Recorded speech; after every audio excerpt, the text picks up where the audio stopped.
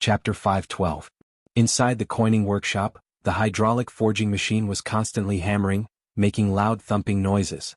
Li Wangyu didn't stay in the workshop for long before he felt upset. He couldn't stand the noise and simply pulled Yan Libin out to talk. "Libin, do you know if there are other uses for this hydraulic forging machine?"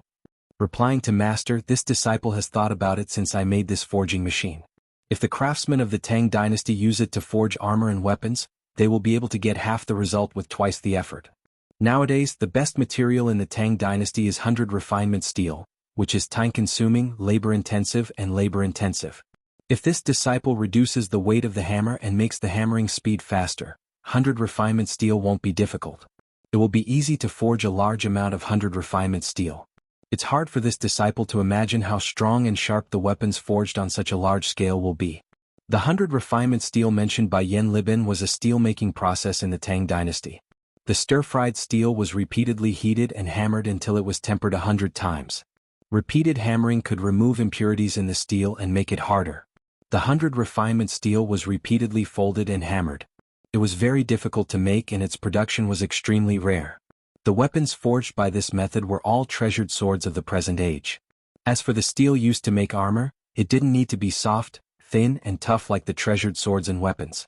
Anyway, Li Wangyu didn't understand these things and only had a rough idea. However, with Yan Libin and his brother Yan Lide, as well as many skilled craftsmen of the Tang dynasty, Li Wangyu wouldn't bother to think about these things. He just provided an idea. "Haha, Libin, you've really thought about it? That's right, this hydraulic forging hammer is perfect for forging steel. Master will explain this matter to the sage. It's better to build an ordnance workshop in this yellow valley to forge armor and weapons. Libin, are you interested in taking over the construction of this workshop?" Libin is naturally willing. Yan Libin was overjoyed. What he liked the most were things related to construction, so he naturally agreed to Li Wangyu's request. The master and disciple chatted happily. Li Wangyu simply dismissed the troops and rode back to the mansion to fetch the stove and tea leaves. He and Yan Libin sat on the shore of the Qi River, admiring the beautiful scenery while sipping tea and chatting about the crafting of various weapons. As a man, there wasn't anyone who didn't like swords, weapons and armor. And the Tang Dao was originally famous in history, so naturally, Li Wangyu was also interested. It had been more than half a year since he transmigrated to the Tang dynasty. In fact, he had never seen a real blade that was tempered 100 times. Pai Lupi should be wearing a sword that had been tempered 100 times, but he couldn't ask Pai Lupi to let him play with his own sword. Yan Libin was the junior supervisor of the general supervisor, so he was very familiar with the weapons of the Tang dynasty.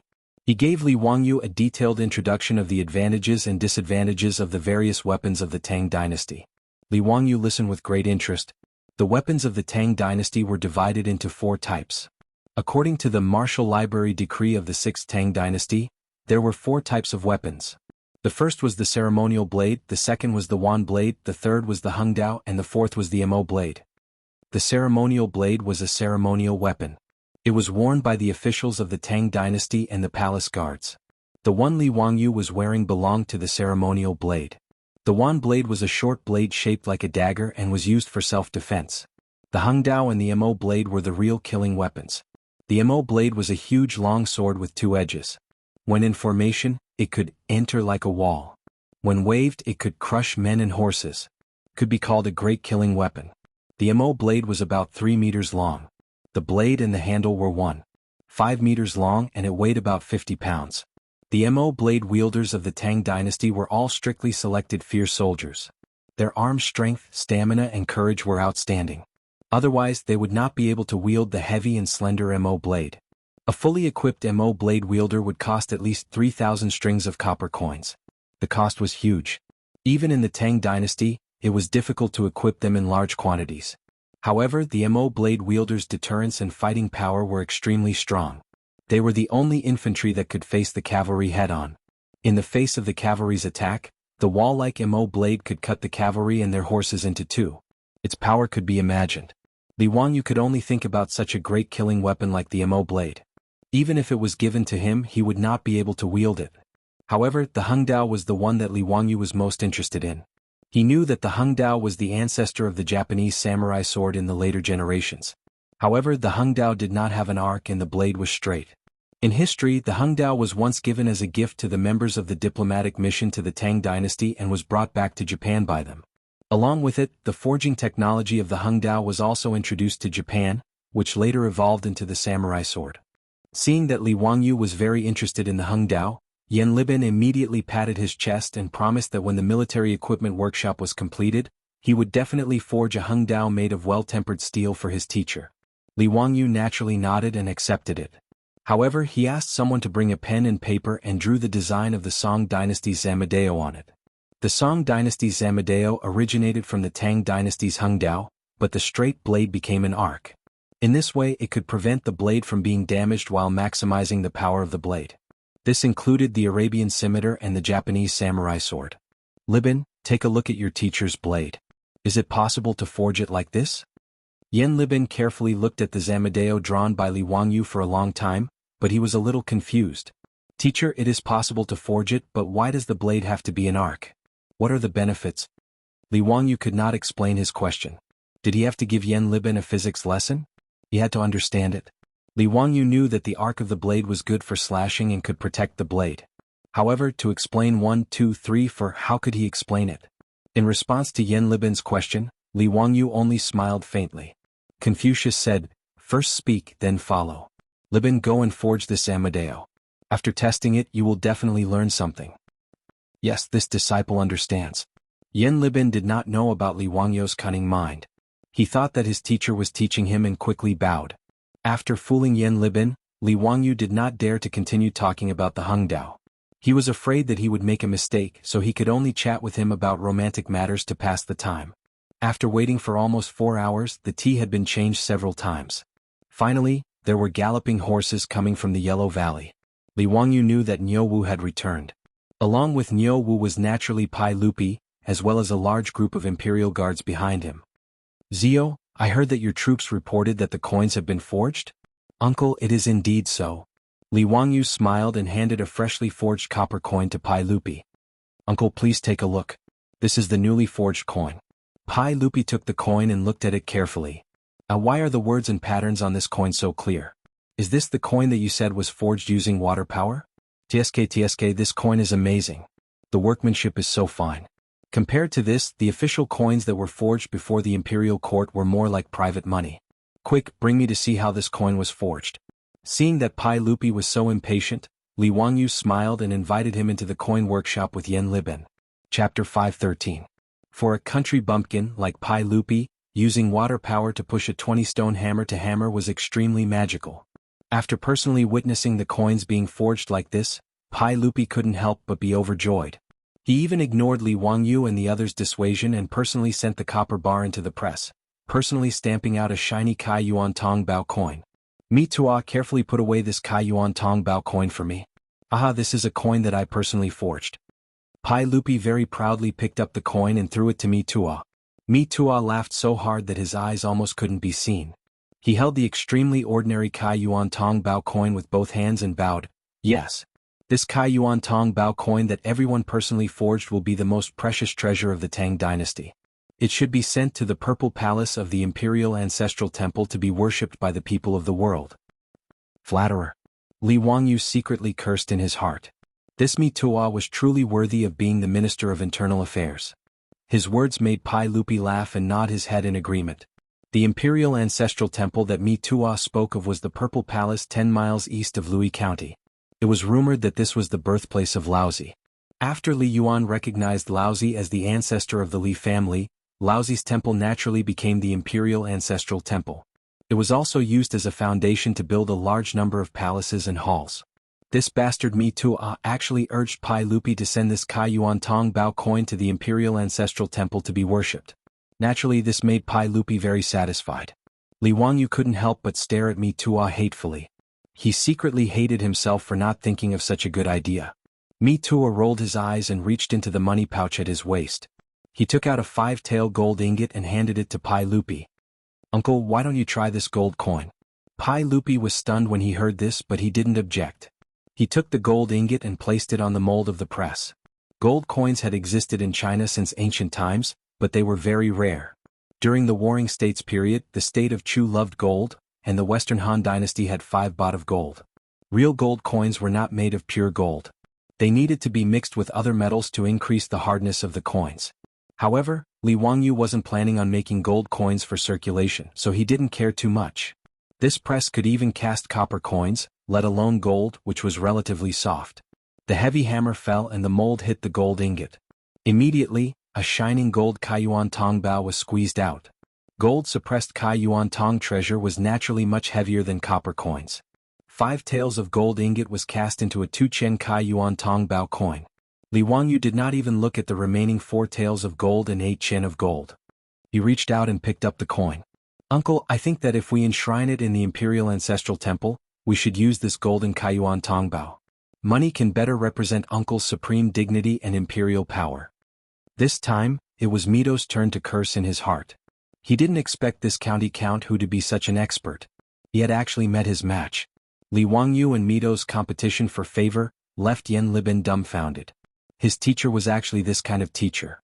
Yen Libin almost wanted to take out a small notebook to record his teacher's words and deeds so that he could study them seriously. Yen Libin did not think that it was shameful to curry favor with a saint. Strength of character was something that depended on the other party. As the saying goes, if you learn both literature and martial arts, you will be a part of the royal family. This was the principle since ancient times. Pai Lupi was naturally very satisfied with Li Wangyu's actions. His bright smile made even his curly beard tremble. "Haha, Zio's words are reasonable. Mito, send these 2 Kaiyuan Tong bao coins to the Imperial Ancestral Temple." "Yes." Pai Lupi looked at the hydraulic forging machine and was extremely satisfied. Even the clanking sounds in the workshop were like syrup to him. Li Wangyu couldn't stand the attack of the noise, so he invited Pai Lupi to the riverside to serve tea. After Pai Lupi nodded in agreement, Li Wangyu picked up the remaining gold ingot and threw it to the craftsman who had previously operated the forging machine. "Well done. This gold is your reward." The craftsman who had been kneeling with his head lowered hurriedly kowtowed to Li Wangyu. "Thank you for your reward." These craftsmen were all servants of the government. Their status was extremely low. Craftsmen with official status were not allowed to be a part of the various colors. This meant that their occupation was hereditary and could not be changed. Moreover, their descendants would all be craftsmen. Pai Lupi had also once said, "The people of the various colors in the trade and commerce can only be given a lot of wealth, but they must not exceed the ranks of officials. They must stand shoulder to shoulder with the noblemen of the court and eat together."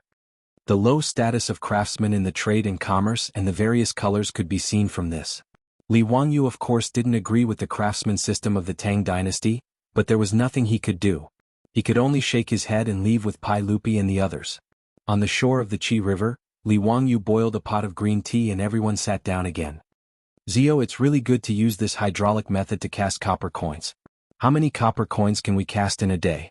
How much is the waste?" Pai Lupi couldn't wait to ask. He couldn't help but be anxious. Currently, a large amount of gold and copper coins in Taiji Palace had been exchanged for mountains of private money. If he couldn't cast them into official coins, then his losses would be disastrous. "Uncle, the coinage workshop has only just started. We've only built 10 hydraulic forging machines, and the daily production of copper coins is about 50 strings of coins. However, Li Ben is currently ordering craftsmen to build other hydraulic forging machines. As more forging machines are built, the production of copper coins will continue to increase. As for the waste, Li Ben has already calculated. It's only 10% of the losses, mainly from the charcoal used to smelt the private coins." Li Wangyu's words caused Pai Lupi to excitedly rub his hands together. In his opinion, 10% of the losses was completely insignificant. It must be known that when the government wanted to cast copper coins, they had to start by mining copper, lead and tin mines to obtain the raw materials. Then they had to invest a large amount of manpower, charcoal and model casting. They also had to add the transportation costs of the raw materials and copper coins. During the most prosperous period of the Tang dynasty, it was recorded that a Qian Guan would cast 3,300 strings of coins every year, spending 220,000 caddies of copper, 3,700 caddies of lead, and 500 caddies of tin. The cost of the charcoal was close to 20%. After calculating, every time a string of coins was cast, it would cost 750 strings of coins. However, even so, the government still had a third of the profits from the coins cast. Moreover, the aristocratic families didn't mine copper for copper, but rather smelt ancient coins for recasting, so the profits were even higher. After all, in the storehouses of these millennium-old aristocratic families, Who knew how many generations of Han Dynasty 5 baht coins and Sui Dynasty Yuan Kong coins had accumulated? After the Tang Dynasty abolished the 5 baht coins, these ancient coins were piled up like hills in the aristocratic families. If they weren't smelted again, they wouldn't be able to circulate in the market. However, due to the limitations of the casting process, the aristocratic family's private coins could only be 2 or 3 times 1. Even so, the aristocratic families didn't suffer any losses. Naturally, they were willing to smelt and cast large amounts of ancient coins in their storehouses. Pai Lupi and Li Wangyo's private coins were all exchanged from the aristocratic families and merchants according to the ratio of 1 to 2. Even if 10% of the losses were to be cast, Pai Lupi would still be able to earn a lot of money. Haha, as expected, I didn't trust the wrong person. Zio, this is a profitable business. Not bad, I'm quite satisfied. After your private coins are recast, I'll give you 10% of the profits. Don't think it's too little, Zio? How could Li Wangyu think it's too little? He smiled and thanked Pai Lupi. Uncle, this nephew has another business. I don't know if Uncle is interested. This business isn't profitable, but it can protect the foundation of the Tang dynasty. Uncle, are you interested? Li Wangyo's words naturally aroused Pai Lupi's interest. Chapter 5:14. To Pai Lupi, gold and jewels were naturally not as important as the stability of the Tang dynasty. Hearing Li Wangyo's words, Pai Lupi also stopped smiling and asked seriously, Ziyu, tell me, what kind of business is it? Uncle, do you know about 100 refinement steel? Pai Lupi nodded and took out the saber at his waist. This Dingtang saber is a 100 refinement treasure saber. It was originally the retired emperor's personal weapon, but it was later given to me. With Pai Lupi's permission, Li Wangyu reached out and took the Dingtang saber. He gently pressed the lock on the scabbard and pulled out half of the saber to look at it. The blade was like autumn frost and the mirror-like surface of the saber was cold. A cold light condensed on the edge of the saber, as if it was constantly flowing, increasing the sharpness of the saber. It really is a treasure saber. Li Wangyu pushed the saber back into the scabbard and returned the Dingtang saber to Pai Lupi with both hands. The Dingtang saber was famous in history. It was rumored that this saber had the aura of an emperor. Of course, Li Wangyu did not see any aura of an emperor, but he was sure that this was a good saber that could cut through hair and cut through iron like mud. Uncle, does the imperial army of the Tang dynasty have such a treasure saber? Li Wangyu deliberately played dumb and asked Pai Lupi. Pai Lupi naturally laughed. Ha, Ziyu, do you think this 100 refinement treasure saber is a vegetable in the field? This kind of 100 refinement steel is not easy to make. Even people like Jijia have coveted this saber for a long time. How could they give it to ordinary imperial army soldiers? Li Wangyu smiled and nodded. Uncle, if I can mass-produce this 100 refinement treasure saber and make it twice as expensive as an ordinary saber, would Uncle be willing to give it to the imperial army? His words scared Li Er so much that the hand that was holding the teacup trembled, and the hot tea in the teacup spilled onto his clothes. Pai Lupi did not bother to wipe off the tea. He slapped the table in front of him and said, Zio, what did you say? Mass production of 100 refinement treasured sabers? The cost is only twice as expensive as an ordinary saber? How is this possible? Ziyu, don't you know what a well-tempered steel is? Hee, Uncle, your nephew naturally understands. If you don't believe me, you can ask Liben. Did I lie? Li Wangyu smiled as he pointed at Yen Liben. Yen Liben, of course, nodded his head like a chick pecking at rice. The cost that Li Wangyu mentioned was also estimated by him when he was chatting with Li Wangyu just now. Pai Lupi was naturally surprised for a reason. There was a world of difference between the price of the 100 refinement blade and the price of an ordinary blade. In water margin, Yang Ji sold his blade for 3,000 strings of cash. This was already considered a cheap price. After all, Yang Ji's ancestral blade could cut through a strand of hair and easily cut copper coins. It was undoubtedly a well-tempered blade. The blade used by the imperial army of the Tang dynasty was priced at 2,000 copper coins, which was 2 strings of copper coins. As for the ordinary blade used by the common people, it was less than 100 copper coins. In comparison, a blade was already very expensive. However, according to Li Wangyu, a blade made of well-tempered steel could be bought with 4 strings of copper coins. How could Pai Lupi not be surprised? It was just like how people in the future said that a handmade Rolls-Royce was only sold for the price of an electric car. No one would believe it. Ziyu, stop messing around. How is this possible? Although Yen Liben, the future junior supervisor, had endorsed him, Pai Lupi still shook his head. He did not believe what the two of them said. Li Wangyu laughed even more happily. To be able to provoke Pai Lupi like this was a kind of fun. Uncle, think about it.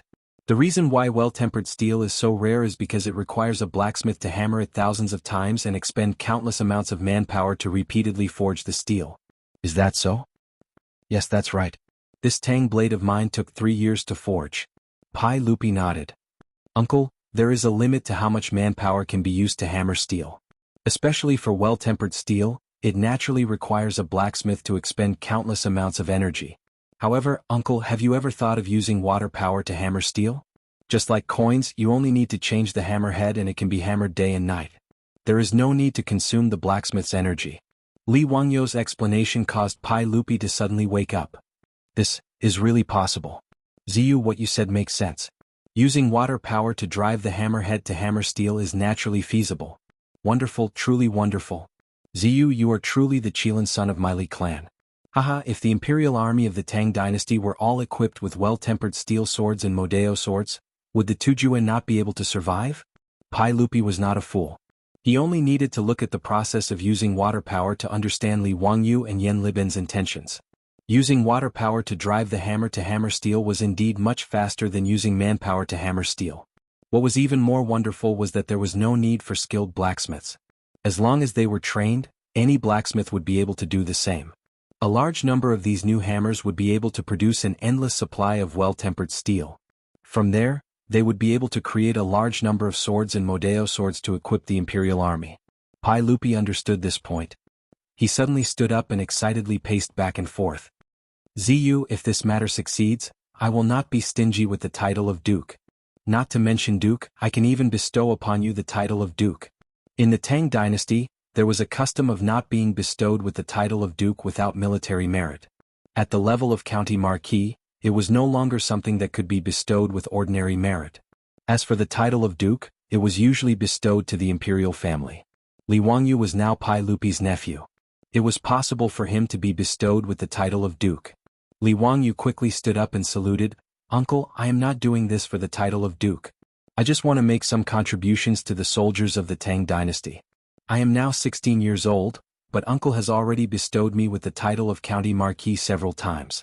I am already in fear and trepidation, afraid that I will disgrace Uncle's great favor. How can I dare to accept Uncle's bestowment? Uncle, please don't mention this matter again. Otherwise, if others hear it, I am afraid they will think that I am really a lucky or sycophantic minister who has bewitched Uncle. Pai Lupi coldly snorted, Humph, Ziyu, you have made great contributions to the country. Why can't you be bestowed with the title of Duke? Why would I care about what those pedantic people say? He looked at Li Wangyou's young face and sighed, However, Ziyu, you are not yet 20 years old. It is really inappropriate to give you more titles. I have not considered this matter carefully. Ziyu, don't worry. I am aware of your merits. When you are 20 years old, I will reward you as well. I will definitely not disappoint you. I do not dare. Thank you for your kindness, Uncle. Seeing Pai Lupi withdraw his order, Li Wangyou let out a long sigh of relief. Damn, if he still wanted to give him more titles, he would really have to elope with his beautiful boss and wander the world. Now that he even had a *king love rival, he really had to plan his marriage with his beautiful boss. However, no matter how anxious Li Wangyou was, he could not avoid mourning for his father for 2 years. If he wanted to marry his beautiful boss, he would have to wait at least until the 4th year of Jingguan. At that time, Li Wangyou's body would be 18 years old, and his beautiful boss would be 26 years old. In the Tang dynasty, if he wanted to get the approval of Pai Lupi and Empress Zhangsun to marry his beautiful boss, he would have to go through 81 trials and tribulations just like Tang Sen. When he thought of this, Li Wangyou felt a deep pain in his balls. After Pai Lupi calmed down, he asked in detail about how to build the ordnance workshop and how much it would cost. Li Wangyou pushed all of this to Yan Libin and solemnly suggested to Pai Lupi that Yan Libin be responsible for the construction of the workshop. In this regard, Pai Lupi naturally nodded in agreement. In the Tang dynasty, there was no one who understood the hydraulic forging machine better than Yan Libin. If he did not build it, who would he entrust it to? Pai Lupi happily gave Yan Libin 50,000 strings of copper coins to expand the coinage workshop and build the ordnance workshop. As for Huang Yu, it was completely sealed off by the imperial guards sent by Pai Lupi. Except for Li Wangyou and Yan Libin, no one else was allowed to enter or leave. Not even a fly was allowed to enter.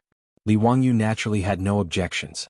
He just looked at the black smoke coming out of the blast furnace of the coinage workshop and laughed in his heart. Pai Lupi's Tsuewe Palace was probably going to be destroyed. Chapter 5:15. In Li Wangyo's view, Li Heir and Empress Jiangsun probably wouldn't come to the famous Jade Star Palace in the Yellow Valley, the holy land of summer. Even if the Tang people did not care about the environment, Pai Lupi was not a fool. In this Huang Valley, once a large number of workshops were built, there would be black smoke coming from the blast furnaces everywhere, and there would be the sound of hammering day and night. Even if Li Heir were to stay here for a few days, he would not be willing to do so, let alone avoid the summer heat. Li Wangyu used the thick smoke to taint Pai Lupi's palace, and he was secretly laughing because of it. In reality, it was not that Li Wangyu was purposely messing with Pai Lupi, but that Huang Valley was too suitable for building workshops. Huang Valley was shaped like a gourd, with a narrow entrance and a wide interior. It was also surrounded by steep mountains, making it convenient for the imperial army to seal off and keep the secret of the minting and armory workshops. This was also very normal. For the sake of safety, the imperial palace could not be built in a place that was easy to attack and difficult to defend. Huang Valley also had the Qi River flowing through it, providing an abundant water source. There were also large amounts of trees in the mountains that could be cut down and burned into charcoal to be used as fuel for smelting steel. With such a convenient location, Li Wangyu naturally did not want to look for another place. Li Wangyu planned to suggest to Pai Lupi that the Tsuewe Palace should be changed into an office and a warehouse for the two workshops. It could be considered a waste. If Pai Lupi knew what Li Wangyu was thinking, who knew if he would immediately pull out the Ding Tang sword at his waist and chop this bastard to death. However, although Pai Lupi did not know Li Wangyu's two-faced thoughts, the heavens did not let him go and directly let Li Wangyu know the consequences of not being environmentally friendly. After Li Wangyu threw the matters of the two workshops to Yan Libin, he naturally became a hands-off boss again. He didn't even ask much about the matter of switching to rice in Hu County. He left it all to Yang Quan to manage. In any case, in Li Wangyu's opinion, even if he worked hard, he might not be able to help much. Whether the winter rice could be successfully planted or not, it all depended on whether the heavens would give them face or not. In any case, he was just doing his best and leaving the rest to the heavens. Even Li Wangyu himself was not optimistic about this matter. He had secretly found his enemy and asked them to help him purchase sorghum from various places. On the one hand, it was a precaution. If there was no harvest at the end of the year, he would have to feed the 100,000 people in the county. By the end of the year, the rice had been planted, and the sorghum would not go to waste. They would all be transported to the Qinling Mountains to make wine. Li Wangyu, who was free, stayed in his manor every day and spent his days leisurely. The playboys were also addicted to living in Laihat. None of them wanted to return to Chang'an City. Compared to Chang'an City, Laihat did not have the Hu People's taverns and the brothels of Peace Square, but it had a lot of fun. It was even more interesting than Chang'an City. The group of playboys and Li Wangyu either dragged the maidservants to the bridge for fun or went to the lake to row boats, swim and fish every day. Or they would go up the mountain to hunt for game and have a barbecue party. Or they would gather a few tables of mahjong and play until the sky turned dark. Li Wangyu even made poker cards and taught the group of playboys how to fight the landlord. It was so fun. In addition, Laihat's food was now famous throughout Chang'an City. Naturally, the playboys were so happy that they forgot their home and did not want to return to Chang'an City. The group of men spent their days eating and waiting for death in the manor. On the other hand, their beautiful boss would still ride a four-wheeled carriage to work in Chang'an City every day. Li Wangyu originally wanted to persuade her not to work so hard when he saw that she was working hard. But when he thought about it, his beautiful boss was not doing it for money but for fun. He let her be. However, when they entered the manor for the banquet, Zheng Boyi said that he would send his beautiful boss to the manor. This reminded Li Wangyu. Dingzhou village was 100 miles away from Chang'an City. Although it would only take half an hour in the future, now it would take 2 hours to get there, whether by horse or carriage. If they were delayed by something and left the city gate after the evening drum, it would be dark by the time they returned to Dingzhou village. In this era without street lights, it was not safe to only rely on torches and wind lanterns for illumination.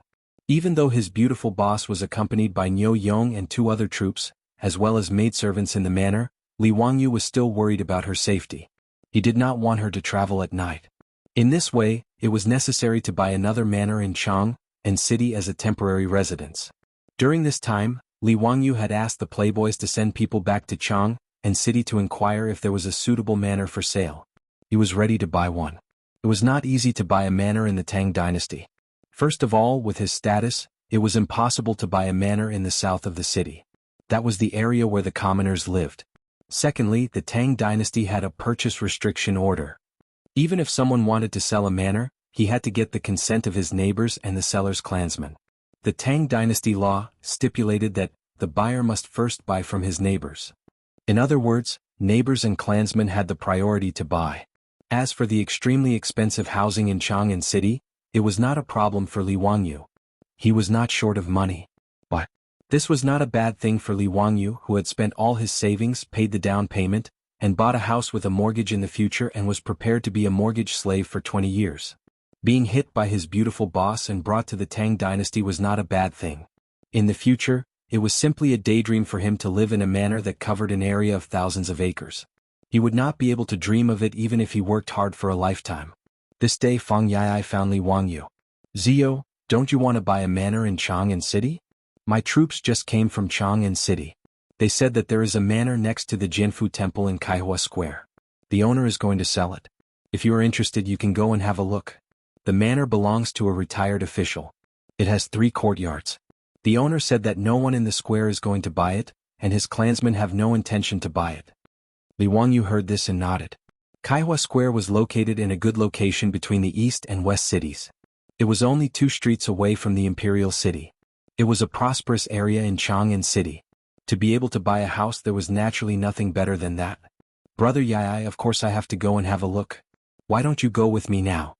Fang Yai immediately shook his head. "Zio, you go by yourself. I will let the troops from the estate go with you. I also have an appointment with Chumo and the others to play, Fight the Landlord." Li Wangyu was angry. These bastards would rather play, Fight the Landlord, than accompany him to look at a manor. He angrily raised his middle finger at Fang Yai and scolded with a smile. "Brother Yai, this younger brother wishes you to draw 2,346 cards and never catch a ghost and 2 haha." After Li Wangyu finished speaking, he turned around and ran. He was afraid that Fang Yai would catch him and ravage him. Fang Yai was so angry that he raised 2 middle fingers at him to show his respect. Li Wangyu called Niu Wu and 2 other troops from the estate. Under the lead of the troops from the Fang estate, the group rode towards Chang'an City. When they were still a few miles away from Chang'an City and could even see the towering city walls of Chang'an City, the sky suddenly darkened. Then a few thunderclaps sounded and bean-sized raindrops began to fall. This sudden rainstorm instantly drenched everyone like a drowned rat. However, there was no place to hide from the rain at this time. They could only continue to ride in the pouring rain towards Chang'an City. Chapter 5:16. The rain came quickly and heavily. As their vision was obstructed, even though it was only a few li away, the group was still drenched for almost an hour before they finally entered the illustrious Virtue Gate. Li Wangyu took out his goldfish talisman and asked the guards at the gate to borrow a few raincoats. The rain was not as heavy as before. The rainstorm turned into moderate rain. Since they were already drenched, Li Wangyu urged his horse forward and headed for the Kaihua Square. However, not long after, Li Wangyu regretted it. The current Chang'an City of the Tang dynasty was not the same as the current Chang'an City of the Han dynasty. When Chang'an City of the Han dynasty was at its peak, it had a population of hundreds of thousands. All kinds of sewage and garbage were difficult to deal with, so they were casually buried or discharged through abandoned wells. Even the rich and powerful would dig deep wells for sewage. Over time, sewage seeped into the ground and seriously polluted the water quality of Chang'an City. During the Sui dynasty, the old Chang'an City was no longer suitable for living. According to the Sui dynasty book, this city of the Han dynasty is about to be 800 years old. The water is salty and not very pleasant. With so many people in the capital, coupled with the fact that the water has accumulated over the years, the water will be salty and salty. Therefore, Emperor Wen of Sui appointed the Minister of Works, Yuan Kai, to redesign Chang'an City. Yuan Kai was a design genius. He designed the new Chang'an City into 108 squares, with a total of 25 main streets spanning from north to south. Among them, Vermilion Bird Avenue was the main street, located between the central axis. This was the current capital of the Tang dynasty, Chang'an City. In order to learn from Chang'an City, Yuan Kai designed drainage ditches that were more than 2 meters wide on both sides of the 25 main streets. The drainage ditches on both sides of Vermilion Bird Avenue were even 3 meters wide. These drainage ditches would discharge the sewage out of the city. However, the terrain of Chang'an City was higher in the south and lower in the north. The north of the city was where the imperial city and the palace were located. If they followed the normal drainage route, all the sewage in the city would flow to the north of the city. Naturally, this would not work. Therefore, during the design, they chose to make the road high in the middle and low on both sides to discharge the sewage out of the city from the east and west. However, things did not go as planned. Because of Chang'an's topography, other than being higher in the south and lower in the north, there were also high topography all around and low topography in the middle. As a result, although Chang'an had perfect drainage facilities, there was still the danger of waterlogging every time there was a rainstorm. Li Wangyu and his group encountered a waterlogging in the heavy rain. The heavy rain caused the sewage in the gutters on both sides of the street to be unable to be discharged in time. After the gutters were filled with water, it overflowed and turned the street into a swamp. Although the waterlogging was not serious, the water that overflowed was not even up to the knees of pedestrians, and Li Wangyu and the others were riding on horseback, so they were not affected much. It would have been fine if it was just a waterlogging, but the yellow and white things floating on the surface of the water disgusted Li Wangyu. Especially when Li Wangyu noticed that the snow-white hooves of his beloved shining night white were stained with the filth, he felt like dying. Li Wangyu was not obsessed with cleanliness in his later life. He was just an ordinary person. However, since transmigrating to the Tang dynasty, Li Wangyu felt that he had become obsessed with cleanliness. He really could not stand the sloppiness of the Tangs. It was fine if they did not bathe because they could not afford it. However, throwing garbage everywhere and even defecating everywhere really made Li Wangyu speechless. In fact, the Tang dynasty had learned a lesson from the previous dynasty, and the laws in this area were quite strict. In the Tang dynasty law, there was a special regulation. Those who pass through the wall and leave the filth will be flogged 60 times. Those who come out of the water will not be punished. The head of the department will be punished as well. It meant that those who casually dumped sewage or garbage would be punished by 60 flogs if they were discovered by Wu Ho or other bad people. However, even with such strict laws, there were still people who secretly dumped sewage and defecated everywhere in Chang'an. In fact, the Tangs could not be blamed for this. After all, there were no public toilets in the Tang dynasty and Chang'an was huge. They could not expect everyone to go home, could they? People had 3 needs. When they needed it, they could not find the place where the 5 grains were reincarnated. So they could only relieve themselves on the street. Therefore, after a rainstorm, the water at the foot of the Jinshan mountain was flooded, and the surface of the water became brilliant and varied. In fact, Li Wangyu also knew that compared to Europe in the 17th century, China was already very hygienic. After all, there was not even a toilet in Paris in the 17th century.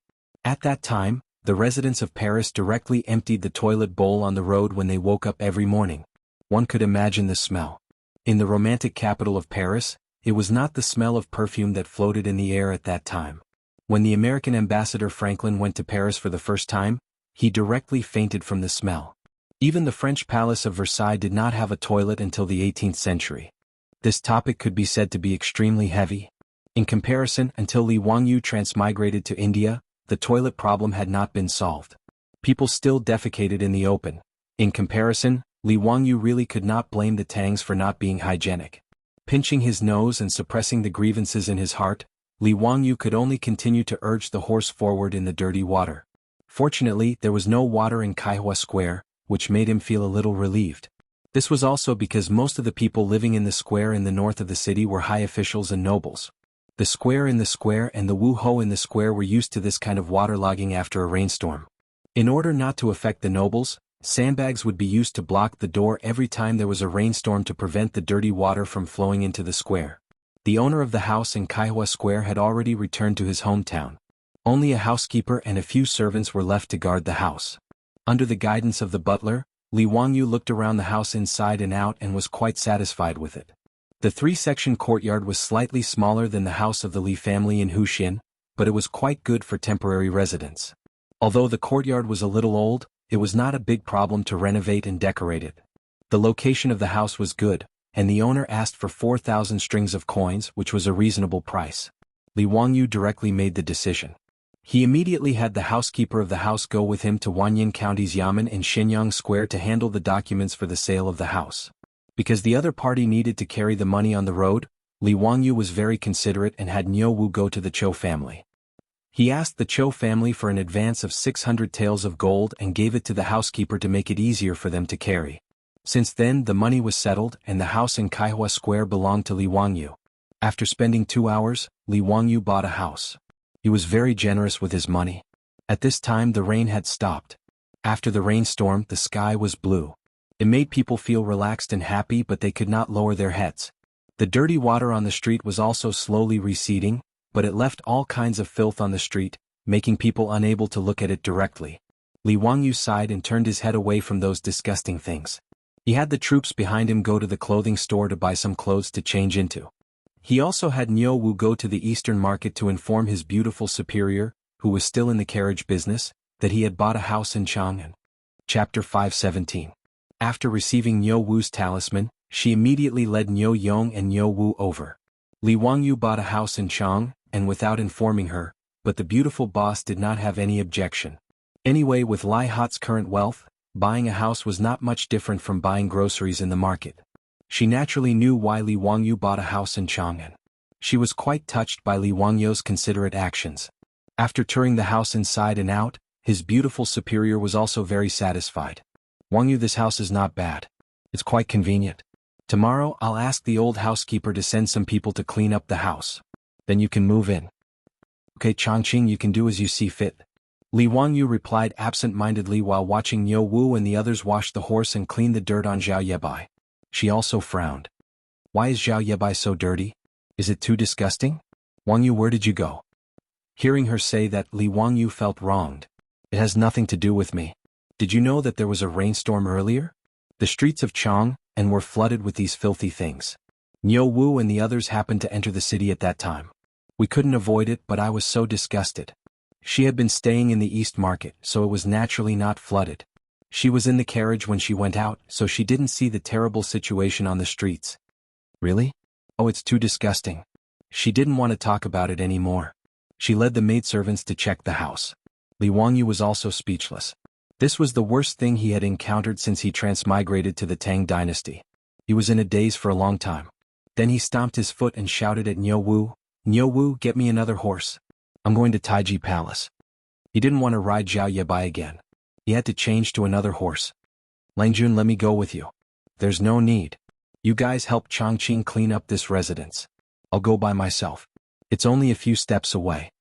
Li Wangyu refused Niu Wu's company. He mounted a date red horse and headed for the imperial city. This house was indeed very close to the imperial city. Li Wangyu felt that if he had to attend the imperial court in the future, he could stay here one day in advance. That way he would not have to get up before dawn and rush to Chang'an and in the dark to attend the imperial court. The Vermilion Bird Gate of the imperial city was less than 800 meters away from Kaihua Square. If it wasn't because he felt that the ground was too dirty, he wouldn't have ridden a horse here. In front of the Vermilion Bird Gate, Li Wangyu flashed his goldfish talisman.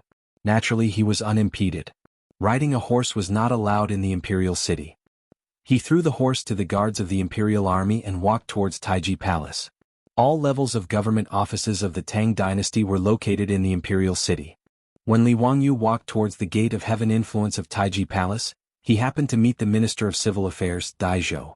"Zio, are you going to Taiji Palace to meet the saint?" "Greetings, Elder Dai. I have something to report to the saint." Li Wangyu quickly greeted Dai Zhou. Dai Zhou smiled and said, "Haha, I happen to have something to ask the saint. Let's go together." "Elder Dai, please." Li Wangyu naturally wouldn't refuse. He and Dai Zhou chatted and laughed as they walked towards the gate of heaven influence. They handed over their goldfish talismans and asked to see Pai Lupi. Not long after, an imperial eunuch came to the gate and welcomed the two of them. He led them directly to the Lijiang Hall. "Zio, Elder Dai, why have the two of you come here together? What's the matter?" Pai Lupi was reading memorials. When he saw the two of them, he couldn't help but smile. Li Wangyu quickly greeted Pai Lupi. "Uncle, I have something to report. I met Elder Dai in the imperial city by chance. But what I want to say is also related to Elder Dai." Pai Lupi and Dai Zhou were a little confused by his words. "Zio, what's the matter? Tell me." "Uncle, there was a rainstorm today, so Chang'an was flooded. Do you know?" Pai Lupi nodded. "The 100 Horsemen Department has already reported it. It's not a big problem. After the rain stopped, the water receded. There's no loss." Li Wangyu looked distressed. "Uncle, there's no loss in Chang'an's waterlogging, but you didn't see it on the streets. It's really disgusting. The streets are full of filth floating in the water. It's hard to talk about it. Uncle, our Tang dynasty's Chang'an is a rare majestic city in the world. It's also the capital of all the countries. How can it be so filthy? It's really a loss of face for our Tang dynasty. Those small foreign countries, when they go back, will say that our Tang dynasty is a capital soaked in feces and urine. What kind of scandal is this? His words made Pai Lupi and Dai Zhou's faces a little ugly. But they also knew that Li Wangyu was telling the truth. Pai Lupi was actually very angry about this matter. He was an emperor who cared about face. When he left the palace, he saw yellow and white things everywhere on the streets of Chang, and with his own eyes. This matter is also a headache for me. The government has already strictly prohibited defecation, but it still doesn't stop. There are hundreds of people caught by Wu Ho every month, but they still can't stop it. Hey Zio, do you have a good plan? Li Wangyu nodded. Yes, build a public toilet. Won't all the problems be solved? Public toilet? What's that? I've never heard of it. Please tell me in detail. Dai Zhou looked puzzled. It's a latrine. But it's not a private latrine. It's a latrine built in the square and on the street for passers-by to use. Li Wangyu explained. Dai Zhou suddenly understood. Oh, a public toilet. Although it was recorded in the rights of Zhou that there were public toilets built on the side of the road 3,000 years ago in Huaxia. But in fact, until the Republic of China, there were no public toilets in Huaxia. Naturally, there were no public toilets in the Tang dynasty. Otherwise, there wouldn't be people everywhere in Chang'an. Pai Lupi nodded and shook his head at Li Wangyu's words. Public toilets can indeed solve the problem. But in Notice Chang, and 1 or 2 public toilets can't solve the problem. There are hundreds of public toilets and we have to arrange for people to clean them. It's a waste of money. I'm afraid we have to discuss it with the officials. Dai Zhou also nodded slightly. That's right. It's difficult for the Ministry of Civil Affairs to come up with such a sum of money to build public toilets. Even if one public toilet doesn't cost much, even if it's 100 strings of copper coins, the waste of hundreds of public toilets is shocking. Li Wangyu laughed. Uncle, Grandpa Dai, how can this matter be considered extravagant? Not only is there no need to spend money, but the Ministry of Civil Affairs can also make a lot of money. Why is that? Li Wangyu chuckled. Uncle, Elder Dai, you've forgotten that excrement can also be sold for money. Many a little makes a mickle. I estimate that I can make a lot of money in a year. It would have been better if he hadn't said that. After he said that, Pai Lupi's expression changed. He looked very embarrassed. Li Wangyu didn't understand. He looked at Dai Zhou. Did he mean that he had said something wrong? Dai Zhou smiled bitterly. He could only explain to Li Wangyu, Zio, things aren't as simple as you think. Chapter 518. After listening to Dai Zhou's explanation, Li Wangyu finally understood why Pai Lupi had such an awkward expression. It turned out that selling manure was something that had already been mentioned.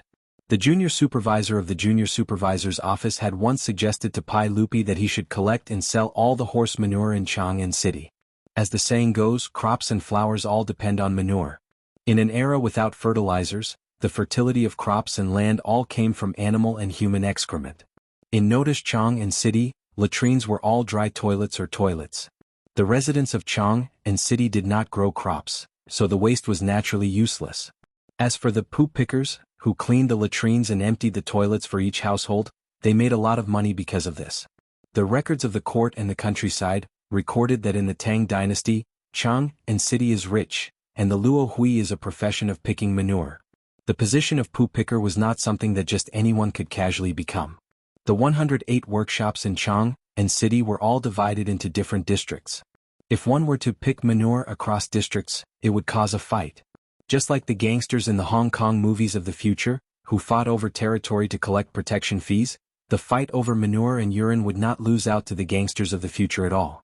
This was actually not rare at all. Chile, Peru, and Bolivia once fought over bird manure resources and a war broke out. The junior supervisor of the junior supervisor's mansion said that after calculating the number of cattle, horses, mules, and other livestock in the government, he gave a set of possible profits from selling horse manure, which greatly tempted Li Air. 200,000 strings of cash. The Tang dynasty only minted 300,000 strings of cash a year, but selling horse manure could earn 200,000 strings of cash a year. How could Pai Lupi turn a blind eye to this? However, when Pai Lupi gathered the officials to discuss this matter, he was met with opposition. Especially the officials of the aristocratic families, who were even more against it. Wang Renyu said, although horse manure is valuable, it has a bad reputation. Furthermore, competing with the people for profit is a loss for the greater good. Does your majesty want to be known as the horse manure emperor in the future? Pai Lupi was an emperor who cared a lot about his reputation. How could he listen to such words? Naturally, he dropped the matter of selling horse dung and never brought it up again. He wasn't even willing to sell horse dung, let alone human dung. Pai Lupi was naturally unwilling to do this even if he was beaten to death. After figuring out the whole story, Li Wangyu didn't know whether to laugh or cry. This Pai Lupi could be considered as a famous emperor throughout history. He was skilled in both civil and martial arts and he established the Jingguan rule. Li Wangyu was speechless. He would rather live in the smelly streets of Chang, and then make money by building roads and toilets. Seeing that Pai Lupi was unwilling to build toilets in Chang, Li Wangyu thought for a while and suddenly said, "Uncle, what if I invest money to build toilets in every square and street in Chang'an? Would Uncle agree? This nephew needs the land for building toilets in Chang and Wanyan counties. It doesn't need to be too big. A single toilet was enough for one person. I can split the profits from the toilets with the imperial court." His words made Pai Lupi and Dai Zhou stunned. Li Wangyu was going to invest in building toilets? And he wanted to split the profits with the imperial court? Zio, why do you want to do this? I will order the marquis and bad people to strengthen the patrols in Chang, and prohibit people from urinating anywhere. Running toilets is not a good reputation. Pai Lupi shook his head. Naturally, he didn't want to agree. Uncle, this is treating the symptoms but not the root cause. Chang'an is so big. Everyone has 3 urgent needs. When they need it, how will the passers-by live? Dai Zhou tried to persuade him again. Zio, this toilet may not be very profitable. But the investment is not small. Even if the money is easy to earn, the smell is not good. I think your family is lacking in business now. Why do you want to get into trouble? The reason why Li Wangyu proposed to spend his own money to build toilets in Chang, and was not to make money. He really didn't want to see yellow and white things everywhere in Chang'an. Today's matter had disgusted him enough. Anyway, he didn't lack money. Why not take out the money to do something good for the people of Chang'an? A public toilet may not cost 100 strings of copper coins. Building 300 toilets in Chang, and cost less than 30,000 strings of copper coins. It was not a big deal. Moreover, this matter was not without profit. Since selling horse dung could make 200,000 strings of copper coins a year, these 300 toilets would not be bad, right? Li Wangyu suddenly remembered a joke in the Laughing Lin Guangji in the future. It said that a family saved up a pit of dung and was looking for people to sell it. The price was the same as copper coins. The person who bought the dung was unwilling and bargained for 500 strings of copper coins. The person who sold the dung was anxious. How can there be such cheap dung? Could it be dog dung? The farmer comforted, "It hasn't eaten yours. Why are you so anxious?" Although it was a joke, it showed that this matter could be done in ancient times. Moreover, Li Wangyu had other ideas. If this matter was handled well, it might not be a bad reputation. It might even be a good reputation. "Uncle Elder Dai, I have already thought about this matter. My Tang dynasty should not be like those barbarian lands and drown in feces everywhere. More importantly, I cannot let those barbarian merchants and foreign emissaries laugh at my grand Tang dynasty. It is unbearably stinky. I have some small fortune now and am willing to take it out to share Uncle's worries. I am duty-bound to do this. I hope Uncle can help me." His words were righteous, making it difficult for Pai Lupi to persuade him. After hesitating for a while, Pai Lupi could only gently nod his head. "All right, since you have made up your mind, I will not persuade you. I can give Chang, In and Wanyan counties an edict to let them cooperate with you to build toilets. The land will all be provided by Chang, In and Wanyan counties, and the imperial court will not take any of the profits. It will all belong to you." Pai Lupi could not persuade Li Wangyu, but he did not plan on taking the money from selling the dung. He did not want to be known as the Prince of Excrement Selling because of this small amount of money. "Thank you, Uncle." Li Wangyu hurriedly bowed to express his thanks. After thinking for a while, he said to Pai Lupi, "Hee, Uncle, it is forbidden to defecate anywhere. We should let Chang, In and Wanyan counties strictly enforce it. Otherwise, when the toilets are finished, it will not be beautiful if no one goes there." Pai Lupi glared at him. He was too lazy to talk nonsense with him and waved his hand to send him away. After returning to Kaihua Square, Li Wangyu pulled his beautiful boss to the side and quietly told her about his visit to Taiji Palace. Hearing this, his beautiful boss frowned. "Ziyu, you are too disgusting. You actually want to do this business. In the future, stay away from me. Don't smoke me." The beautiful boss said in a half-joking, half-serious manner. Li Wangyu was speechless. He rolled his eyes and told her about his plan. This made the beautiful boss nod her head. That is possible. 30,000 strings of cash is not much. If this is successful, it will be greatly beneficial to our Li family. The beautiful boss's affirmation made Li Wangyu very happy. What was even more surprising was that the beautiful boss said, "Our Li family." This was something she had never said before. Li Wangyu excitedly moved to the beautiful boss's cheek and gave her a big peck. Laughing loudly, he turned around and ran. Chapter 519. The news that Li Wangyu, the founding county magistrate of Hu County, wanted to build 300 toilets in Chang and city quickly spread throughout Chang'an. Everyone had different reactions to this. Some people had already gotten used to the county earl's extravagant spending and prodigal behavior. Compared to the huge amount of money he had spent on the polo field and his arrogant claim that he would support an entire county, building 300 toilets in Chang and was not a big deal. There were also people who praised Li Wangyu's actions and felt that he was being generous. There were so many filthy things on the streets of Chang, and that no one wanted to see, but they had no choice before. Now that the county earl was paying for the toilets, everyone would be happy to have a place to relieve themselves. Some people snorted at Li Wangyu's actions and felt that he was just trying to please the crowd. Some of the aristocratic families even started to mock Li Wangyu in private as the county earl of the toilets. Li Er's imperial edict quickly reached Wanyan and Hu County. Li Wangyu ran over to the county yamen and discussed it with Cui Zhua and Lu Dehang, the two county magistrates. On the map, they outlined 300 locations for the construction of toilets. Cui Zhua and Lu Dehang, the two county magistrates of Chang'an and Wanyan, naturally welcomed Li Wangyu's actions. After all, they didn't have to pay for the toilets and it could solve the problem of the two counties. Why not? The ordinary people of Chang'an were fine, but these two were fifth-rank officials of the imperial court and came from aristocratic families. How could they be used to the filthy things on the streets of Chang'an? Especially in the middle of summer, the mosquito flies and smelly things in the corners of the streets in the south of the city gave the two of them a headache. However, other than strictly ordering the yamen runners to patrol the streets, there was no better way. This made Cui Zhua and Lu Dehang very angry. Although the toilets were seen in ancient books, it was a new thing for the Tang dynasty. Cui Zhua and Lu Dehang invited Li Wangyu and prepared to inspect it. He could also ask Li Wangyu face-to-face about the toilets, how he was going to build them, and how he needed the cooperation of Chang'an and Wanyan counties. There were 300 toilets. Excluding the second toilet that had been converted into a polo field, there were still 106 toilets left. Li Wangyu planned to build a toilet in each square. Due to the large flow of people in the east and west cities, 4 toilets were built in each. These were more than 100 toilets. The rest of the toilets were all built on the 25 main streets of Chang'an.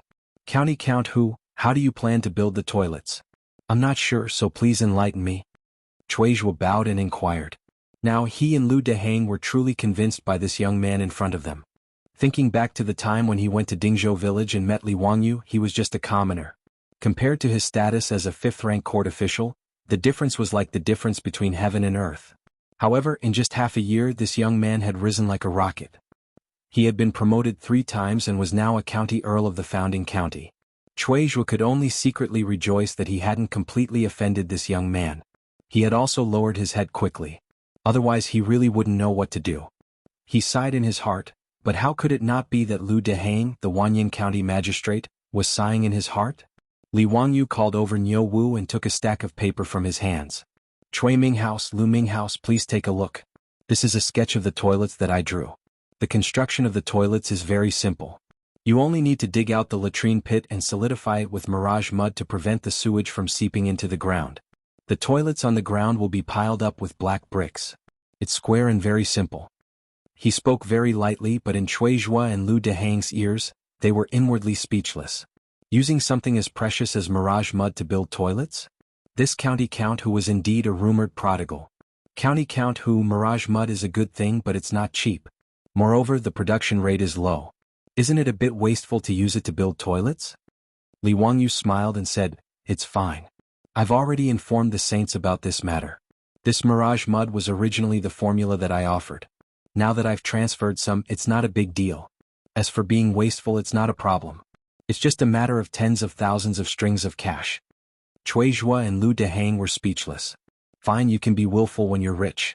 Lu Dehang pointed at the drawing in confusion and asked, County Count Hu, may I ask why the toilets are divided into left and right toilets? What's the purpose? His question made Li Wangyu feel very strange. He answered matter-of-factly, naturally, it's divided into men's and women's toilets. Li Wangyu's words were said casually, but Cui Zhuo, who was twirling his beard, trembled. He almost pulled out a few strands of his beard. Count who, don't joke around. How did you build the women's toilets?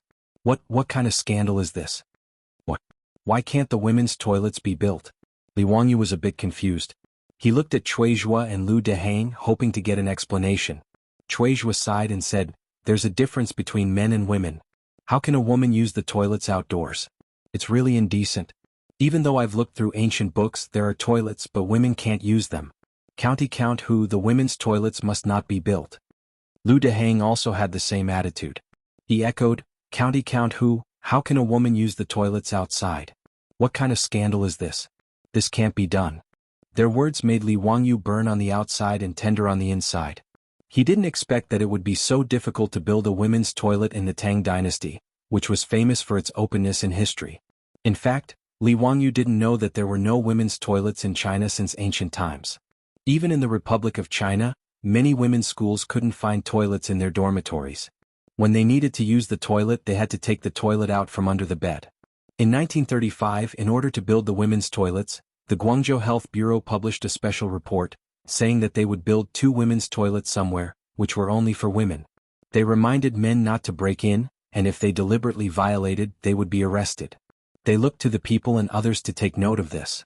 At that time, the Guangzhou Health Bureau published such a serious matter in the newspaper because before that, all the public toilets were men's toilets.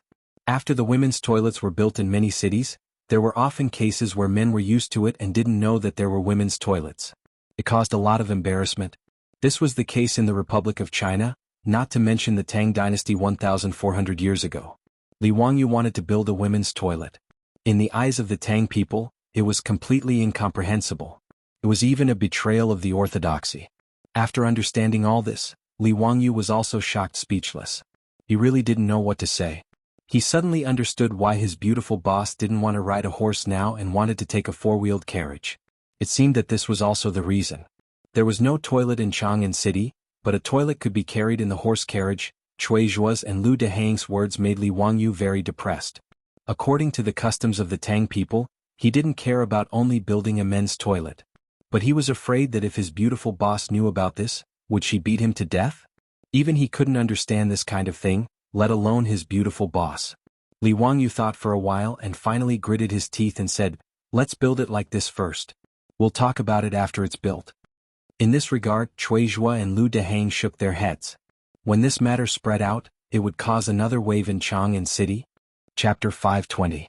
The toilets that Li Wangyu wanted to build were still on the drawing board, but because he wanted to build a women's toilet, it caused quite a stir. The ordinary people of Chang'an did not care about this. As for the matter of etiquette, no one paid much attention to it. After all, it was not the Ming and Qing dynasties that had so many restrictions and prejudices against women. In the Tang dynasty, even if women went out to work, it was not a new thing. The people were already used to showing their faces in public. Therefore, to the people, the idea of building toilets and separating the toilets into men's and women's toilets was just a joke. But when this reached the ears of the scholars and aristocratic families in Chang'an, it was a big deal. The aristocratic families, led by the 5 surnames and 7 hopes, did not like Li Wangyu. The Wang clan of Taiyuan and the Zheng clan of Xinjiang were even more at odds with him. Now that they heard that this person was going to do such a heinous thing, they immediately exploded. The next day, Li Wangyu was impeached in the morning court as expected. He was not impeached by one person but by hundreds of officials. Facing the hundreds of officials who came out on their knees, Pai Lupi could not help but rub his temples and secretly blame Li Wangyu for being so meddlesome. Pai Lupi did not comment on building a women's toilet. Although he did not oppose it as strongly as the aristocratic families, he did not support it either. Okay everyone, I know about this. I will send someone to inform County Earl Hu and tell him not to act so recklessly. Everyone please rise. Pai Lupi did not want to dwell on this matter and set the tone with a few words. Anyone with a discerning eye could see that Pai Lupi was protecting Li Wangyu. He just sent someone to inform County Earl Hu not to build a women's toilet. He did not even reprimand him. However, the officials had achieved their goal. Since Pai Lupi did not support Li Wangyu building a women's toilet, they could only let it go. The officials all stood up and praised Pai Lupi as they returned to their positions. After the court, Pai Lupi sent Mi Tua to Dingzhou village to tell Li Wangyu not to mess around and cause trouble. Li Wangyu was naturally speechless. Wasn't it just building a women's toilet? Did hundreds of officials have to impeach him? Things were not as simple as Li Wangyu thought. Although in the court, because of Pai Lupi's protection, the aristocratic families could not say anything. However, how could the Wang family of Taiyuan and the Zheng family of Xinjiang let Li Wangyu off so easily? On that day, all kinds of rumors began to spread in Chang'an City, all of which were insinuating against Li Wangyu. Some rumors said that County Earl Li Wangyu was a playboy who wanted to build a women's toilet. In reality, he had ulterior motives and wanted to use this opportunity to have sex. Some rumors said that Li Wangyu was a pervert and had hundreds of beautiful maidservants in his residence. They were all ravaged by him every day and he was still not satisfied. He wanted to use the women's toilet as an excuse to have sex with young and beautiful maidservants. There were even rumors that County Earl who knew witchcraft and could collect the golden liquid of maidservants. With witchcraft, he could turn those maidservants into puppets for him to vent his bestial desires. What made Li Wangyu want to vomit blood was that not only were there rumors, but there were also pamphlets that were copied from him that appeared in the streets of Chang'an. They used all sorts of exaggerated words to describe the ridiculous things that happened in the County Earl Hu manor and Li Wangyu's various evil methods. Naturally, all of this was done by the Wang clan of Taiyuan and the Zheng family of Xinjiang. They wanted to use this matter to slander and disgust Li Wangyu and vent their anger from before. These were just rumors on the streets and had no effect on Li Wangyu. At most, his reputation would be tarnished. Moreover, even the illiterate commoners of Chang'an only heard these rumors as stories. There were very few people who truly believed them. However, he wanted to build a women's toilet. Not only were the aristocratic families dissatisfied, but the conservative old masters in court were even more dissatisfied. There were even people who were cursing out loud because of this. Even though Pai Lupi had already made his stance clear, there were still snowflakes of memorials being sent to Taiji Palace every day. All of them were to impeach County Earl Li Wangyu. They all wanted Pai Lupi to immediately issue an edict to have Li Wangyu, that daring fellow, executed and abandoned in the Eastern Market. In this regard, Pai Lupi could only pretend that he did not see anything. In a courtyard not far from the county yamen in Hu County, more than 10 old officials who had been chased out of court by Pai Lupi were gathered here. They had all offended Pai Lupi a few days ago when they impeached Li Wangyu for forcing the people of Hu County to plant rice. They had been casually given the job of supervising the rice planting in Hu County, and had been sent to Hu County. The county magistrate of Hu County, Yang Quan, naturally knew the origin of this matter. He hated this group of old fellows who only knew how to spout nonsense and criticize others from a moral high ground. Thus, ever since these 10 or so old officials came to Hu County, Yang Quan had only paid them a visit according to etiquette and treated them as if they did not exist. With Yang Quan's attitude, everyone in the county yamen, from the county magistrate to the yamen runners and scribes, understood that this group of seemingly noble court officials was actually people who had lost their power. As a result, no one in Hu County showed any interest in this group of 4th or 5th rank officials, and they were left to fend for themselves. Right now, of the 100 or so villages in Hu County, apart from the dry fields in the mountains and the wheat fields that could not be irrigated due to geographical reasons, they had all been destroyed. Under the supervision of the county yamen runners, scribes and village officials, the original wheat fields had been burned clean, plowed, and ditches had been repaired. Yang Quan was so busy that he spat out a mouthful of bubbles. In the end, he was able to get water wheels to be set up in every village. Now, the villages that were growing quickly, under the constant rotation of the water wheels day and night, had already begun to soak the fields and prepare to plant rice. This group of old officials had nothing to do with it. The so-called supervising the rice planting was just empty talk. Moreover, these old officials did not dare to return to Chang'an. Otherwise, if they were accused of dereliction of duty, they might not even be able to keep their official titles. The news that Li Wangyu wanted to build toilets in Chang'an naturally reached their ears. Li Wangyu actually wanted to build toilets for women, which made these old officials feel like they had found the key to returning to the imperial court. Duke Nanrong, the heavens are really helping us. That little bastard Li is asking for it. Whether we can return to the imperial court depends on this. Humph, I think the saint favors this treacherous official so much. Sooner or later he will be a disaster. How can we just sit back and watch that ignorant brat wreak havoc in the imperial court? That's right, that's exactly it. I can't wait to grind this treacherous villain into ashes and return the peace to the Tang dynasty. Not only has this brat harmed the people of Hu County, but he has also disregarded etiquette and law. He wants to reverse yin and yang. How hateful. Everyone, let's also write a petition to impeach this brat. We can only return to the imperial court if we topple this brat. What Duke Lu said is exactly what we are thinking. However, I heard that the saint let that bastardly go so easily in Taiji Palace. As for those petitions to impeach him, they are all kept in the palace. Do you have any good ideas? These old officials were also troubled by Pai Lupi's attitude of protecting Li Wangyu, but there was nothing they could do. Everyone pondered for a long time. Suddenly, someone asked, "Why is Duke Tuoba not here today?" He caught a cold a few days ago and felt depressed. He has been bedridden these days. I think Duke Tuoba's health is getting worse and worse. I'm afraid he will have to leave soon. What a pity. We are going to lose a close friend again. It's sad and lamentable. Everyone sighed again. Suddenly, someone lowered his voice and said, "Everyone, this old man has a plan." Chapter 521. In just a few days, Li Wangyu had been impeached nearly 100 times. Based on these impeachments, Li Wangyu would not be considered a righteous victory unless he was torn to shreds. As for these memorials, Li Er was too lazy to even look at them now. He directly asked me Tua to carry them away and burn them all. Li Er was also sick and tired of these defenders. It was just a trivial matter, yet they kept pestering him endlessly. It was a good thing that Li Wangyu wanted to build toilets in Chang, and Pai Lupi supported it. Even if there was something wrong with building toilets, there was no need to go through so much trouble. Pai Lupi thought that if he ignored these people and if Li Wangyu did not build toilets, the matter would be over in a few days. But he did not expect that something that shocked the entire court would happen when Pai Lupi was not prepared for it.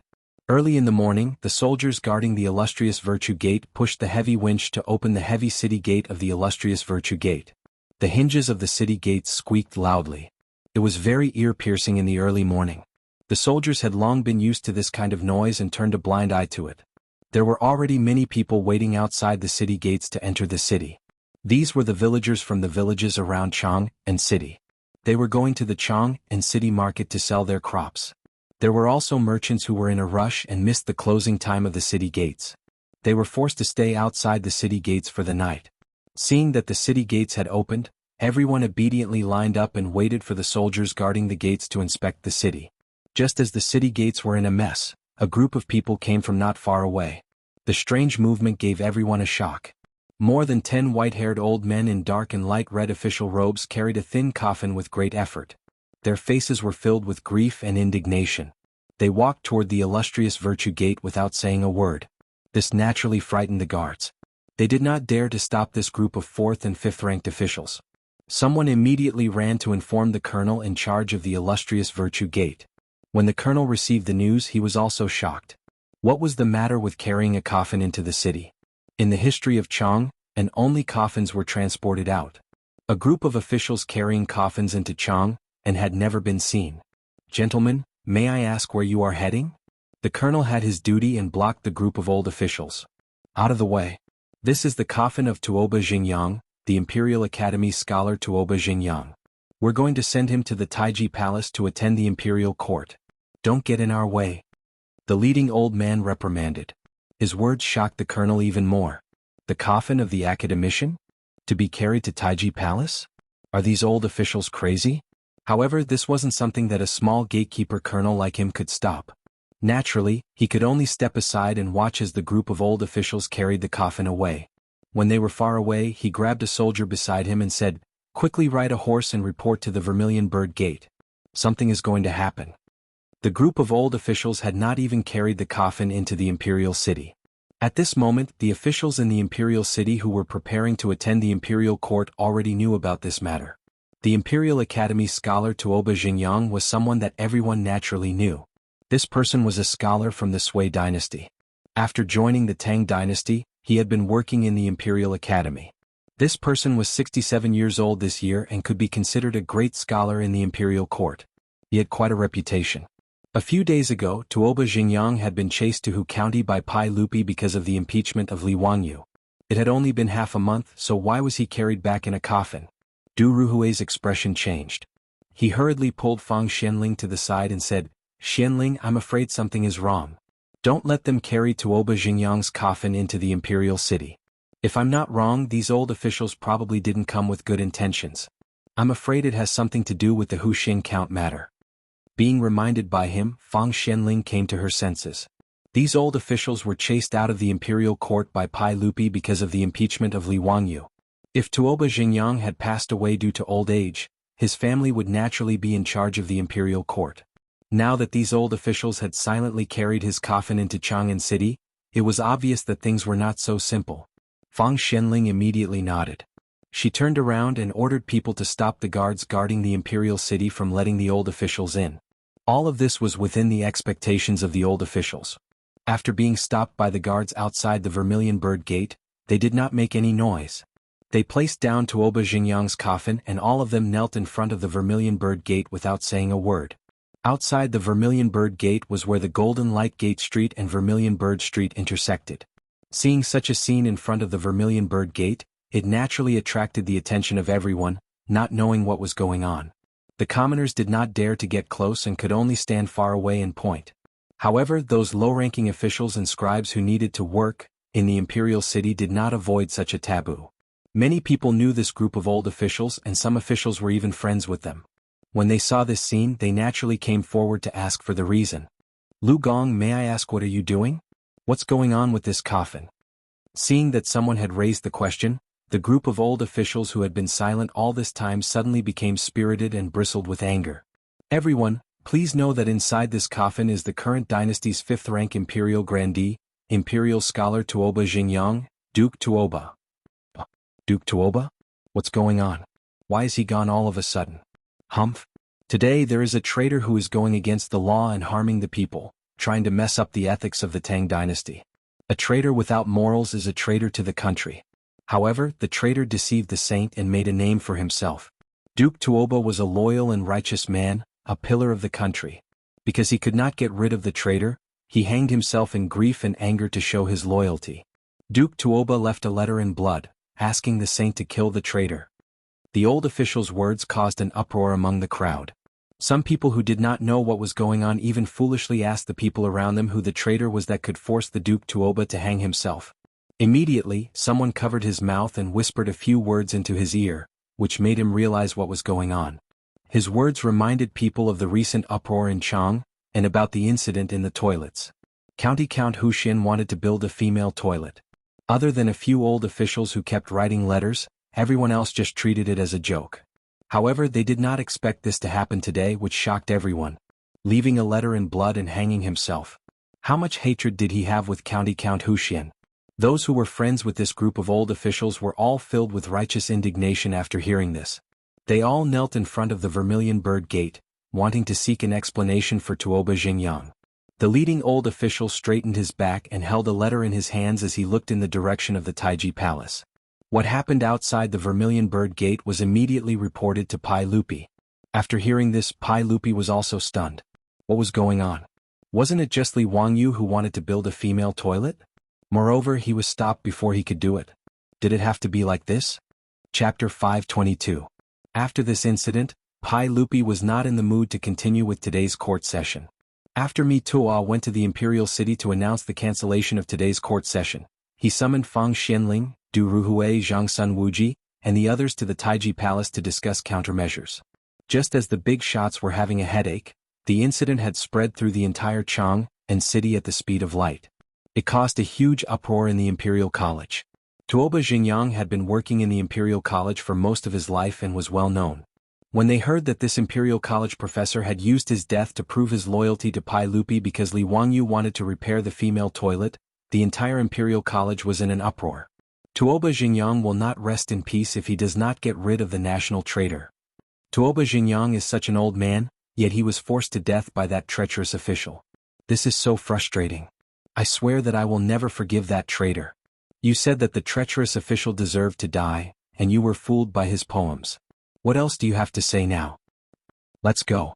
Let's go to the Vermilion Bird Gate and expose Tuoba Xingyang. We must let the sages know that this traitor deserves to be killed by everyone. Let's go, let's go. Under the leadership of a few professors and teaching assistants, more than half of the 1,300 students in the Imperial College in Noda rushed out of the office and headed to the Vermilion Bird Gate. These students were all filled with grief and indignation. They all knelt behind Tuoba Xingyang's coffin and faced the Vermilion Bird Gate in silence. As time passed, more and more courtiers, especially those from aristocratic families, knelt in front of the Vermilion Bird Gate. The moralists who had been trying to impeach Li Wangyu to no avail seemed to have found their backbone at this moment. They knelt behind Tuoba Xingyang's coffin without hesitation. More and more people knelt in front of the Vermilion Bird Gate in Noda. They even blocked the Golden Light Gate Street. More and more people in Chang and city came to watch after they heard the news. Tuoba Xingyang's family had also rushed over after receiving the news. They knelt before the coffin and wept in grief. Pai Lupi, who was still discussing countermeasures with Fang Xianling and the others in the legislative hall, was even more shocked after hearing Mi Tuo's report. This kind of thing had never been heard of in the 10 years since the establishment of the Tang dynasty. Pai Lupi was also a little flustered. He had never expected things to turn out this way. Master Fang, Master Du Fuji, what do you think of this matter? What should we do now? Fang Xianling and Du Ruhui didn't know what to say. As for Li Wangyu wanting to build a women's toilet, the two of them didn't comment, neither supporting nor opposing. However, he didn't expect that just Li Wangyu's idea would cause such a ruckus. There was even a fifth-rank imperial academician who used his death to prove his sincerity. It was truly absurd. But if they were to say that Li Wangyu was in the wrong, they couldn't say such untrue words. After all, building a toilet was a good thing. Even if building a women's toilet was inappropriate, there was no need to fight to the death, right? Zhang Sun Wuji pondered for a while and said, Your Majesty, the most important thing now is to calm this matter down. We can't let them continue to cause trouble. In my opinion, the initiators just want to take this opportunity to return to the imperial court. Your Majesty, why don't you go with the flow and recall these old officials back to the imperial court? Also, I'll have to ask Master Wei to bring him to the prison of the censorate for a few days. After this matter is settled, he can be released. What do you think, Your Majesty? Isn't this too much for Zio? In my opinion, he didn't do anything wrong. Even if building a women's toilet is inappropriate, why do we have to bring him to the prison? Pai Lupi naturally didn't want to wrong Li Wangyu and replied unwillingly. Zhang Sun Wuji cupped his hands towards Pai Lupi and said, Your Majesty, we can only sacrifice County Count Hu to make him feel wronged. I'm sure that County Count Hu will understand Your Majesty's good intentions.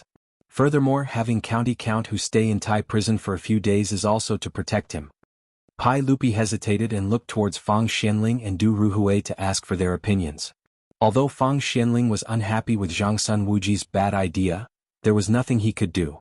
After a moment of silence, he finally nodded his head slowly. Seeing his three trusted officials express their opinions, Pai Lupi could only nod his head and agree after some hesitation.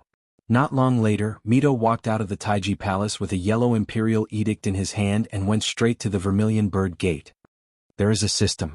Following Mito's words, the originally noisy Vermilion Bird Gate immediately quieted down. Disciples, Palace Grandee Imperial Scholar Tuoba Xingyang, a loyal person. Posthumously conferred the title of County Count of Han, bestowed 100,000 gold. Tuoba Xingyang was posthumously conferred the title of County Baron, so his family naturally kowtowed to express their gratitude. However, the others kneeling on the ground weren't satisfied with this result. Just as they were about to make a ruckus, Mito took out another imperial edict. This imperial edict finally satisfied this group of old officials. Not only did Pai Lupi give in, he also called them all back to the imperial court. He also ordered Imperial Censor Wei Zheng to bring County Count Hu Li Wangyu to the prison for a strict investigation. Outside the Vermilion Bird Gate, there was a burst of cheers. They felt that the matter was settled and that justice had defeated evil. The national traitor Li Wangyu was about to be executed. Under the persuasion of Fang Xianling and the other officials, the crowd gathered outside the Vermilion Bird Gate finally dispersed. Tuoba Xingyang's coffin was also brought back to the residence by his weeping family members. They were going to set up a mourning hall for his relatives and friends. Wei Jing shook his head, but there was nothing he could do. He had to personally lead people to Dingzhou village. Li Wangyu naturally knew nothing about this.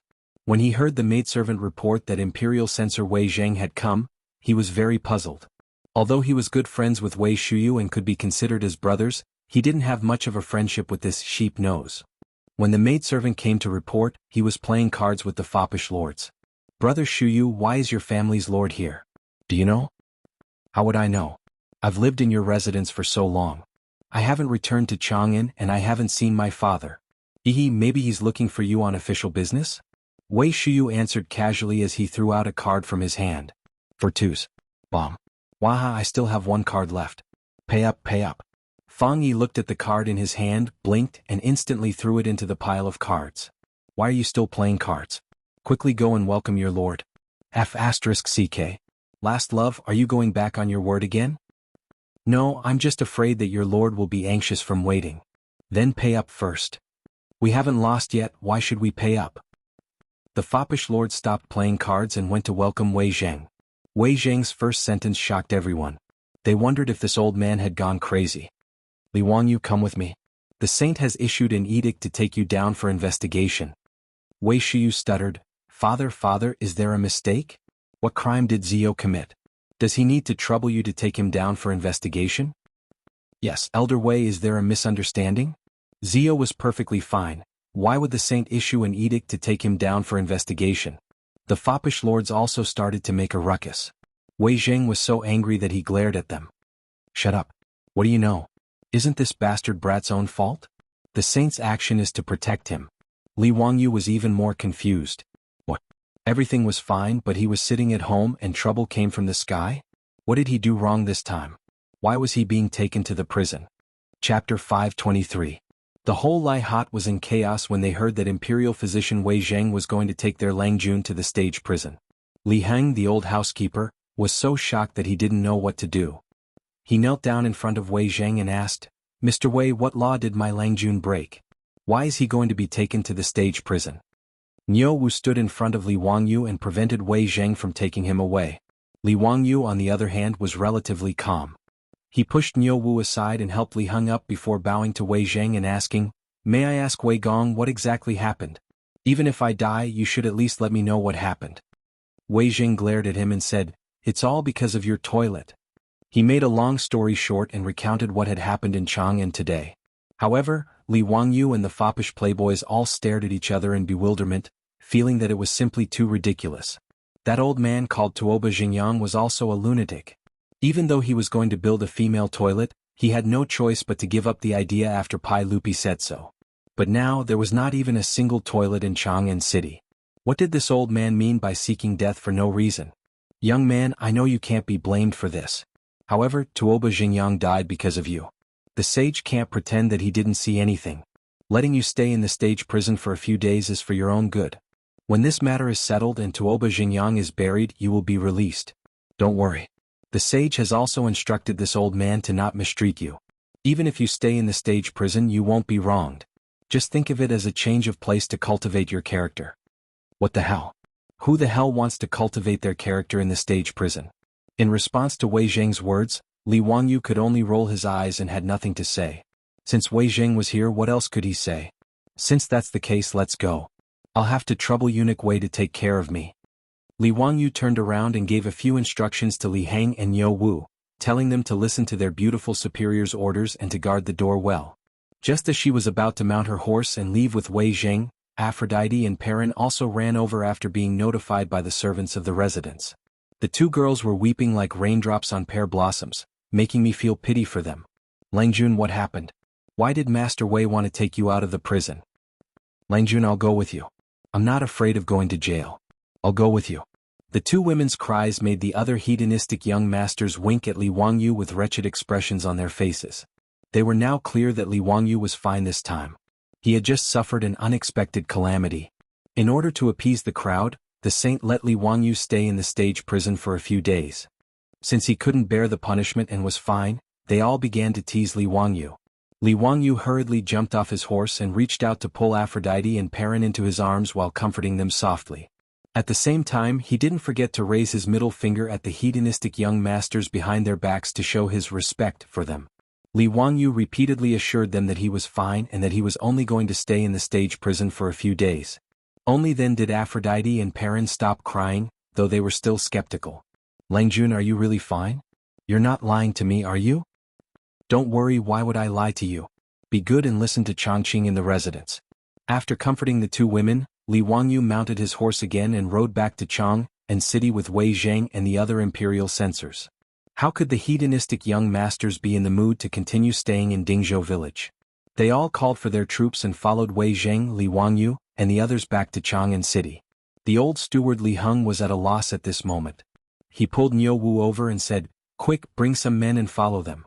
We must ensure Longjuan's safety. Then go to the East Market and inform Madame Su so that she can make a decision quickly." Niu Wu naturally didn't dare to delay and hurriedly chased after them with more than 10 troops. When they reached the outskirts of Chang'an City, Wei Jing pulled on the reins of his horse and said, "County Count Hu, the rules cannot be broken. Since the saint has ordered me to take you to the stage prison, we can't go in like this. Naturally, you can't just ride in like this. This old man has already had someone prepare a prisoner carriage. County Count Hu, you'll have to suffer a little and change into that prisoner carriage." When he pointed, Li Wangyu noticed that there was already a prisoner carriage made of rough wood parked by the side of the road. Li Wangyu smiled wryly. "Fine, let's go through with the act. I don't want to make things difficult for the old man." He obediently climbed down from the horse and walked over to open the door of the prisoner carriage. After entering the prisoner carriage, Li Wangyu realized that the person who designed this carriage was too immoral. At this height, it was impossible for him to stand up. He could only hunch his body. Fortunately, he wasn't a real prisoner and didn't need to be chained up, much less chained up in the prisoner carriage. Otherwise, if he sat in this carriage that was as bumpy as a trampoline all the way, even if he didn't die, he would lose a layer of skin. He sat cross-legged in the prisoner carriage. The group of hedonistic young masters pointed at him and laughed heartily, as if he were a gorilla in the zoo. Li Wangyu was so angry that he closed his eyes and decided to ignore this group of bastards. Wei Jing waved his hand and the prisoner carriage, pulled by 2 oxen, slowly moved toward the illustrious Virtue Gate. When the prisoner carriage entered Chang'an City, it immediately attracted the attention of many commoners. Fortunately, there were no photos in this era, so very few people recognized Li Wangyu. No one knew that the person locked up in the prisoner carriage was the famous County Count Li Wangyu. After entering the city, the hedonistic young masters stopped fooling around. They rode their horses to guard Li Wangyu's prisoner carriage. The prisoner carriage slowly moved along Vermilion Bird Avenue. Along the way, the commoners of Chang'an City pointed at the prisoner carriage and whispered. When it neared Anya Lane, a person suddenly rushed out from the crowd and knelt down beside the prisoner carriage. His actions startled the hedonistic young masters around the prisoner carriage. Cheng Chimo's horse even almost ran into this person. After being interrupted by him, the prison carriage stopped. "Benefactor, is that you? Benefactor, what's wrong with you? Why do they want to capture you?" Li Wangyu looked over. It was a middle-aged man. He looked familiar, but he couldn't remember where he had seen him before. "You know me?" Li Wangyu asked curiously. The middle-aged man nodded. "Benefactor, I am the manager of Ren's saddle shop who won the lottery. Do you still remember me?" When he said this, Li Wangyu immediately remembered. He couldn't help but laugh. "So it really is Manager Ren. Aha, if you didn't mention it, I would have forgotten. My apologies. Is Manager Ren's business still thriving?" "Thanks to Benefactor, the saddle shop that was burned down has been rebuilt. Business is even better than before. But Benefactor, why are you locked up in this prisoner carriage? Were you harmed by a scoundrel? Does Benefactor have anything I can do to help? If Benefactor has any orders, I will do my best. Even if I have to spend all my wealth, I will help Benefactor clear his name." Shopkeeper Ren's words made Li Wangyu very touched. He hurriedly cupped his hands and bowed to him. "Many thanks for Shopkeeper Ren's kindness. However, this is a matter of the imperial court. You can't help. I appreciate your kindness. You can go back." Li Wangyu waved his hand at him. The prisoner carriage continued to move forward. Manager Ren looked at the prisoner carriage and couldn't help but sigh. He could only watch as his benefactor left in a prisoner's carriage, yet he was unable to do anything to help. This made him very depressed. Although the lottery ticket that saved his family's lives was bought by his wife, Manager Ren always believed that Li Wangyu, who introduced the lottery ticket, was his family's benefactor. Otherwise, if he really went to borrow that fragrant kitchen, he really didn't dare to imagine what would happen to his family. After the prisoner carriage was far away, the surrounding people who were watching the fun saw Manager Ren surrounded. "May I ask this Lang Jun, who was the person in the prisoner carriage just now?" "Yes. That was the prisoner carriage of the censorate." "Who was that? He was actually arrested by the censorate? Was he a corrupt official?" When Manager Ren heard this, he was so angry that he stomped his feet. "Bah, don't talk nonsense. Let me tell you, Benefactor is the founding uncle of Hu County. How could he be a corrupt official?" His words immediately caused an uproar among the surrounding people. Chapter 524. Li Wangyu felt that ever since he had transmigrated to the Tang dynasty, he had a bit of fate with prison. In more than half a year, this was the second time he had been sent to prison. For a young man with good morals in the future, other than applying for an ID, he rarely even went to the police station. This was very frequent. Although he had been prepared when he went to prison in Chang, and last time, even to the point of trapping the Li clan clansmen, he was not mentally prepared this time. The censorate was also in the imperial city, and so was the prison. The prisoner carriage slowly drove into the Vermilion Bird Gate.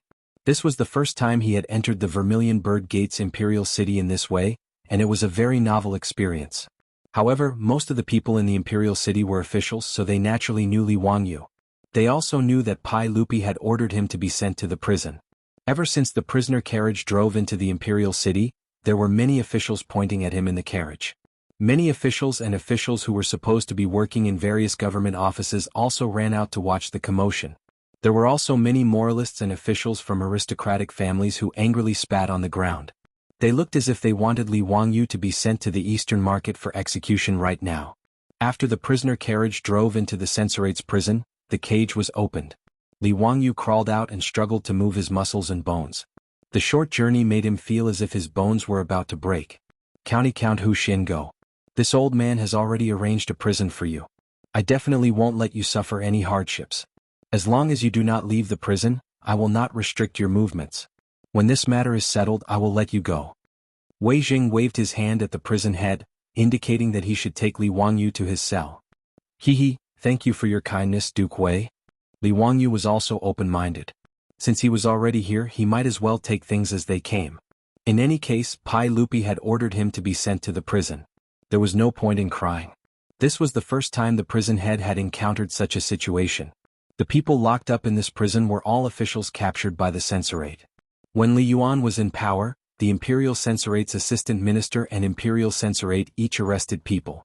Those who were interrogated were all taken to the prison, often causing the prison to be overcrowded. Ever since Wei Zheng became the imperial censor of the censorate, he naturally couldn't tolerate the censorate acting so recklessly. Inside the stage prison, it was much quieter. There weren't as many criminal officials, but those who were caught and sent to the stage prison were all criminal officials with irrefutable evidence.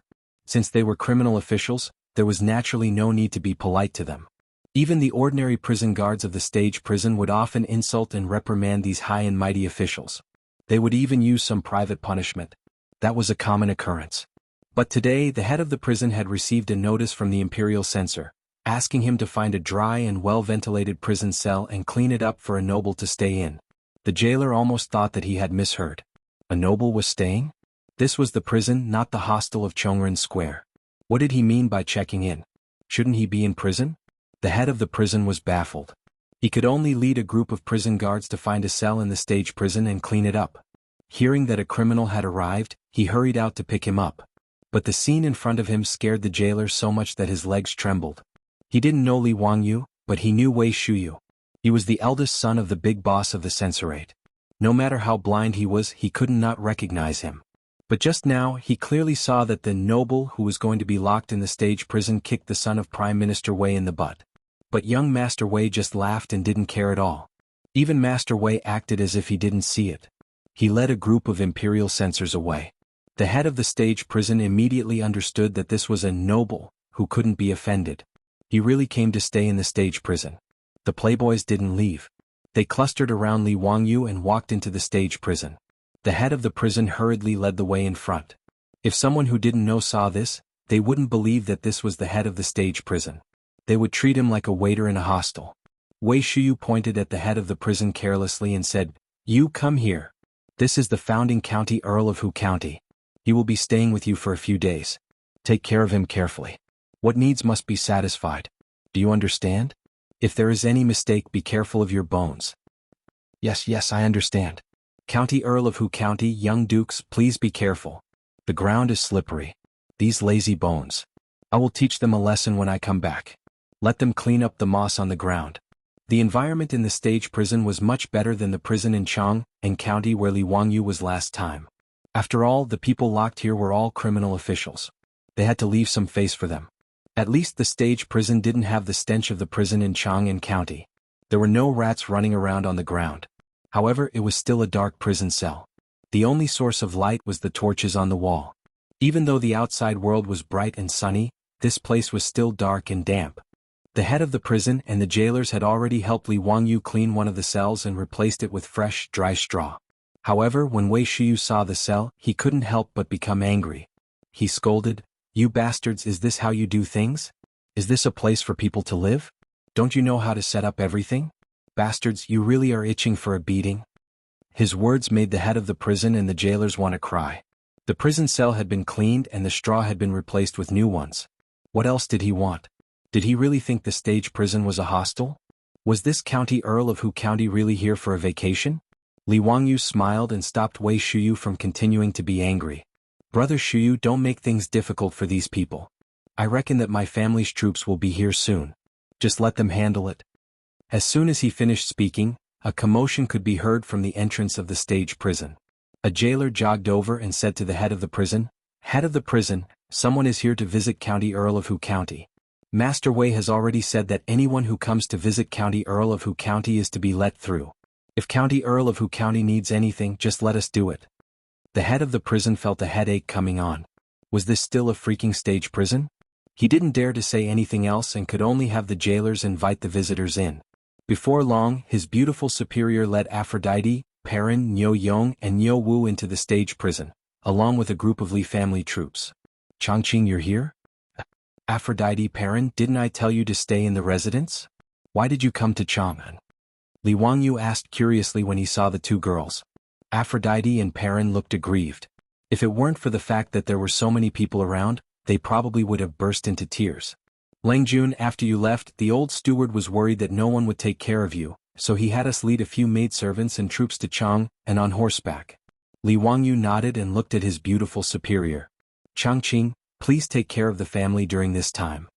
His beautiful superior was very calm, but there was a hint of anger on her pretty face.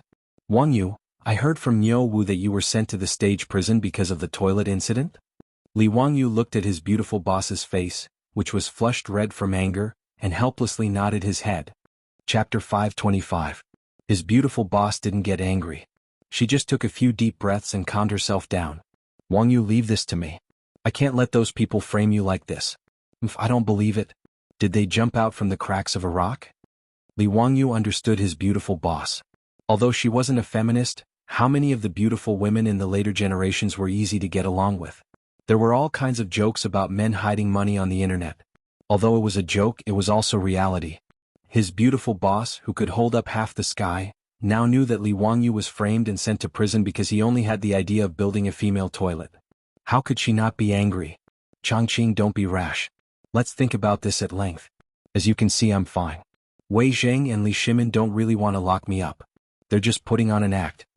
Li Wangyu lowered his voice and whispered into his beautiful boss's ear. He was afraid that his beautiful boss would do something impulsive in her anger. His beautiful boss rolled her eyes at him. Do you think I'm that stupid? Alright, leave this to me." She looked at the environment of the prison and frowned. "Since you're going to stay here for a while, you can't wrong yourself. I'll get Niu Yong and Niu Wu to bring the things in." Li Wangyu shrugged helplessly. He looked like he was telling her to do as she pleased. Seeing that the two had finished whispering, Cheng Chumo laughed and said, "Zio, it's fine. We brothers will accompany you. Jailer, go prepare the food and drink. Today we won't go home until we're drunk." The jailer's face became even more bitter. "Damn, you still need to prepare food and drink? Do you want dancers? More importantly, who would pay for this?" He naturally didn't dare to ask the rich kids for money, but he couldn't afford to pay out of his own pocket. As for asking Wei Zheng for money, wasn't that just asking for death? Li Wangyu saw the jailer's awkward expression and laughed. "Brother Chumo, don't make things difficult for the jailer. I'll get Niu Yong and the others to bring it over. Besides, what's so good about the food in the restaurants outside? Perrin, bring some people back to the Kaihua workshop, cook some food and have someone send it over." "Yes, Langjun, I understand. I'll go now." Perrin nodded and immediately turned to leave. Although Perrin was only 12 or 13 years old, she was the best at cooking in Laihat, except for her beautiful boss. How could his beautiful superior have the time to personally cook? Perrin was the one in charge of the residence, leading several female cooks to prepare food for everyone. Niu Yong, Niu Wu, and the others also received orders from their beautiful superior. They led their troops back to the Kaihua workshop and prepared to transport the items to the stage prison. Not long after, the prison head and the jailers looked as if they had seen a ghost. Several four-wheeled carriages drove into the censorate and stopped in front of the prison gate. Inside the carriage there were all kinds of exquisite furniture and decorations. Several Lai Hat's maidservants had already thrown out all the straw in the prison cell. Then they took down several thick carpets from the carriage and spread them on the floor of the prison cell. Then all kinds of tables, bookshelves, benches and even a large bed were moved into the prison cell. As for the candlesticks and incense, the prison head and the jailers couldn't close their mouths for a long time. The candles that were as thick as a child's arm were lit, and the incense burner emitted a bit of incense. In order to drive away mosquitoes, the maidservants even used the residence's toilet water to spray the prison cell. The Lai Hat's maidservants even hung thick curtains around the prison cell to block the view. Not long after, the prison cell that used to hold the criminals looked brand new. A jailer asked foolishly, "Prison head, is this still the censorate stage prison? Don't tell me it's been changed to this county count's residence?" "Scram, don't talk nonsense here. You brats better listen carefully. You absolutely can't offend this noble. Be careful. Don't make any mistakes. Otherwise you'll lose your head. Prison head, don't worry.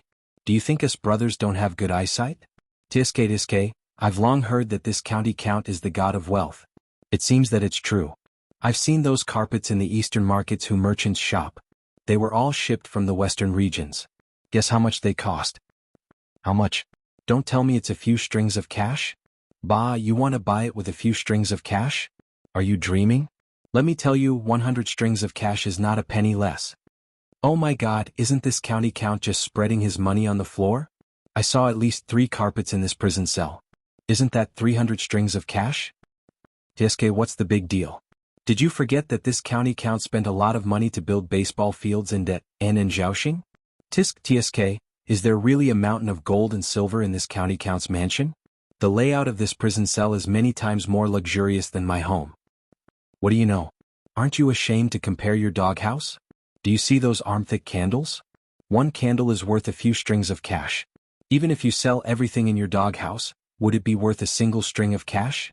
The prison guards and prison heads were envious of the Lai Hat's luxurious lifestyle. Not long after, the food and wine from the Lai Hat was sent in. The group of playboys and Li Wangyu laughed and laughed. They took off their shoes and socks and went to the table. They felt more comfortable than they did in their own homes.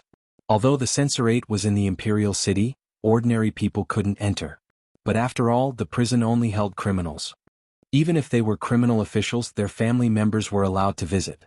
The prison was close to the Jingfeng Gate on the east side of the imperial city, and Chongren Square was just 1 street away. In order to make it easier for the family members of the criminal officials to visit, the prison opened a small door at the Jingfeng Gate. It gave the family members of the criminal officials a public inspection and allowed them to enter and leave the prison. With so many people in the Lai Hat, they naturally had Wei Zheng's permission to move so many things into the prison in the imperial city. Seeing that everything was arranged properly, the beautiful superior left Niu Wu and a few troops to accompany Li Wangyu. She led the others back to Kaihua Square. Li Wangyu and the group of playboys didn't have any scruples.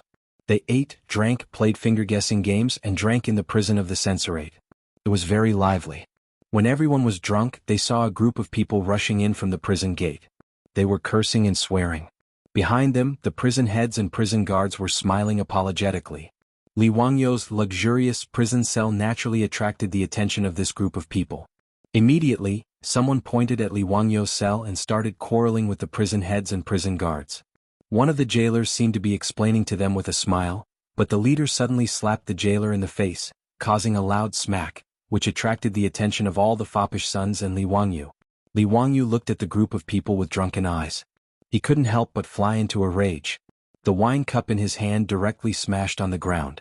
Damn it, why are these Japanese so arrogant? Chapter 526. It was a few men in Tang suits who clashed with the prison guards.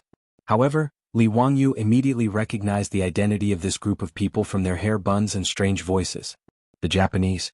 In the future, Li Wangyu was a little pink, and the people he hated the most were naturally the Japanese.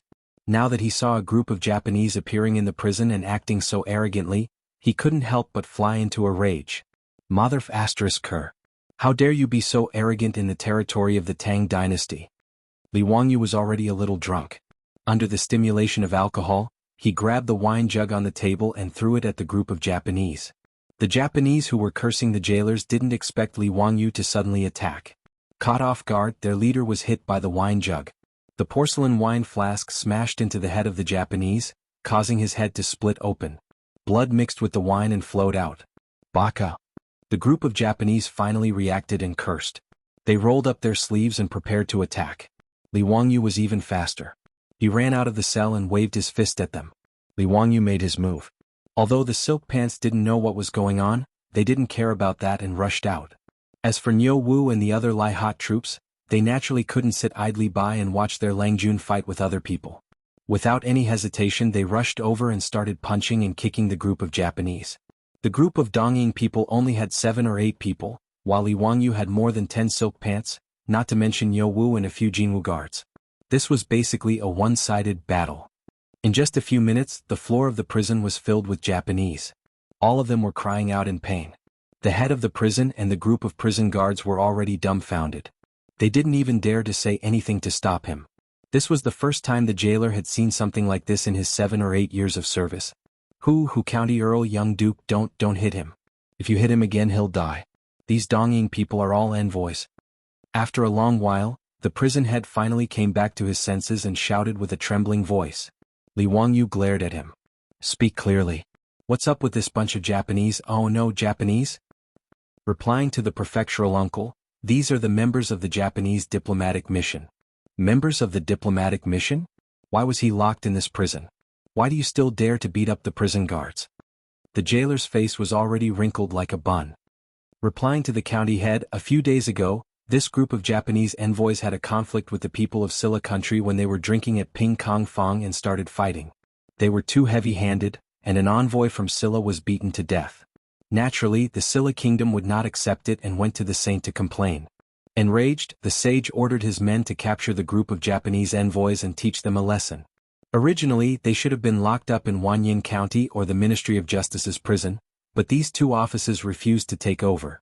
In the end, they could only be locked up in this prison. He sighed again. Although they said that they were locked up, they actually didn't ground them.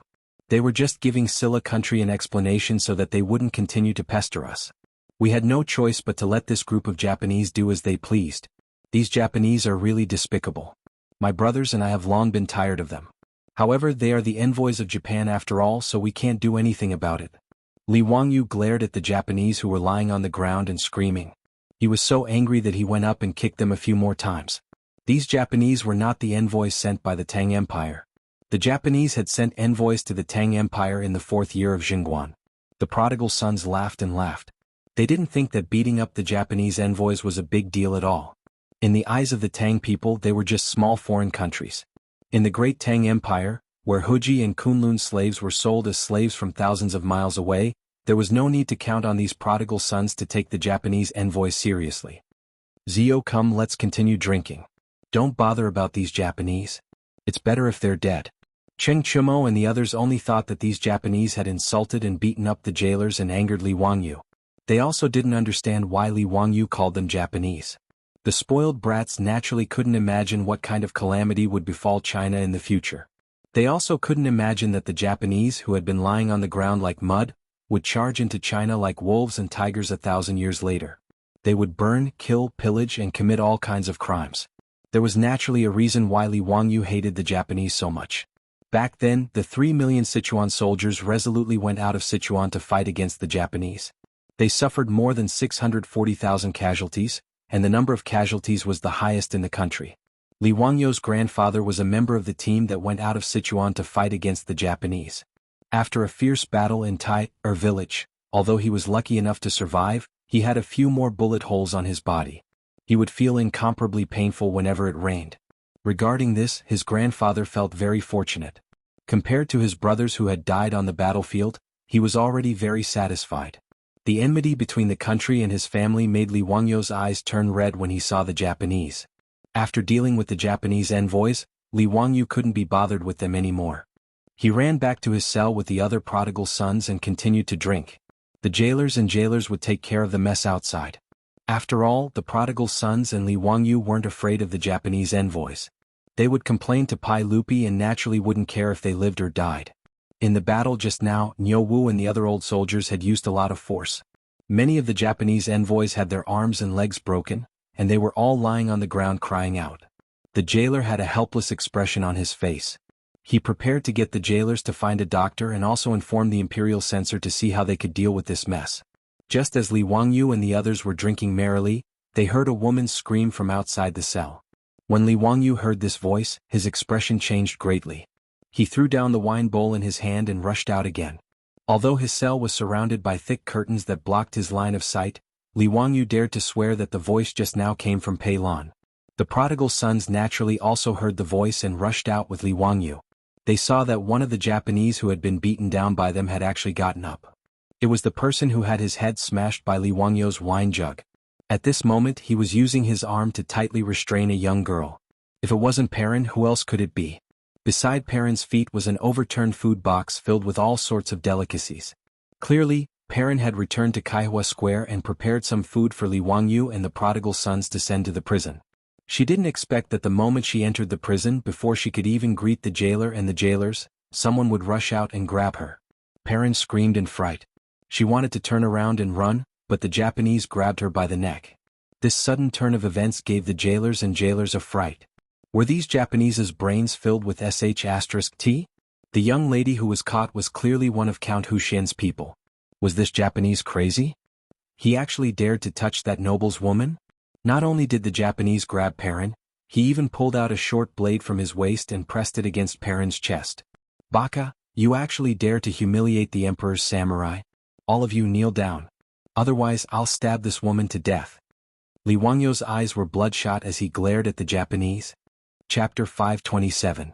If this had happened in the future, Li Wangyu would have run as far away as he could. At most he would have called the police. But now he had no chance of backing down, nor did he dare to back down. Let this woman go and I'll leave your corpse intact. Li Wangyu's words gave Niu Wu and the group of silk pants a fright. Perrin was in the hands of the Japanese. Shouldn't he say that he would let go of Perrin and let bygones be bygones? Provoking the Japanese like this, wasn't he afraid that the Japanese would stab Pei Lan to death? Li Wangyu's heart was even more nervous. This tough attitude was purely an act. If the other party was a Tang, he wouldn't say such words to provoke them. But this was a Japanese. Li Wangyu had read the famous book, Chrysanthemum and Sword in the Future, so he knew a little about this weird race.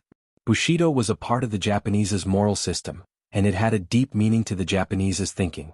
Since the Japanese who had Perrin hostage thought that Li Wangyu and the others had humiliated them and the so-called samurai of the emperor, he wouldn't let it go.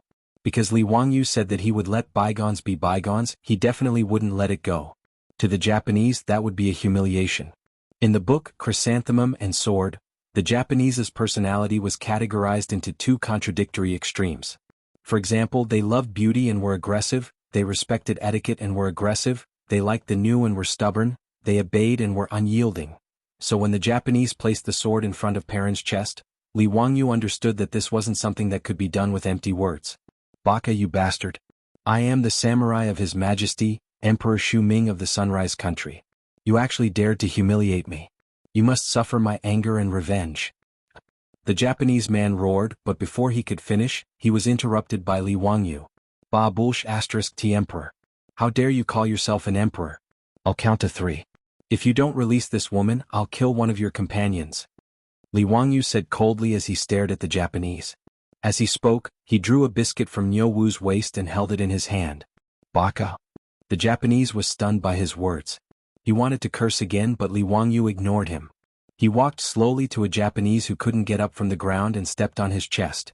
Then he raised his katana and pressed it against the Japanese's chest. No, I'm the envoy of Japan. You can't kill me. 1, 2, 3. Seeing that the Japanese holding Perrin had no reaction, Li Wangyu clenched his teeth and exerted strength in his hand. That incomparably sharp bicento directly stabbed into the body of the Japanese under his feet. Fresh blood spurted out. The Japanese who had his chest pierced by the sharp bicento screamed in agony. His eyes bulged out and his mouth was wide open. He was like a fish that was out of oxygen, desperately trying to breathe. His hands grabbed tightly onto the bicento that had pierced his chest. This unforeseen event stunned everyone present. No one had expected that Li Wangyu would actually make a move to kill someone. Even though he had pressed the bicento against the Japanese's chest, the rich kids didn't think that Li Wangyu would really stab someone. They only thought that he was threatening the Japanese. As for Niu Wu and Lai Hat's troops, they naturally didn't think that Xiao Lang would really kill someone. As for the prison head, the jailers and the others, they were so frightened that they fell to the ground on their butts. The jailer's face was pale with fright. These Japanese were the envoys. Even if they were thrown into the prison, they didn't dare to offend them. Now one of them was killed by County Count Hu. This matter was going to break the heavens. In the prison, the remaining 6 or 7 Japanese screamed in Japanese. As for the Japanese holding Perrin hostage, his eyes were about to fall out of their sockets. Ba Baka, you, how dare you kill someone? Galactic whale, you killed the galactic whale. In his panic, he almost stabbed the Bicento into Perrin's chest. Li Wangyu wiped the blood off his face and grinned. I said that if you don't let go of that woman, I'll kill all your companions. Now let's start again. I'll count to 3. If you don't let her go, I'll kill the next one. Zio this? After confirming that Li Wangyu was really going to kill someone, the rich kids came back to their senses. Qing Chumo wanted to stop him. Although these Japanese deserved to die, they were the envoys after all. The rich kids could beat them up or even break their arms and legs, but killing them would cause trouble. However, the moment Qing Chumo spoke, Li Wangyu turned his head and glared at him, forcing him to swallow his words. At this moment, Li Wangyu's appearance was terrifying. Not only were his eyes bloodshot, his face was ferocious, and there were spots of blood all over his body. He was like a ferocious beast that chose people to devour. Actually, no one could see that Li Wangyu's body was trembling under his loose robe. He was just pretending to be calm. He had killed fish and chickens before, but this was the first time he had killed someone. When would a good youth of the later generations ever think about personally plunging a sharp knife into someone else's body and being drenched in blood by the blood that spurted out? A strong feeling of nausea kept provoking Li Wangyu. He didn't even dare to lower his head to look at the dying Japanese, fearing that he would vomit the next moment. Li Wangyu didn't dare to vomit, nor did he dare to show any signs of weakness. Otherwise Perrin would be in danger. He could only bet that he could intimidate the Japanese and make him surrender and let go of Perrin. Ever since he transmigrated to the Tang dynasty, the first person Li Wangyu saw when he opened his eyes was the little girl Perrin. After half a year of interacting with her, he had long regarded this girl as his own little sister. If something bad happened to her because of him, Li Wangyu was afraid that he would really go crazy. Right now, he only hated that he wasn't ruthless enough and didn't break all the Japanese's arms and legs. 3. Seeing that the Japanese was still unmoved, Li Wangyu slowly walked to the other Japanese whose legs were broken and couldn't get up. When the Japanese saw Li Wangyu stab his companion in the chest, he was scared out of his wits. Ignoring the heart-wrenching pain in his injured leg, he tried to crawl out of the prison. Li Wangyu leisurely walked to his side and stepped on his back. Then, without any hesitation, the Bicento in his hand stabbed into the Japanese's back again. Another scream rang out in the sealed prison. This scream, coupled with the thick smell of blood, caused the group of rich kids to turn pale. Although Qing Chumo, Yuchi Baolin, and the others were born in a military family, they had never been on a battlefield and had never seen someone kill someone at such a close distance. As for Fang Yai, Wei Shuyu, Du He, and Du Go, the sons of civil officials, they were in an even worse state. Du He directly covered her mouth with her hand, turned around and ran back into the prison cell. She hugged the bucket and started vomiting. Li Wangyu slowly pulled out the Bicento. The corner of his mouth twitched a few times, revealing an extremely ugly expression. He looked at the Japanese holding Perrin hostage and said, "Let go of that woman. I'll leave your corpse intact." Chapter 528. Li Wangyu had completely thrown caution to the wind. After killing 2 Japanese in a row, the smell of blood on his body was so strong that no one could look straight at him. The Japanese, whose head was still bleeding, finally felt a chill run down his spine. The Japanese warriors were ruthless enough, but when facing this young man from Great Tang who had effortlessly stabbed 2 of their comrades to death with his blade, he was truly a little afraid. You don't come over. If you come over, I'll stab this woman to death." Li Wangyu gave him a terrifying smile. "Okay, then kill me, but later I'll let you know what it means to live a life worse than death. I don't know how long you've been in the Tang dynasty, but have you ever heard of a punishment?" Li Wangyu gestured with his hand. "I'll bury you in the ground, only exposing your head. Then I'll use a knife to cut a wound on your scalp, and slowly pour mercury into the wound. You'll start to feel extremely itchy, more and more uncomfortable, struggle with all your strength." Bah! Li Wangyu suddenly made an exaggerated gesture, scaring the Japanese so much that he almost dropped the knife in his hand. "Guess what the result will be? You'll jump out of the ground naked. Hee hee, but there'll be no skin on your body, only bright red flesh. Have you ever seen a sheep being skinned? It's like that, but you won't die immediately, you'll still be alive and kicking, and you'll be able to enjoy the sight of your own skin being skinned. Li Wangyu's voice became more and more sinister as he spoke, giving everyone goosebumps. Even Yo Wu and the group of veteran ruffians shuddered and had goosebumps all over their bodies when they thought of the scene Li Wangyu was describing. They knew that Li Wangyu was scaring the Japanese, but they also felt that the torture he described was too frightening and disgusting. In China, there's another kind of torture called human swine. This is even more interesting, you'll definitely like it. Li Wangyu continued, I will chop off your limbs, dig out your eyes, inject copper into your ears, make you deaf, pour poison down your throat, cut out your tongue, and then stuff you into a jar. Don't worry, I won't let you die. I'll get people to take care of you. I'll let you live well and repent for your mistakes in hell. After he said that, he heard a clang. The knife in the Japanese's hand fell to the ground. Then his hand went limp and he let go of Perrin. Perrin, who had been strong and silent before, could no longer hold it in. She burst into tears and threw herself into Li Wangyu's arms. Langjun, I'm scared. Li Wangyu hugged Perrin tightly and stroked her hair. Perrin, it's okay now. With your Langjun here, no one can hurt you. I won't let go of anyone who dares to hurt you. After he said that, he patted Perrin's back gently and asked Nyo Wu to take good care of Perrin. Then he walked slowly to the Japanese with the blood-dripping katana. The Japanese was already terrified when Li Wangyu mercilessly killed two of his companions. After being frightened by Li Wangyu's extremely terrifying words, he let go of Perrin in a daze. Just like what was written in the book, Chrysanthemum and Katana, the Japanese, who had been fierce just now, bowed to Li Wangyu and showed a flattering smile. Obeying the strong was the habit of their people. In the future, the Japanese were beaten up by the Americans. They even dropped 2 nuclear bombs and killed countless people. However, they immediately submitted and behaved very obediently in the following decades. Your Excellency, it was a misunderstanding just now. We are all envoys from Japan. We represent Japan to the Tang dynasty to present a letter of credence. Please forgive my rude behavior just now. Seeing that the Japanese lowered his head and admitted his mistake, everyone present heaved a sigh of relief. 2 Japanese envoys had died in a row. This matter was already big enough. If this Japanese did not admit defeat, Li Wangyu would probably continue to kill. No one doubted this point. At this moment, Wei Zheng, who had received the report from the jailer, led a group of officials from the censorate to the prison.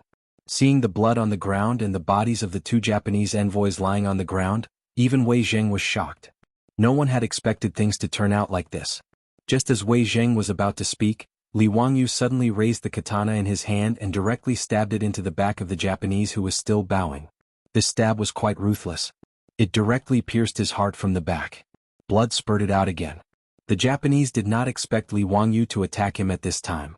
With a miserable cry, he died and his body fell heavily to the ground. Count who? What are you doing? You're crazy. Seeing that Li Wangyu dared to kill people in front of him, Wei Zheng was so angry that he almost fainted. Li Wangyu finally regained his composure. He forced an ugly smile at Wei Zheng and said, Eunuch Wei, this person kidnapped my family Xiaonyang. I said that I would leave him with an intact corpse. One cannot go back on one's word. You. Wei Zheng was so angry that his beard blew and his eyes widened. He roared at the jailer and the jailer, lock him up. Without my orders, don't let him out. Count who, you have to take responsibility for this. Wait for the saint's anger. Li Wangyu did not resist. He obediently walked back to his cell and allowed the jailer to lock the cell door with iron chains.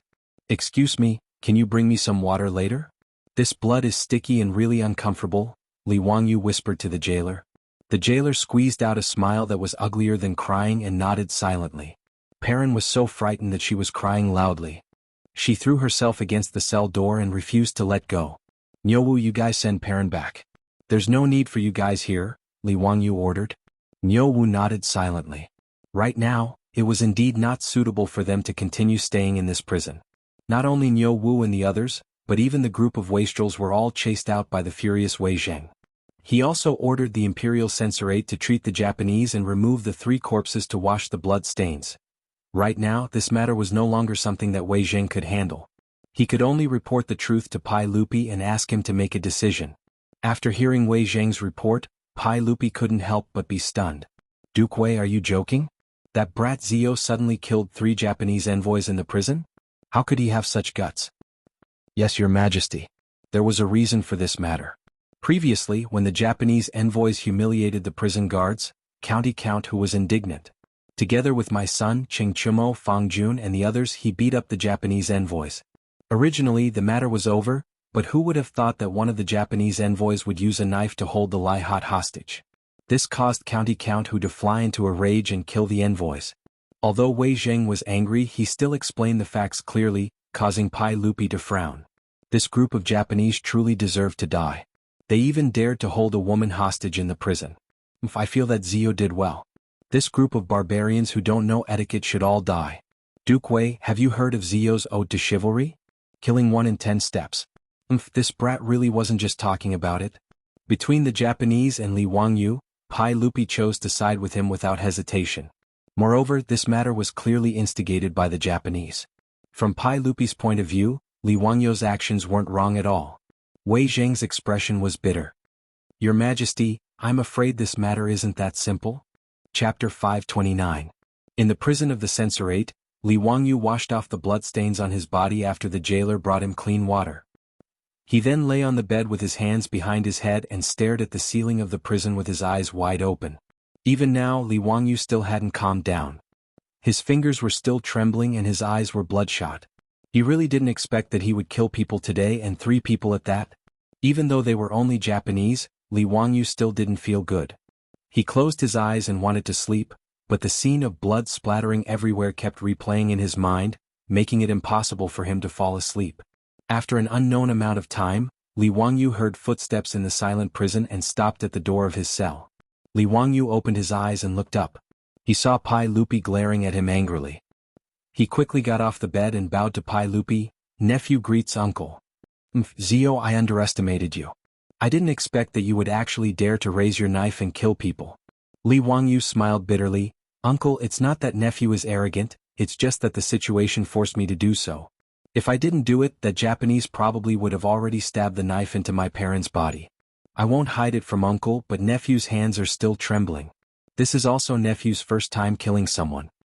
Hearing him say that, Pai Lupi's expression eased up quite a bit. He signaled the jailer, who didn't even dare to breathe loudly, to open the cell door and walked in. You really know how to enjoy life. This cell is even more comfortable than my bedroom. Pai Lupi glared at Li Wangyu in annoyance. Li Wangyu could only smile awkwardly and didn't explain further. What could he say? He shouldn't have been sent to this prison in the first place. He was sent to prison because he was wrongly accused. This was clearly Pai Lupi's responsibility. What's wrong with living comfortably? He's not a real criminal. Pai Lupi didn't stand on ceremony. He sat down at the table and gestured to Li Wangyu to pour him some wine.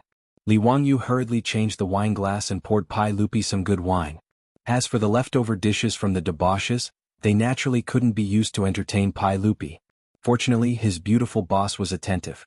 She even asked Perrin to send him a lot of jerky and peanuts to go with the wine. Li Wangyu asked the jailer and the head jailer to clean up the leftovers in the cell. Then he took out the boiled spiced peanuts, fried peanuts, beef jerky and other food.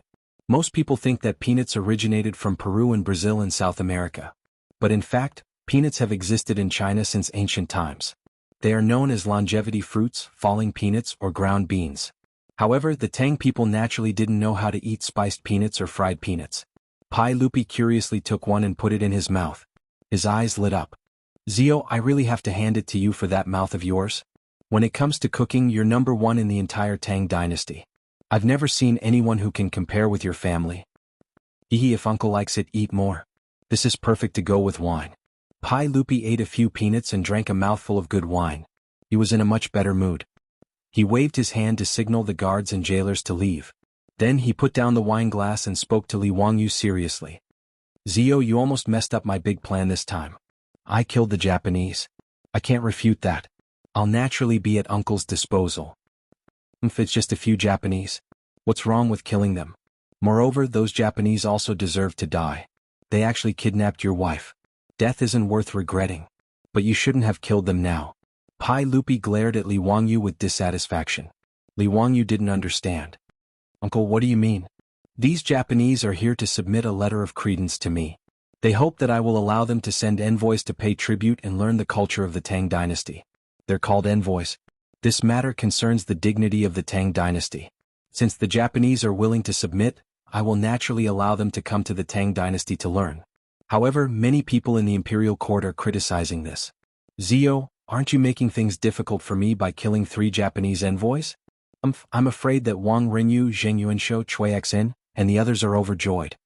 Pai Lupi was very happy to be able to make the Japanese submit to him. As for the Japanese wanting to send a large number of envoys to learn from the Tang dynasty, he naturally wouldn't object.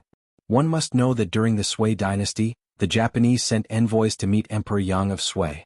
In the letter of credence it was written, "The Son of Heaven is everywhere. The Son of Heaven is everywhere."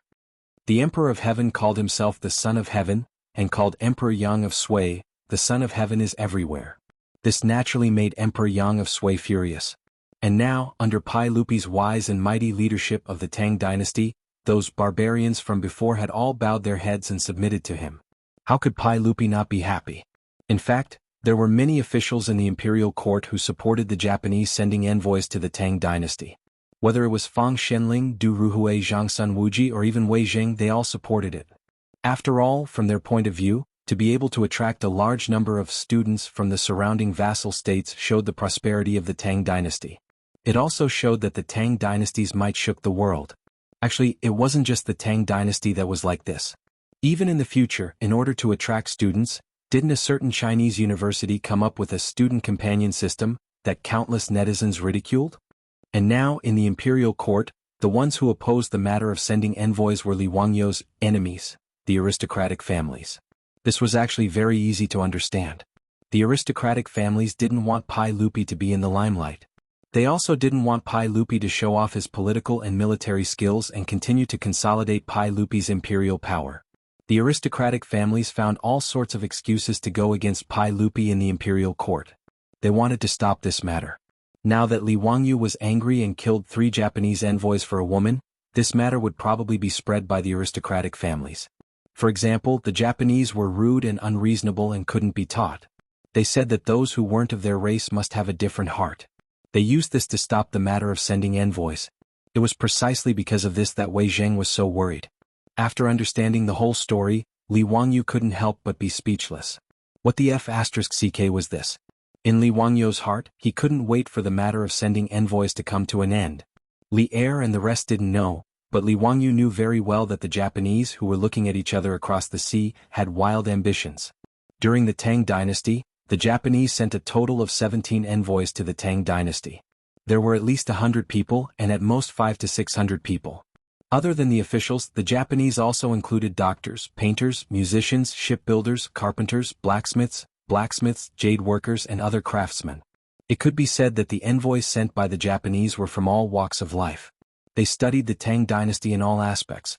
After the Tang envoys returned, they also brought back the art, technology, culture, medicine and other knowledge of the Tang dynasty to Japan.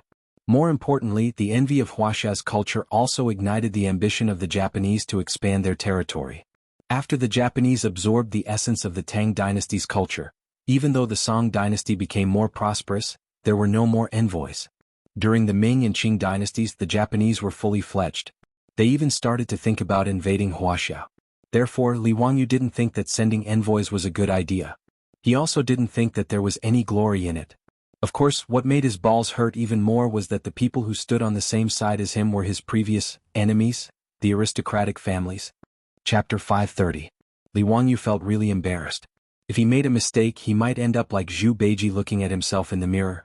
Li Wangyou was really unwilling to go against his conscience and support Pai Lupi, allowing a large number of Dongying envoys to come to the Tang dynasty and unscrupulously learn the precious knowledge accumulated by their ancestors.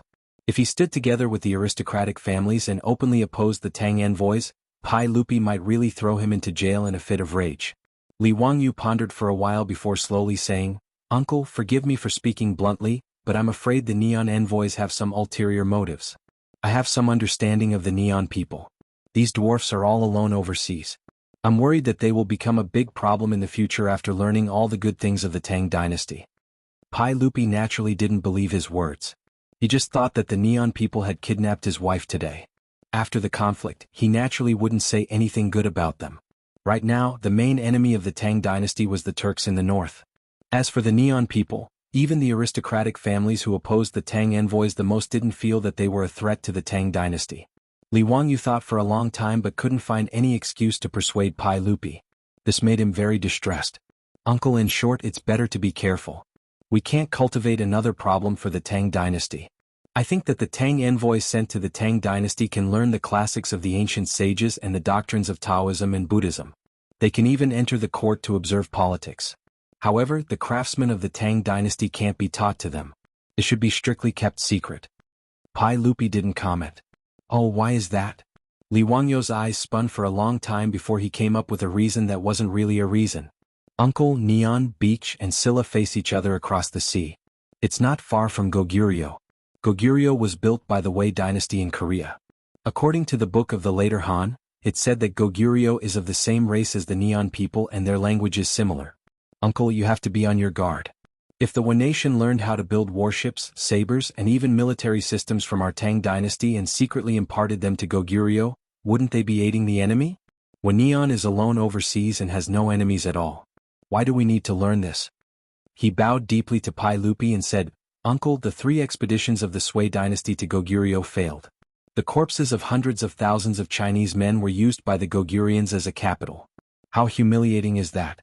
If our Tang dynasty's military armaments manufacturing is learned by Goguryeo, it will be a disaster for our Tang dynasty. I don't know when we will be able to conquer Goguryeo and bring back the corpses of our Chinese heroes. Uncle, please reconsider. As the saying goes, if a ruler does not keep secrets, he will lose his country. If a minister does not keep secrets, he will lose his body. If a few things are not kept secret, it will be harmful. How can the craftsmen of our Tang dynasty be taught to these barbarian countries? Li Wangyu's words did not make any sense. He was just changing the concept and forcefully pulling Wen Neon and Goguryeo into a relationship. However, Goguryeo was also a thorn in Pai Lupi's heart. This was especially so for the capital built with the corpses of the former Sui dynasty soldiers. After the Tang dynasty was established, it worked hard to repair its relationship with Goguryeo, Beach, and Silla. In the 5th year of Wuda, the 2 sides exchanged prisoners of war. In the 7th year of Wuda, Goguryeo's Prince Ronglio accepted the title of Tang dynasty. Li Yuan gave Prince Ronglio the titles of Prince Liaodong and Prince Goguryeo. Prince Wu of Beach was given the title of Prince Jiafeng, and Prince Jinping of Silla was given the title of Prince Lelong.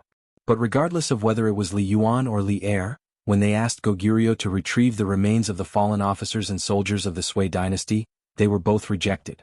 In order to guard against the Tang dynasty, Goguryeo even started to build the Great Wall of Goguryeo along the borders of the Tang dynasty.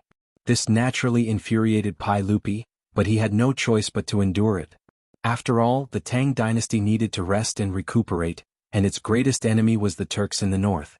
However, Goguryeo was still a thorn in Pai Lupi's side. Li Wangyu's use of Goguryeo to persuade Pai Lupi made Pai Lupi hesitate. And I will consider this matter. Pai Lupi stood up and said, You killed 3 Japanese envoys. You will be punished with 30 caddies of copper. Don't be so rash in the future.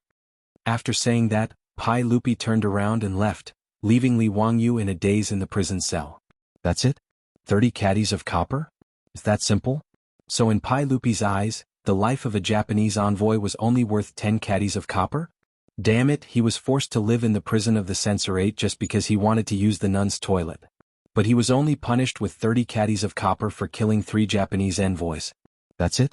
Li Wangyu stared at the ceiling speechlessly for a long time.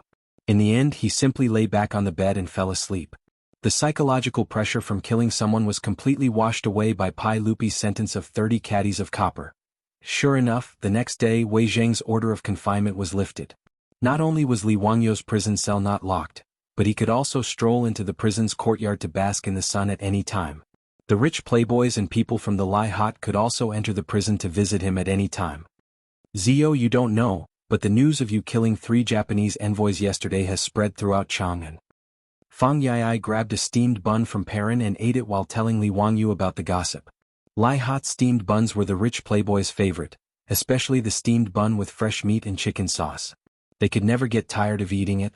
Li Wangyu looked at the guy who ate without washing his hands in disgust and quietly avoided the steamed bun that he had just touched. I'm afraid the news was spread by those aristocratic families, right? Hee, most likely it was them. I'm dying of laughter. A few days ago, those aristocratic families were desperately promoting how absurd and unruly you were and that building a nun's toilet was an attempt to reverse ethics. But in just one night, everything changed. Everyone in Chang and is talking about how you confronted those despicable and shameless Japanese and how you mercilessly killed them. In addition to degrading those Japanese envoys to be worthless and rude, they are also promoting how brave you, the county count of Hu County, are. I'm dying of laughter. The rich playboys naturally knew about the dispute between the aristocratic families and Li Wangyu. Seeing that the aristocratic families were pinching their noses and promoting Li Wangyu's bravery and fearlessness in Chang, and they almost laughed their teeth out. In fact, how could Wang Rinyu, Zheng Yuanshou, Cui Xian, and the others not feel uncomfortable? They felt as uncomfortable as if they had eaten a dead fly. But the aristocratic families were quite thick-skinned. Compared with suppressing Li Wangyu, making Pai Lupi feel uncomfortable was more important for them. The aristocratic families had the same attitude as Pai Lupi. They didn't care about the Japanese at all. But they didn't want to see the Japanese send a large number of envoys to the Tang Empire to raise Pai Lupi's imperial prestige. The aristocratic families had to choose the lesser of two evils. Naturally, they could only choose this. Li Wangyu didn't care about this. Sending envoys to the Tang Empire was something that Pai Lupi would fight with the aristocratic families. It wasn't his place to worry about it. What's more, Pai Lupi had Fang Xianling, Du Ruhui, and Zhang Sun Wuji by his side to give advice. It wasn't something that a political newbie like him could participate in. In comparison, Li Wangyu was more worried about him wanting to build a toilet. Perrin, why didn't Changqing come? Li Wangyu took a bite of the delicious bun and turned to ask Perrin. After a night of rest, Perrin was now lively again. She made a face at Li Wangyu and said, Sister Changqing was worried about you all night, but she said that the sage wouldn't make things difficult for you because of the Japanese. She said that she wanted to take revenge for you. When the shop opened this morning, Sister Changqing went out. I don't know where she went. Li Wangyu heard this and was a little stunned. Take revenge for me? What does my beautiful boss want to do? Chapter 531. Li Wangyu was deeply worried about his beautiful boss wanting to take revenge for him. He wasn't worried about his beautiful boss, but he was afraid that his beautiful boss would make things too big and it would be difficult to clean up. Although his beautiful boss was only in charge of the carriage business and underwear business in the Tang dynasty, she was not an ordinary person. In the future, his beautiful boss was able to become Li Wangyu's boss at the age of 24. She didn't rely on a degree from the University of Pennsylvania, but on her own ability. Although after transmigrating to the Tang dynasty, because of her gender and her lack of familiarity with the Tang dynasty, the beautiful boss kept a low profile. However, Li Wangyu was sure that if his beautiful boss really wanted to stir up trouble, she would definitely cause a lot of trouble. However, Li Wangyu was looking forward to it. As a strong woman in the future, it would be quite interesting to fight with the natives of the Tang dynasty. Li Wangyu couldn't help but think of the other strong woman of the Tang dynasty, Wu Meinyang Wu Zetian. He wondered what it would be like if his beautiful boss and the famous empress met. However, Li Wangyu couldn't help but laugh when he thought about it again. Wu Meinyang was born in the 7th year of Wu De and was only 4 years old now. No matter how monstrous she was, she could only be trained by her beautiful boss. Recalling the history of the Tang dynasty in his mind, it seemed that Wu Zetian and her family were still living in Jingzhou. Wu Meinyang would only move back to Chang and with her mother in the 9th year of Jingguan when her father, Wu Shiqin, passed away. That year Wu Meinyang should be 12 years old. Thinking of this, Li Wangyu rubbed his chin and wondered if he should do something at that time. If he could be the teacher of Li Qingqian, Li Tai, and the future Li Ji, then be the empress's teacher, it would be a very interesting thing. However, it was still too early to talk about this. As for what his beautiful boss wanted to do, Li Wangyu couldn't stop her. In short, his beautiful boss shouldn't be at a disadvantage. After understanding this, he decided not to care about it anymore. He focused on the meat bun in his hand and ate his breakfast in peace. Just like that, Li Wangyu stayed in the prison of the censorate. Every day he would play mahjong and fight the landlord with the other rich kids. He also had 3 meals a day delivered by Perrin. His life was very comfortable. Other than not being able to leave the prison of the censorate, everything else was no different from being in his own residence. Moreover, in the eyes of the prison head and the prison guards, Li Wangyu, the county count of Hu County, had taught the Neon people a lesson for them. Therefore they were very grateful. In addition, everyone was afraid of Li Wangyu. That day, Li Wangyu killed 3 Neon people without saying a word, which shocked the jailer greatly. And Li Wangyu was also very generous, throwing out a lot of copper coins. This group of prison heads and jailers wished they could worship Li Wangyu as if he was their ancestor. 2 on 2. Fang Yai threw out his cards and asked Wei Shuyu, Shuyu, did your master say how long it will take for Zio to get out? It's been a few days. It's really boring to play mahjong in this prison every day. For on 3 bomb. Wei Shuyu threw down the bomb proudly. My master doesn't have the final say in this matter. The saint has to say it. I think it will be soon. Hasn't the old man Tuoba's coffin been stopped for 5 days? In 2 days it will be time to bury him. I think after he is buried, Zio should be able to get out. Li Wangyu looked helpless. I can't afford it. But this old man Tuoba really had nothing better to do. He killed himself for no reason and now he's blaming me. How can you reason with him? Pass. Shiyu, do you know how to play mahjong? Zio is the landlord. Why did you bomb me? If you ask me, this old man Tuoba is very powerful. He can hang himself to death. He is very capable. When Li Wangyu heard his words, he stopped playing mahjong. Brother Yai, what do you mean? Hee, I heard it from others. It is said that old man Tuoba has been ill since the beginning of spring. After he was sent to Hu County by the saint, his illness worsened. Think about it, this old man Tuoba was so sick that he was about to die. It would be normal for someone of his age to take poison or slit his wrist to commit suicide. However, old man Tuoba actually climbed up to the roof and hung himself to death. TSK. Impressive. Does this count as vigorous despite his age? Fang Yai was originally making fun of Tuoba Xingyang. However, after he finished speaking, the 2 brothers, Du He and Du Go, who were watching from the side, couldn't help but slap him on the back of his head. *CK. Why did the 2 of you hit me? Fang Yai was stunned by the beating and immediately became furious. Du He and Du Go were so angry that they used their hands to hit Fang Yai's head. Are you stupid? Why didn't you say something so important earlier? Do you have a pig's brain? You didn't ask. Why should I tell you? Fang Yai didn't react. Li Wangyu was speechless. Was this pig's brain really only filled with muscles? He even suspected that Fang Xianling was cuckolded when she gave birth to his son. Or did the midwife drop his head on the ground when she gave birth? No wonder Fang Yai in history would follow that woman Gao Yang to rebel. He was really stupid. Brother Yai, since you have already guessed that old man Tuoba was seriously ill, how could he have the ability to commit suicide by hanging himself from the roof? Have you never doubted it? Li Wangyu rolled his eyes. Doubted what? Fang Yai didn't understand. Then he suddenly widened his eyes and looked at the crowd in disbelief. Do you mean that old man Tuoba didn't have the ability to commit suicide by hanging himself from the roof? However, that group of old men lied and said that he committed suicide by hanging himself? Wei Shuyu came over and said coldly, it is even possible that old man Tuoba was strangled to death by others. This is impossible, right? That's a 5th grade scholar of national studies. Who would be so bold? Who would dare to murder an official of the imperial court? Fang Yai muttered. That might not be the case. Just look at how many people have benefited from old man Tuoba's death. That group of old men who were chased away by the sage to Hu County are now back. This group of people might be willing to do such a thing for their own positions. Zio was even wronged and was sent to prison because of this. Do you think it is possible? Wei Shuyu said coldly. Fang Yai was speechless. He wasn't really stupid. He just didn't think in that direction before. But this is just our suspicion. What use can it be? Can we go to old man Tuoba's residence and open his coffin for an autopsy? Old man Tuoba even left a blood letter. This matter is already set in stone. What else can we do? Fang Yai muttered. Li Wangyu thought for a long time. His eyes lit up. He reached out and waved at the rich kids. A few of them gathered together and whispered. Chapter 532. Every time the drum of Chang'an was beaten, the huge city would slowly fall into a deep sleep and become extremely silent. At 9 o'clock in the modern world, other than Pingkong Square and Chongren Square, the other places in Chang'an had already fallen into silence. The censorate was already empty.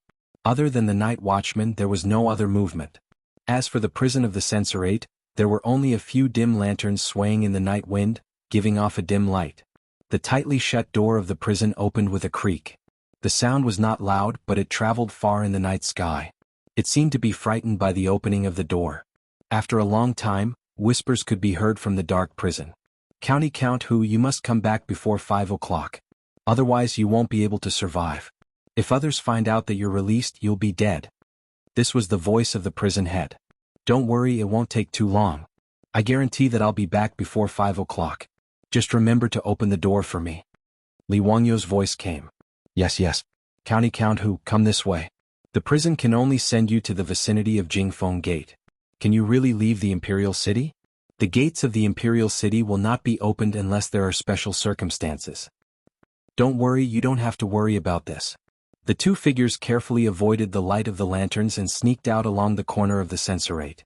Carefully avoiding the patrolling soldiers, they arrived near Jingfeng Gate and Li Wangyu sent the prison head away. At this time, in a dark alley near Jingfeng Gate, there was already a carriage waiting there. The wind lantern hanging on the carriage had the word Wei written on it. This was not the carriage of Wei Zheng's residence, but that of Duke Wei Fang Xianling. Wei referred to his title. Li Wangyu hid in the darkness and picked up a small stone to throw on the carriage, making a soft sound. A few heads immediately popped out of the carriage. They were Fang Yai, Wei Shuyu and Du He. Damn. Zio, do you dare to dawdle a little more? By now, Fang Yai and the others had all learned Li Wangyu's catchphrase. Li Wangyu hurriedly got into the carriage. Bullshit, do I have to wait until now to sneak out? Let's go, let's go. I have to be back before 3 in the morning. Otherwise, the jailer will be in trouble. I know. We still have plenty of time. What are you afraid of? You won't be discovered if you use your family's carriage, right? Li Wangyu asked. Fang Yai smiled proudly and said, Don't worry, my father is in charge of guarding the imperial city today, he won't use a carriage. Moreover, I added sealwort to his tea. My father has already fallen asleep in the office. He won't wake up until dawn. In order to prevent sudden events, the big shots of the palace secretariat, Shangshu, and Minxia provinces would take turns to stay on duty in the imperial city in case there were emergency matters that needed to be dealt with at night. After Fang Yai finished speaking, he personally ran to drive the carriage. Tonight, in order to keep it a secret, he didn't bring the carriage driver with him. The carriage slowly moved and soon arrived in front of the Jingfeng Gate.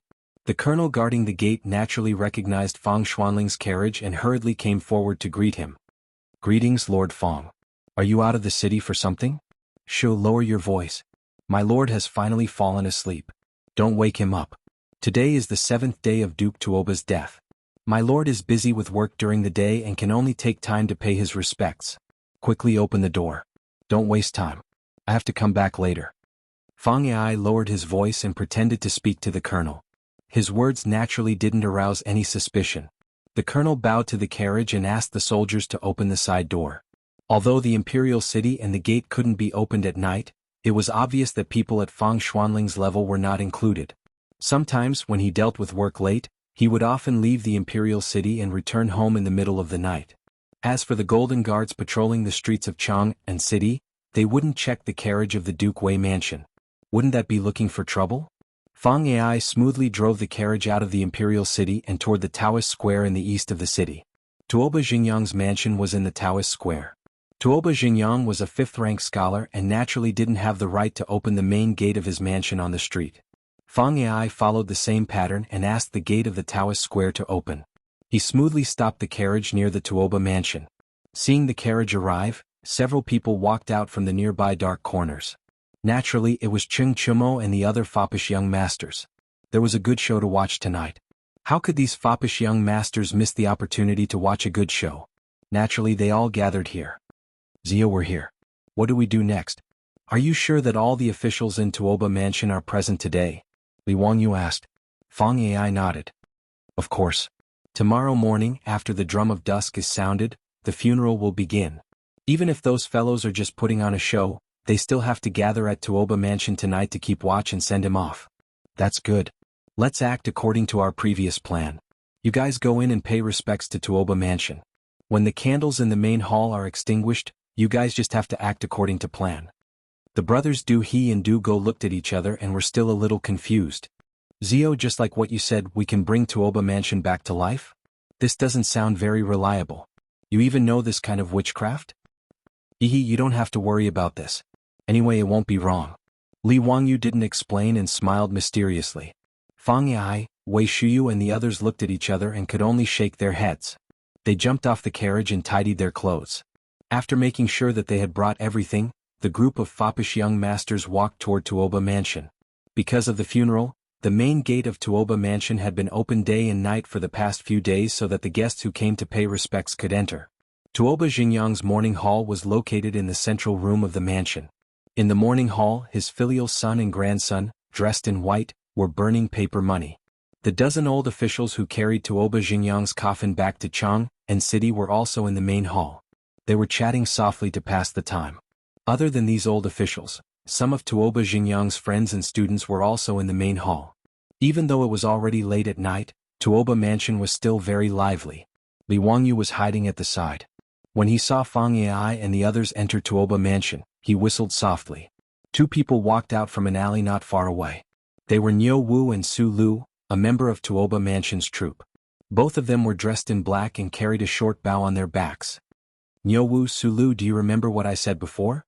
When Fang Yai and the others are done paying respects, shoot stones with your bows and arrows to extinguish all the candles in the main hall. Is that okay? Niu Wu nodded. Don't worry, Langjun.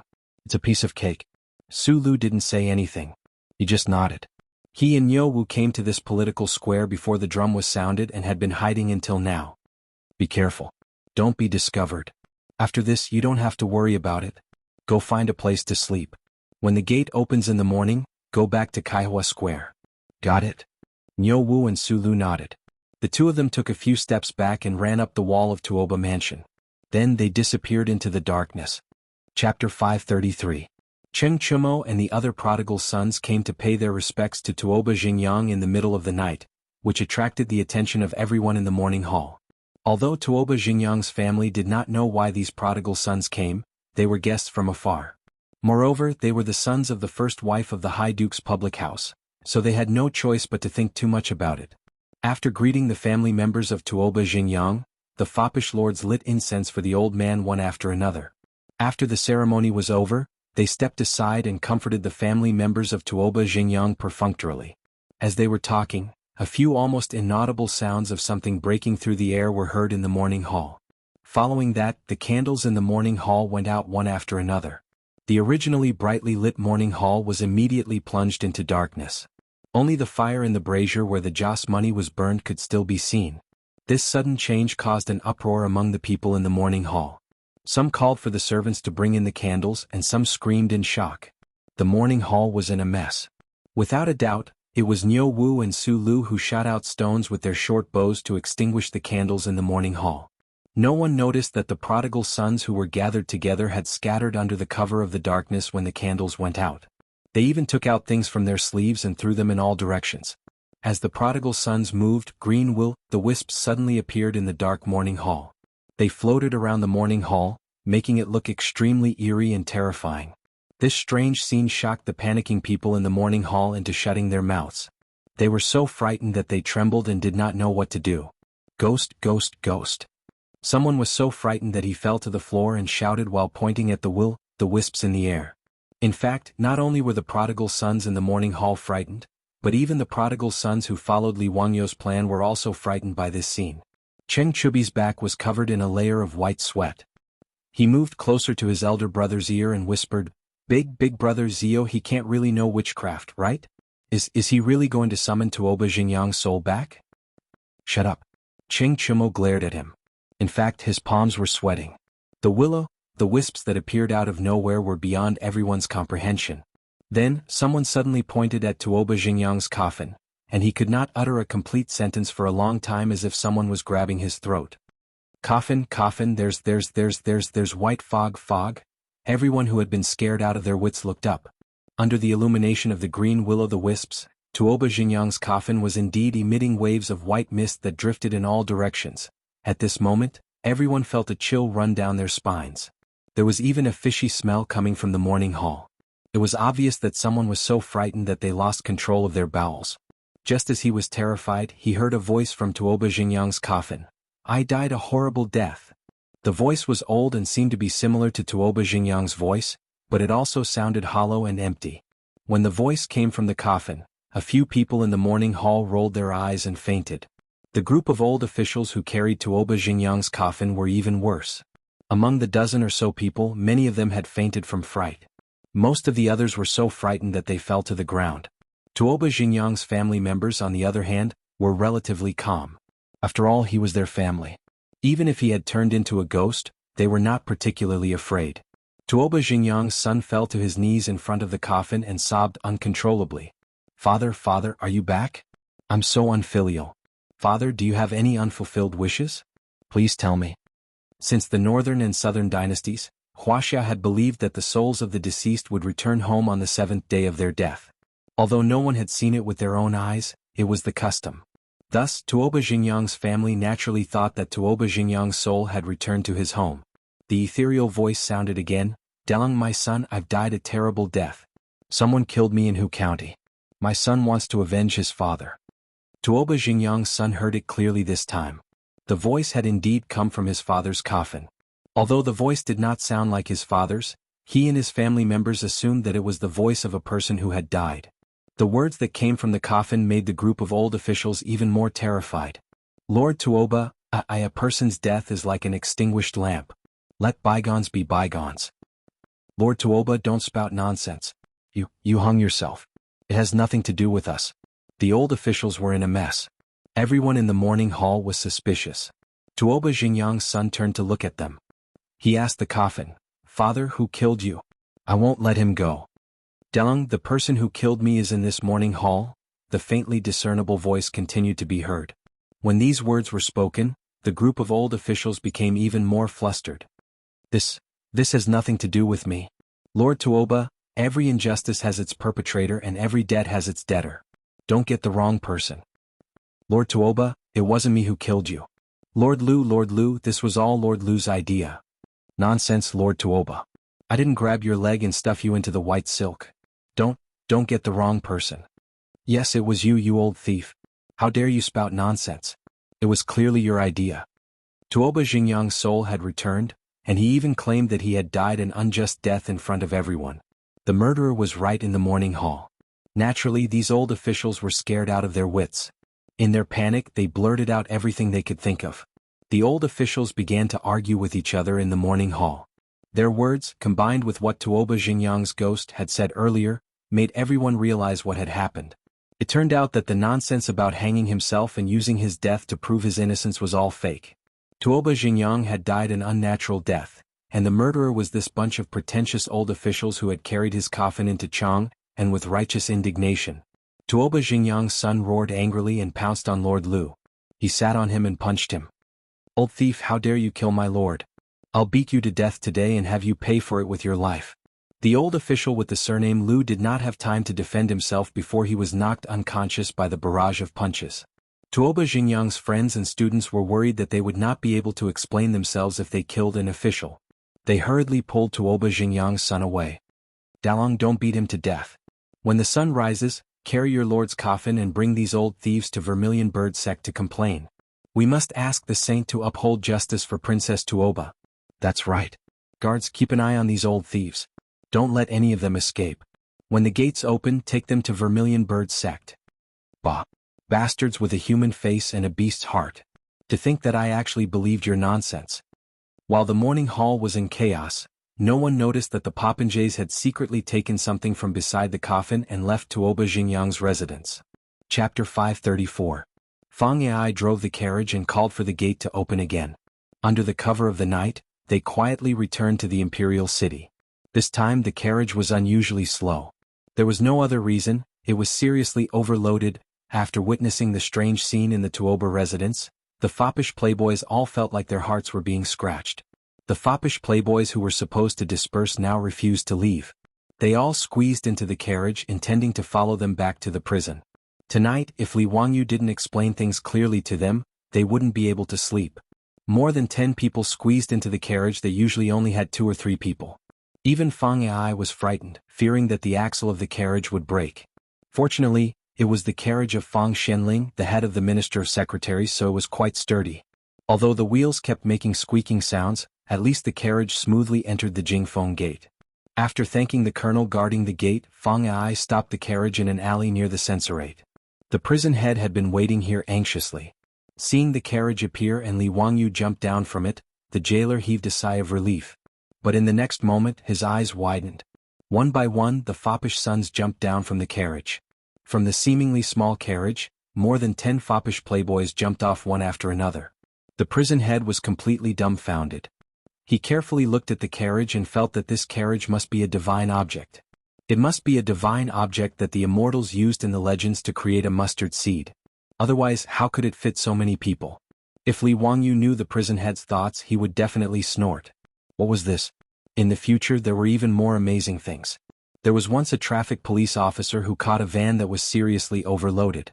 In a van that was supposed to carry 6 people, 35 people were stuffed into the Guinness Book of Records. That was magical. The crowd followed the prison head and quietly slipped into the prison like thieves. After the prison door was locked again, the crowd burst into unbridled laughter. Cheng Chumo threw a gold ingot to the prison head. "You did well today. This is your reward. Keep your mouth shut. Don't go out and talk nonsense. If I hear some rumors, be careful of your bones." Yes. Young Duke, don't worry. I won't know anything after I leave." The jailer took the gold and smiled so widely that his eyes couldn't be seen. Everybody returned to Li Wangyo's luxurious prison cell.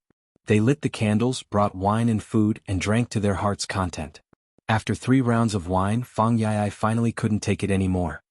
He put down his wine glass and asked, "Zio, explain to your brothers what happened tonight." These words were naturally what all the silk pants wanted to know. They all looked at Li Wangyu, hoping for an explanation. In this regard, Li Wangyu chuckled. "Actually, it's nothing much. I just wanted to trick them.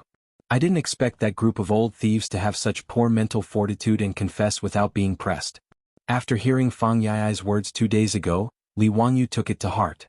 He had Niu Wu go to Hu County and find Yang Quan, asking him to help investigate Tuoba Xingyang. Yang Quan naturally knew that Tuoba Xingyang had hanged himself. When the news spread that day, he was the one who led the Yamen runners to Tuoba Xingyang's room and untied the old man from the white silk hanging from the ceiling.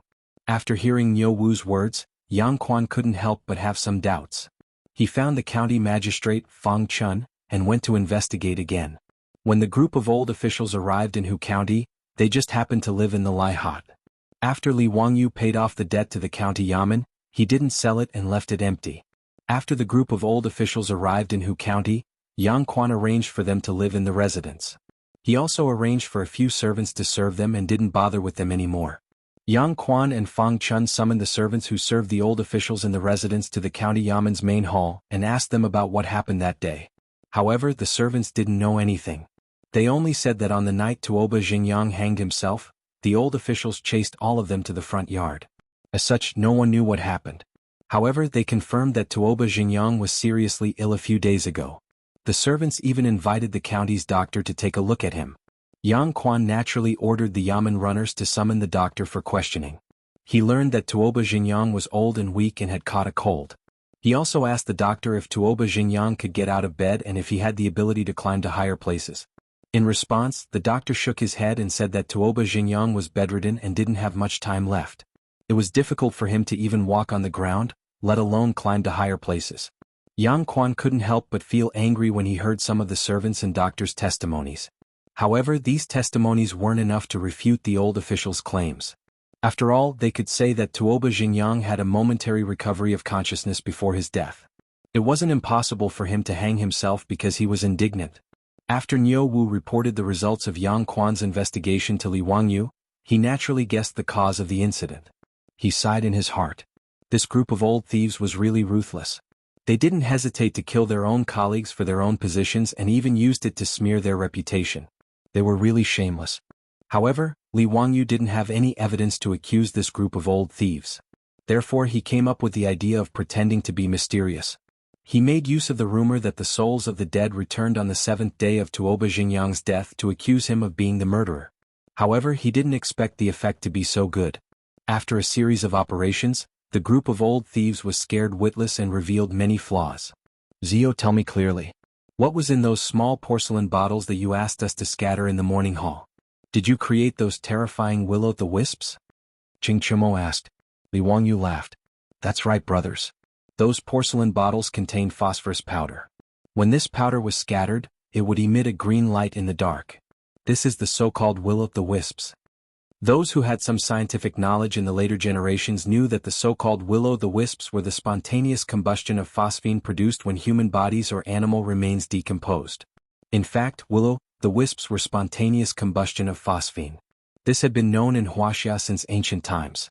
In the Jin dynasty's natural history, it was written, where a battle dies, its blood accumulates over the years and turns into phosphorus. When the phosphorus touches the ground and the plants are dew-like, it is slightly invisible. When pedestrians or people touch it, the human body will emit light. However, very few people knew about this. Most people still firmly believed that it was will-o'-the-wisps.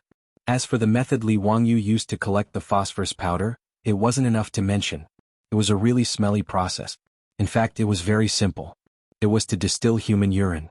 The white powder obtained in the end was sodium phosphate.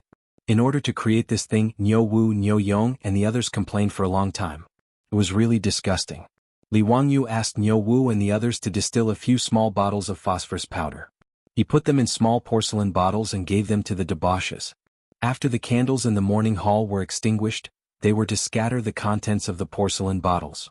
Naturally, the wisps were formed. To put it bluntly, it was not even worth mentioning. The debauches finally understood that what they scattered was actually extracted from human urine. Each and every one of them was extremely disgusting. F***ck. Zio, you're too disgusting. You actually let us scatter such a filthy thing in our hands. Deal with this bastard. Following Fang Ai's shout, the debauches swarmed forward and ravaged Li Wangyu. Chapter 535. Under the threat of the silk pants, Li Wangyu had no choice but to confess everything. The smoke coming out of the coffin was naturally the result of dry ice meeting water. Making dry ice was introduced in the science textbook of the 4th grade. The reaction of vinegar and baking soda produced carbon dioxide. A bottle filled with carbon dioxide could be cooled in the refrigerator. There were no refrigerators in the Tang dynasty, but there were ice cubes made from saltpeter. Dry ice could also be obtained by cooling them. When dry ice met water, it would turn into gas and sublimate rapidly. The temperature of the surrounding air would drop, and the water vapor in the air would condense into countless water droplets, producing fog. This was actually very simple physical and chemical knowledge.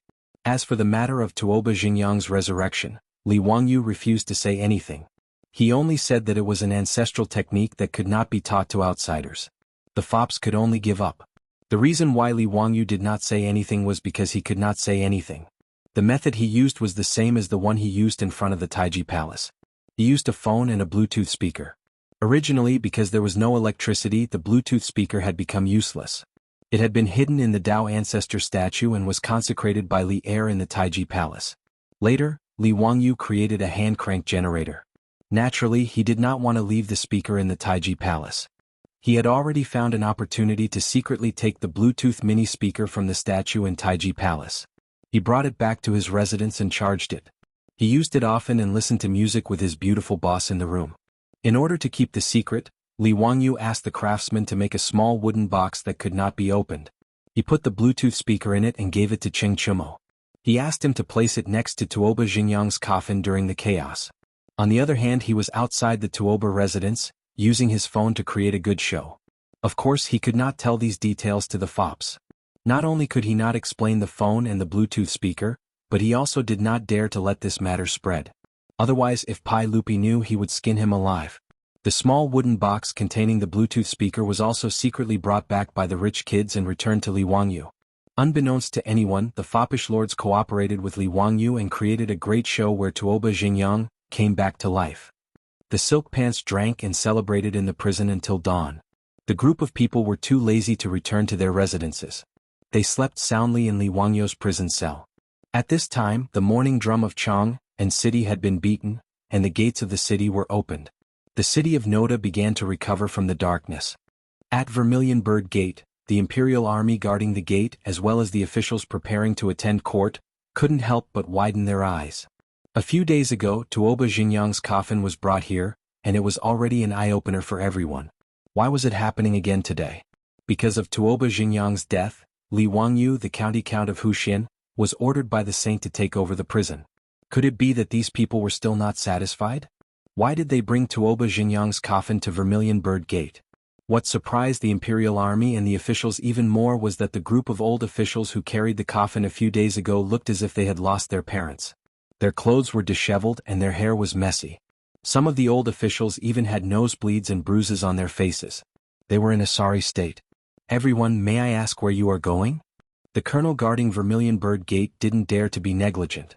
He hurriedly ordered the imperial army to stop the group of people. He didn't dare to let this group of people into the imperial city. "We are going to the censorate to complain." Tuoba Xingyang's son was wearing mourning clothes. He knelt down while holding the coffin. "My lord was murdered by these old bastards. We are going to the censorate to report these old bastards." "Colonel, please help us pass the message." Tuoba Xingyang's son was also an official in the imperial court. Although his rank wasn't high, he was only a rank 8 East Market deputy. However, many of the officials outside Vermilion Bird Gate knew him. When they heard what he said, they were all shocked. An official who was familiar with him immediately asked, "Dalong, what nonsense are you talking about?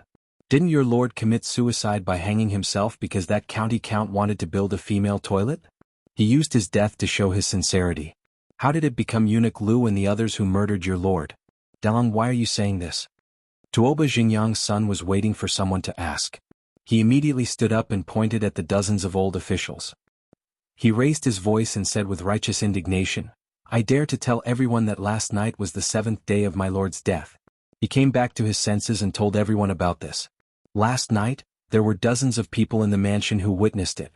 Moreover, these old bastards blamed each other in panic and admitted that they murdered my lord. His words immediately caused an uproar among the surrounding officials. The group of people who had witnessed this in Tuoba's palace last night also spoke out to testify. The group of old officials lowered their heads and didn't say anything. They didn't defend themselves at all. It was obvious that they agreed with Tuoba Xingyang's son's accusation. This caused the officials to discuss even more. What? Tuoba Xingyang came back to his senses? Last night was the 7th day of Tuoba Xingyang's death. That's when he came back to his senses.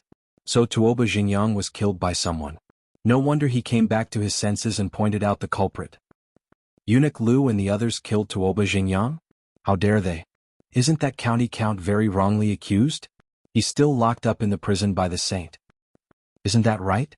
Eunuch Lu and the others said that Tuoba Xingyang used his death to show his sincerity and forced the saint to issue an edict to throw him into the prison. Now there's a show to watch. Just wait and see.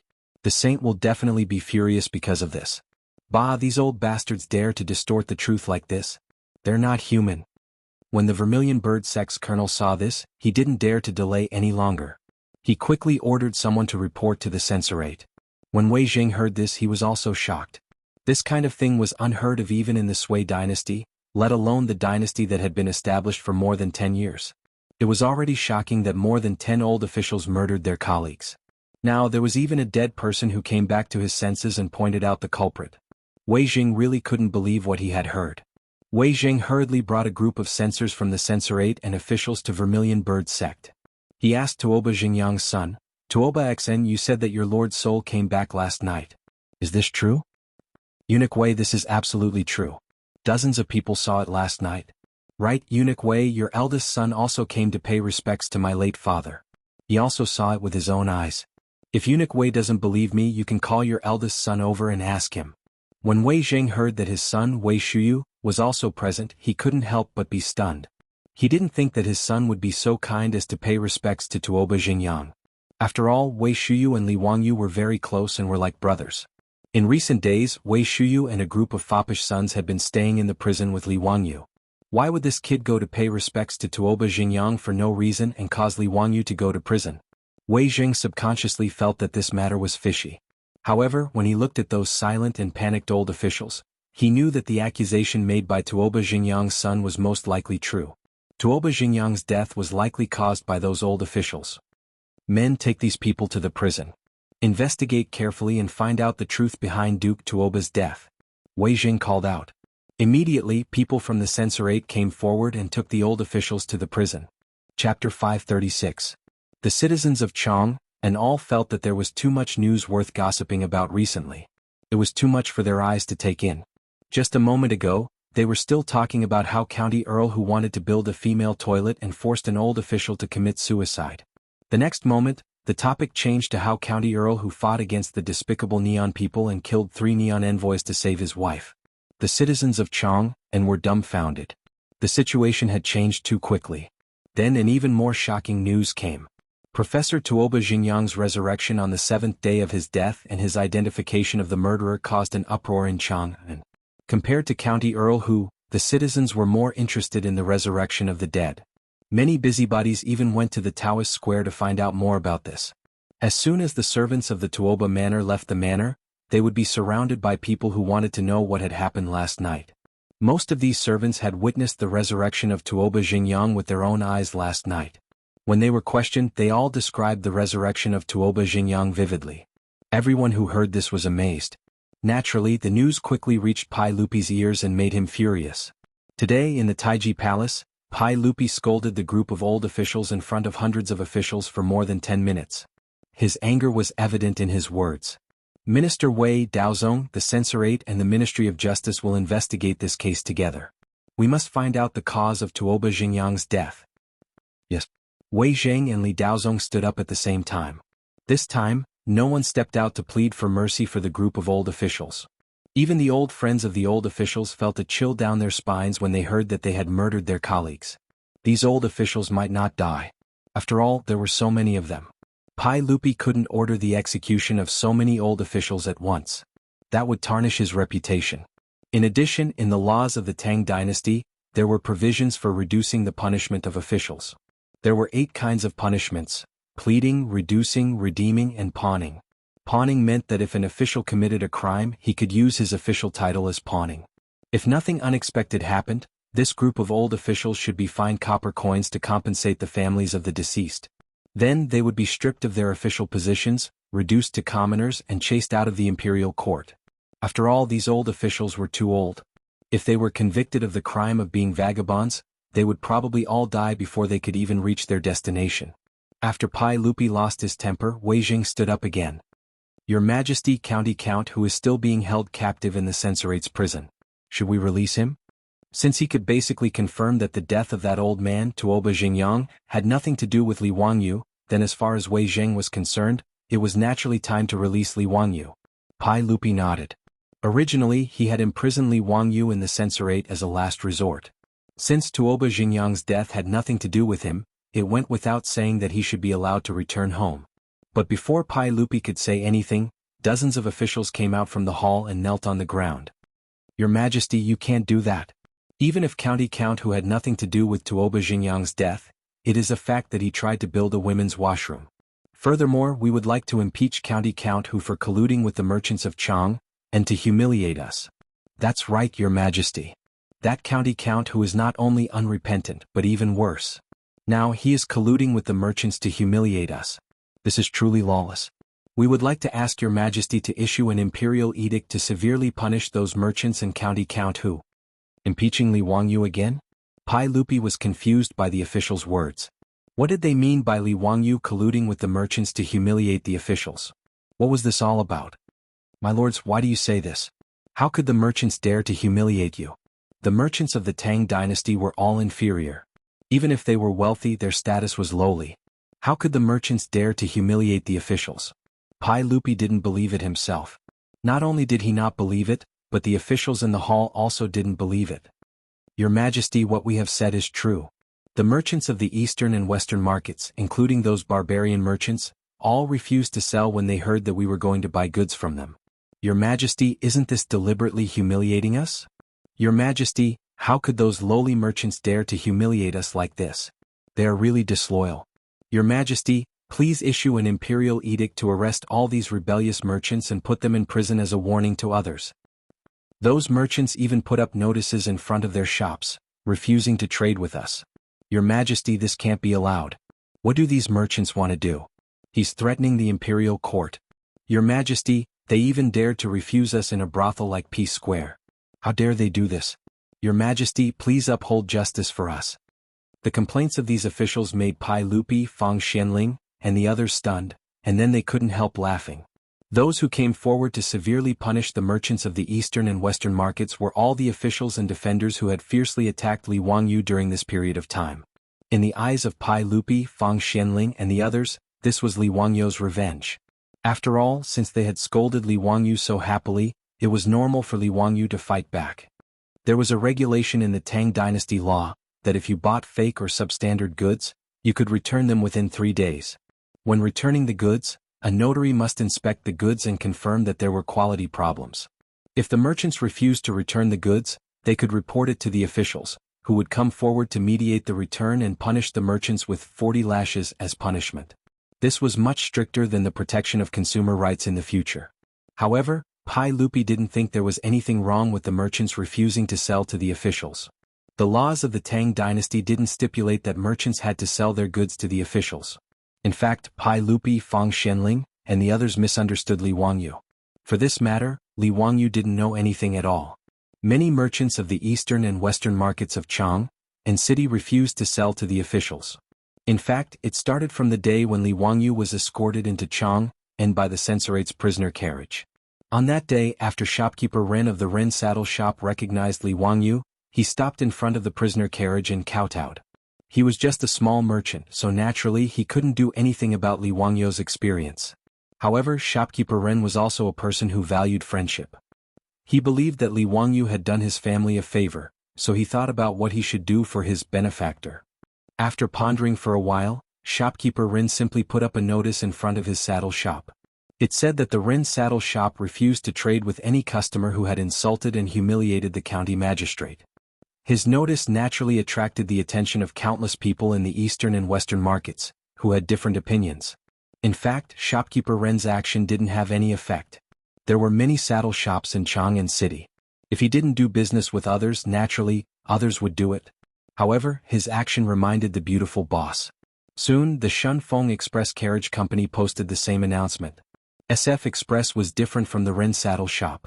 Nowadays, all the merchants in the eastern and western markets of Chang and city needed to use SF Express four-wheeled carriages to transport goods. What was more, Pai Lupi had given all the freight business in Chang and city to SF Express. In addition, with the support of Empress Zhang's son, SF Express had an absolute monopoly in Chang and city and had great influence. Before those merchants could think clearly about whether they should do the same, the biggest grain merchant in Chang and city, Cho family, also posted the same notice, advancing and retreating with SF Express. Then in Chang and city, all the barbarian merchants of Sut also posted the same notice. Even the barbarian wine shops refused to enter the officials who had insulted the county magistrate. Next it was Pingkong Square. Those painting houses and brothels also posted the same notice. Chapter 537. While Li Wangyu was still thinking about how to play the devil, the eastern and western cities of Chang, and as well as Pingkong Square, quietly launched a silent protest. Needless to say, the Cho family, Cho Yuanliang, Cho Kun, and Li Wangyu could be said to be on the same side. Many of the officials in Chang and already saw the Cho family as Li Wangyu's direct line. Cho Kun owned 10% of the carriage company, supplied all the raw materials for the brewery, and also managed the beverage vending machine business. No matter how one looked at it, the Cho family and the Huxin family were one and could not be separated. Advancing and retreating with the carriage company was the Cho family's inevitable choice. As for the Sogdian merchants, they stood up at this time because of the Zoroastrianism Sabeo and Milliman's intentions. Ever since Li Wangyu created the sacred sun fire in front of everyone, the Zoroastrianism of Chang, and became more and more prominent in the Zoroastrianism. Originally, Milliman wanted to see how Li Wangyu created the sacred sun fire, but due to the influence of the other rich people, he did not take action. However, before Milliman could think of anything, Li Wangyu had been promoted several times and became the famous founding county of the Tang dynasty. Naturally, Milliman completely extinguished that little thought. Since he could not make threats and promises, Milliman naturally chose to build a good relationship with Li Wangyu. Mobilizing the shops of the Sogdian people, following the carriage company and the Cho family to boycott the officials, and doing a favor to Li Wangyu was a good choice. If the Zoroastrianism needed to light up this sacred sun fire in the future and asked Li Wangyu for help, they would also have a relationship. As for the brothels in Pingkong Square, it was even simpler. Firstly, those brothels were attracted to Li Wangyu's talent and were willing to cheer for him. Li Wangyu's poems were all classics. Which of the brothels in Pingkong Square did not know how to sing? Lu Yong of the Northern Song dynasty was poor and dejected. With only a few good poems, he attracted countless prostitutes to offer themselves to him. Not to mention, Li Wangyu was a talented, rich and good-looking young man. Xiaolang was only 16 years old. Which girl didn't love him? As for those fat officials, who would like them?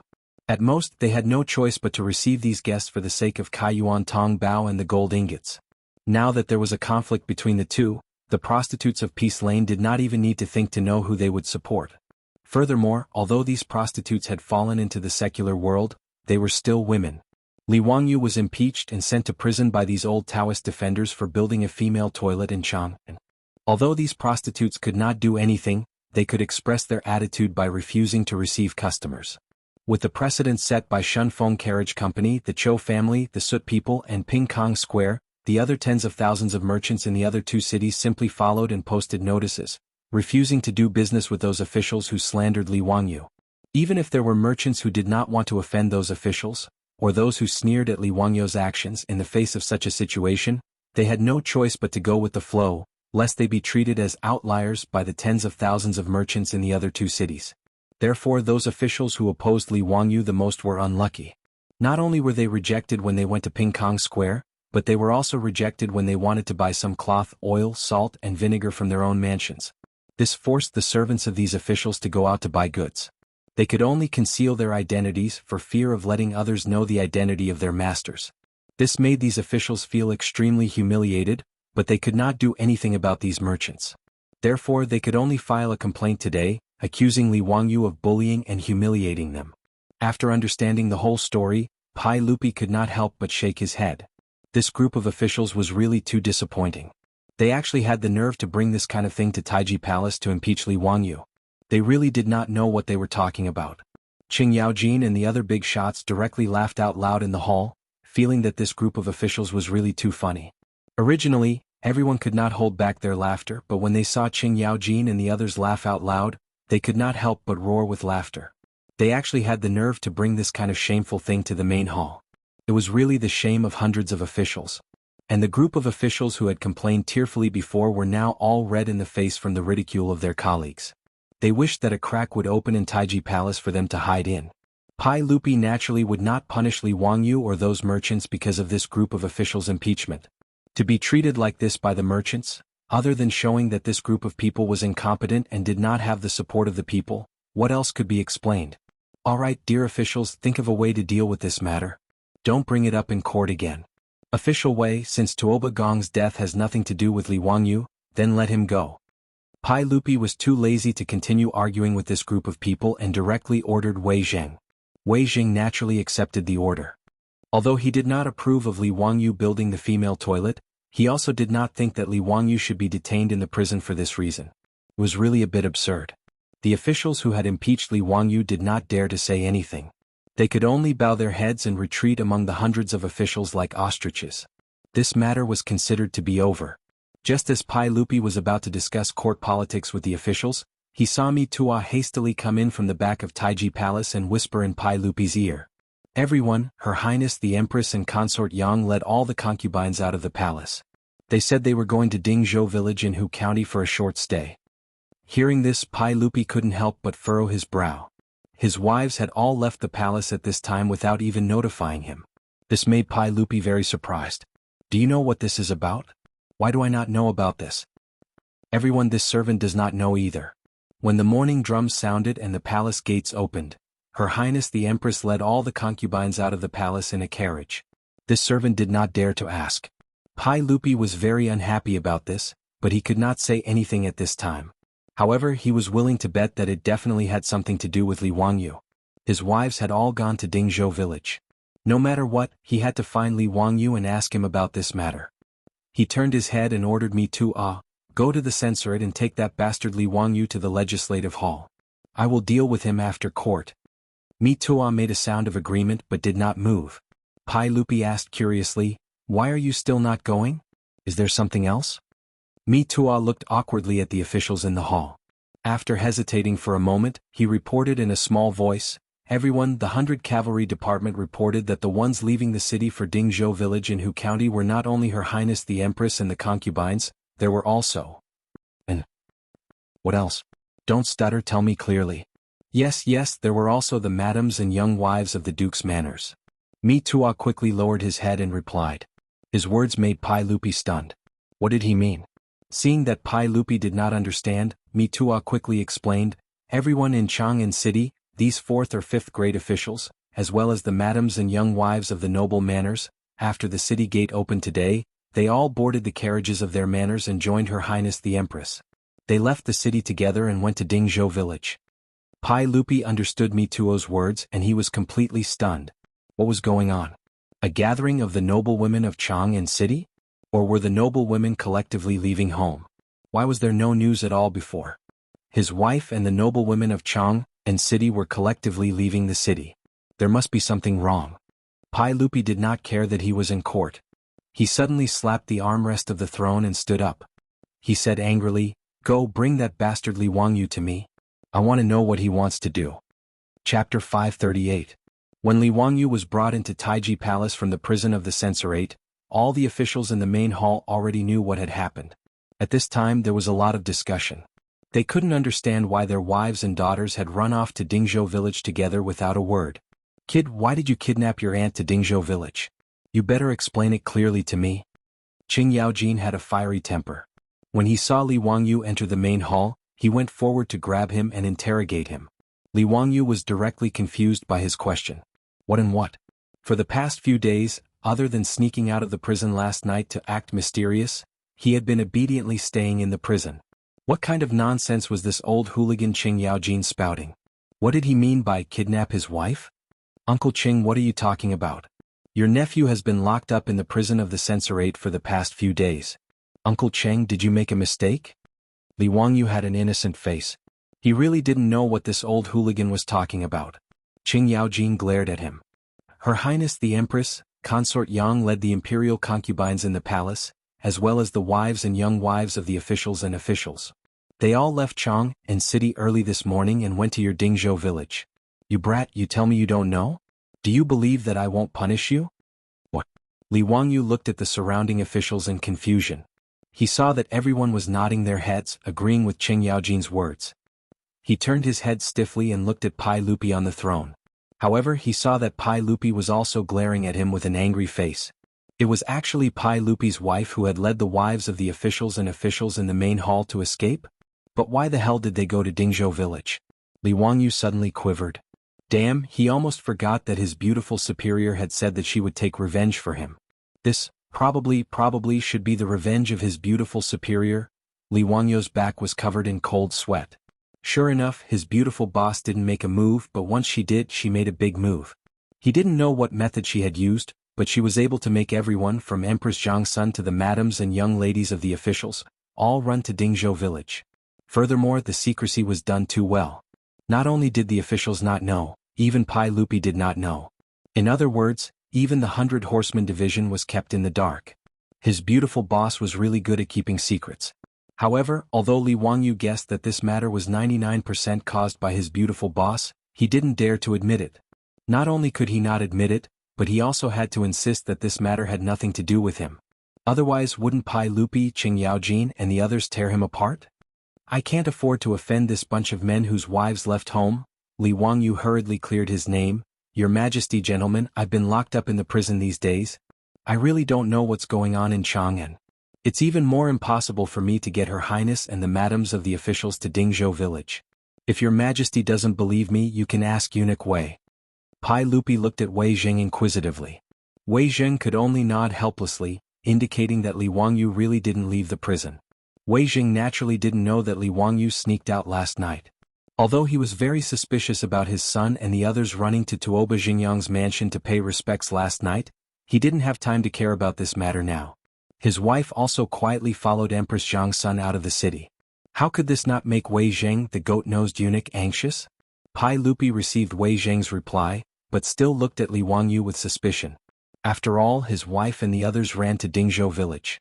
If this matter had nothing to do with Li Wangyu, he wouldn't believe it. He wasn't the only one who didn't believe it. Qing Yaojin, Fang Xianling, and the others also didn't believe it.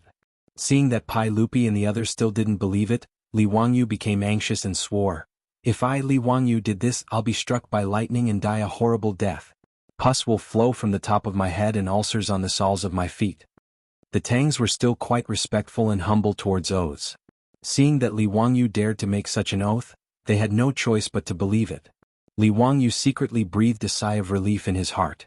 This matter really wasn't done by him. At most, he just guessed that it was done by his beautiful superior. He definitely didn't violate the oath. "Ziyu, do you know why my Guanyin maidservant went to your Dingzhou village?" Lier spoke out and asked. Li Wangyu shook his head like a rattledrum. "I don't know. Maybe she felt bored in Chang'an City and went to relax?" He didn't lie. He guessed that his beautiful superior was avenging him, but he really didn't know why Empress Zhang's son and the others went to Dingzhou village. At this point, Pai Lupi naturally didn't have the mood to hold any court meetings. It was more important to figure out what his wife went to do. After hastily announcing the adjournment of the court, Pai Lupi prepared to personally go to Dingzhou village to see what Empress Zhang's son and the others were up to. In this hall, nearly half of the officials and nobles didn't leave. They planned to follow Pai Lupi to Dingzhou village. Li Wangyu naturally wanted to slip away. No matter what his beautiful superior wanted to do, it was best for him not to get involved. But he wanted to run, but Pai Lupi wouldn't let him go. Zio, lead the way. I and everyone else will follow you to Dingzhou village. In response, Li Wangyu could only rub his nose with an awkward smile and follow Pai Lupi and the others out of Taiji Palace. The large group of people rode out of Chang and city and headed in the direction of Hu County. When they arrived at Dingzhou village, they found out that Empress Zhang's son and the other madams of the officials and nobles had indeed come here. Moreover, they had directly gone to Li Wangyu's manor. Bastard, you still dare to say this has nothing to do with you? Tell me, why did Her Highness and the others go to your manor? Qing Yaojin couldn't help but scold Li Wangyu. Uncle Qing, I really don't know. No matter what Her Highness and the others want to do, it has nothing to do with me. I died unjustly and was locked up in the Taiji prison. I really don't know anything about this. Pai Lupi waved his hand impatiently. That's enough. What's the point of saying all this now? Won't it be clear once we ask? Everyone urged their horses to pass through Dingzhou village and arrived in front of Li Wangyu's manor. However, at this time, the manor's door was tightly shut and there was no one in sight. Pai Lupi glanced at Li Wangyu, meaning to ask him to hurry up and open the gates. Li Wangyu helplessly urged his horse forward and shouted, "Open the gates, I'm back. Hurry and open the gates." He shouted a few times before the tightly shut door slowly opened. After the door was opened a crack, two heads popped out. They were none other than Aphrodite and Perrin. "Langjun, you're back? Langjun, did the sage let you go back?" As soon as the two girls finished speaking, they immediately noticed the large group of people behind Li Wangyu. When they saw Li Er riding on the horse, they couldn't help but playfully stick out their tongues. "Perrin, Aphrodite, it's broad daylight. Why are the gates closed? Hurry up and open the gates to welcome His Majesty in." Aphrodite and Perrin curtsied to Pai Lupi. "Greetings, Your Majesty. Greetings, Your Majesty. However, it's inconvenient for His Majesty to enter the manor today." Chapter 539. Li Wangyu was stunned by the two girls' words. What do they mean? They actually refused to let Pai Lupi in? When did these two girls of his become so bold? Pai Lupi looked displeased, and the officials and nobles were also in an uproar. The ladies of Li Wangyu's residence were too bold. They actually dared to stop a saint outside. Did they eat a bear's heart or a leopard's gall? Li Wangyu coughed lightly and was about to speak, but Perrin and Aphrodite bowed to him again. "Langjun, you can't return to the residence today either." "What? They're rebelling against the heavens. I can't even return to my own home? What are these women trying to do?" Li Wangyu was completely dumbfounded. Qing Yaojin had an impatient personality. He walked up and glared at them. "You two girls, make it clear to me. Why can't His Majesty and I enter the residence today?" Perrin wasn't afraid of his ferocious appearance and playfully stuck out her tongue at him. "Greetings, Duke Lu. Today all men are not allowed to enter the residence." "Why is that?" Pai Lupi finally couldn't help but ask. "In reply to Your Majesty, the residence is full of madams today. The lingerie store is releasing a new line of underwear today, so Her Majesty the Empress and all the other nobles were invited. Moreover, the residence is full of women now, and most of them are frolicking by the water. Their clothes are skimpy, so it's really inconvenient for men to enter." Perrin's answer left Pai Lupi and the other officials and nobles speechless. They couldn't bring themselves to say that they wanted to enter Li Wangyu's residence. No matter how beastly Pai Lupi was, he wouldn't openly run in to see the other madams of the officials and nobles. Her clothes were revealing and she was playing with water. Clearly, Li Wangyu's mansion was full of scenes of spring. Naturally, no man could be allowed to enter. Not to mention other people, if any man dared to enter Li Wangyu's mansion now, Pai Lupi would directly order people to slap him and send him to the palace to be a palace eunuch. Qing Yaojin, Fang Shenling and the others looked at each other. No one dared to say that they wanted to enter the Lai Hot. Li Wangyu on the other hand was thinking more. Releasing new underwear? Could it be a lingerie release? Victoria's Secret fashion show? His saliva was about to flow out, and he hated that he couldn't rush back to the manor right now. This was the man's dream show that he had only seen on TV and had never seen live in his previous life. Thinking of this, he couldn't help but ask, where did this model come from? Aphrodite clapped her hands excitedly. "Langjun, you really know this word?" "Yes, model." Sister Changqing mentioned it a few times but I didn't remember it. Those models were all invited by elder sister Changqing from the Peace Square and the Hu People's wine shops at a high price. Li Wangyu was speechless. As expected, his beautiful boss really knew how to have fun. But what was her purpose of bringing Empress Zhang Sun, as well as all the madams and young ladies of the civil and military officials to his mansion? Li Wangyu was still confused and didn't understand. Pai Lupi coughed softly and turned to look at the officials. Gentlemen, since the madams are gathering in Li Wangyu's mansion today, why don't we have a small gathering in Dingzhou village today? After the madams' gathering we will return to Chang and together. What do you think? What he meant was that Empress Zhang Sun and the others would have fun in Li Wangyu's mansion, while they would wait in Dingzhou village in case anything happened. Pai Lupi still felt that today's matter was full of strangeness. Even if they came to Li Wangyu's mansion to attend the underwear conference, they should have at least said hello. Not to mention that not only his wife and the concubines in the harem did so, but also the madams of the noble officials' mansions. This didn't make sense. Qing Yaojin, Fang Xianling, and the others naturally nodded at Pai Lupi's words. But Perrin bowed again. Your Majesty, I'm afraid that Her Highness and the madams won't return to Chang'an today. What do you mean? Why is that? Pai Lupi was stunned and quickly asked. Your Majesty, Her Highness and the madams think that Chang'an is too dirty, so they plan to stay in our mansion for a few days. When Chang'an becomes clean they plan to go back. Perrin's words immediately silenced Pai Lupi and the other officials. What did she mean? She thought that Chang'an was dirty? Whether it was Empress Zhang Sun, concubine Yang, or the madams of the other mansions, the places where they lived were spotless, if not shiny. Why did she think that Chang'an was dirty? Fang Xianling and Du Ruhui suddenly understood and couldn't help but turn their heads and glare at Li Wangyu. The officials and nobles present were not fools, including Pai Lupi. After everyone figured out the meaning of her words, they all turned their heads and glared at Li Wangyu. If their eyes could kill, Li Wangyu's body would have been full of holes. Uncle, everyone, why are you looking at me like that? I didn't do anything. This has nothing to do with me. Li Wangyu felt his hair stand on end from the way everyone was looking at him. He quickly waved his hand trying to clear his name. Qing Yaojin snorted and slapped him on the shoulder. Humph, it has nothing to do with you? Tell me, what did Her Highness and the others mean when they said that Chang'an was dirty? I don't know. Li Wangyu naturally knew, but he could only play dumb at this time. If it weren't for you bastard who wanted to build toilets, how could there be so many troubles? Humph, what do you mean by Chang'an is dirty? Aren't you talking about those yellow and white things?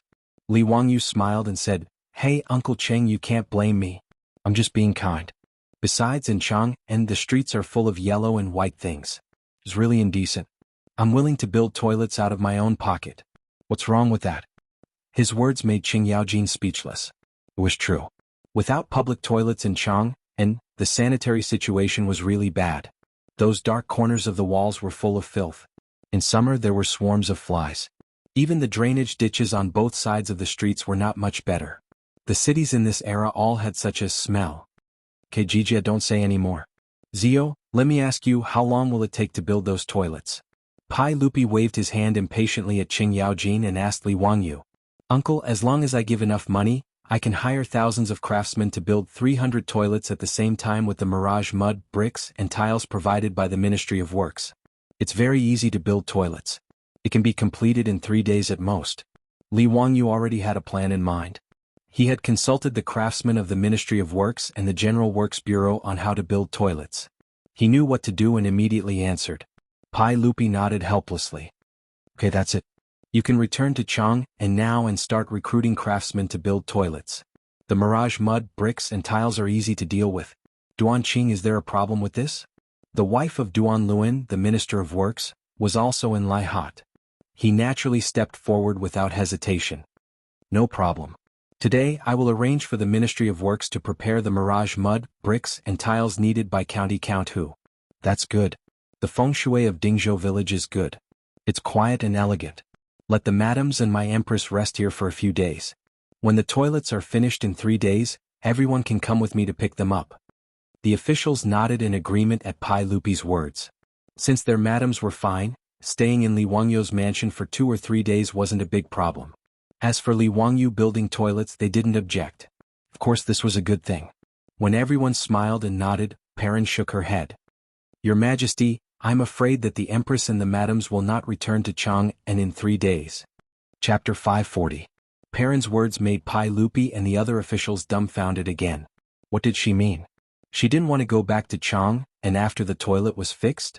Li Wangyu looked at the most honorable officials of the Tang dynasty looking at each other and almost couldn't hold back his laughter.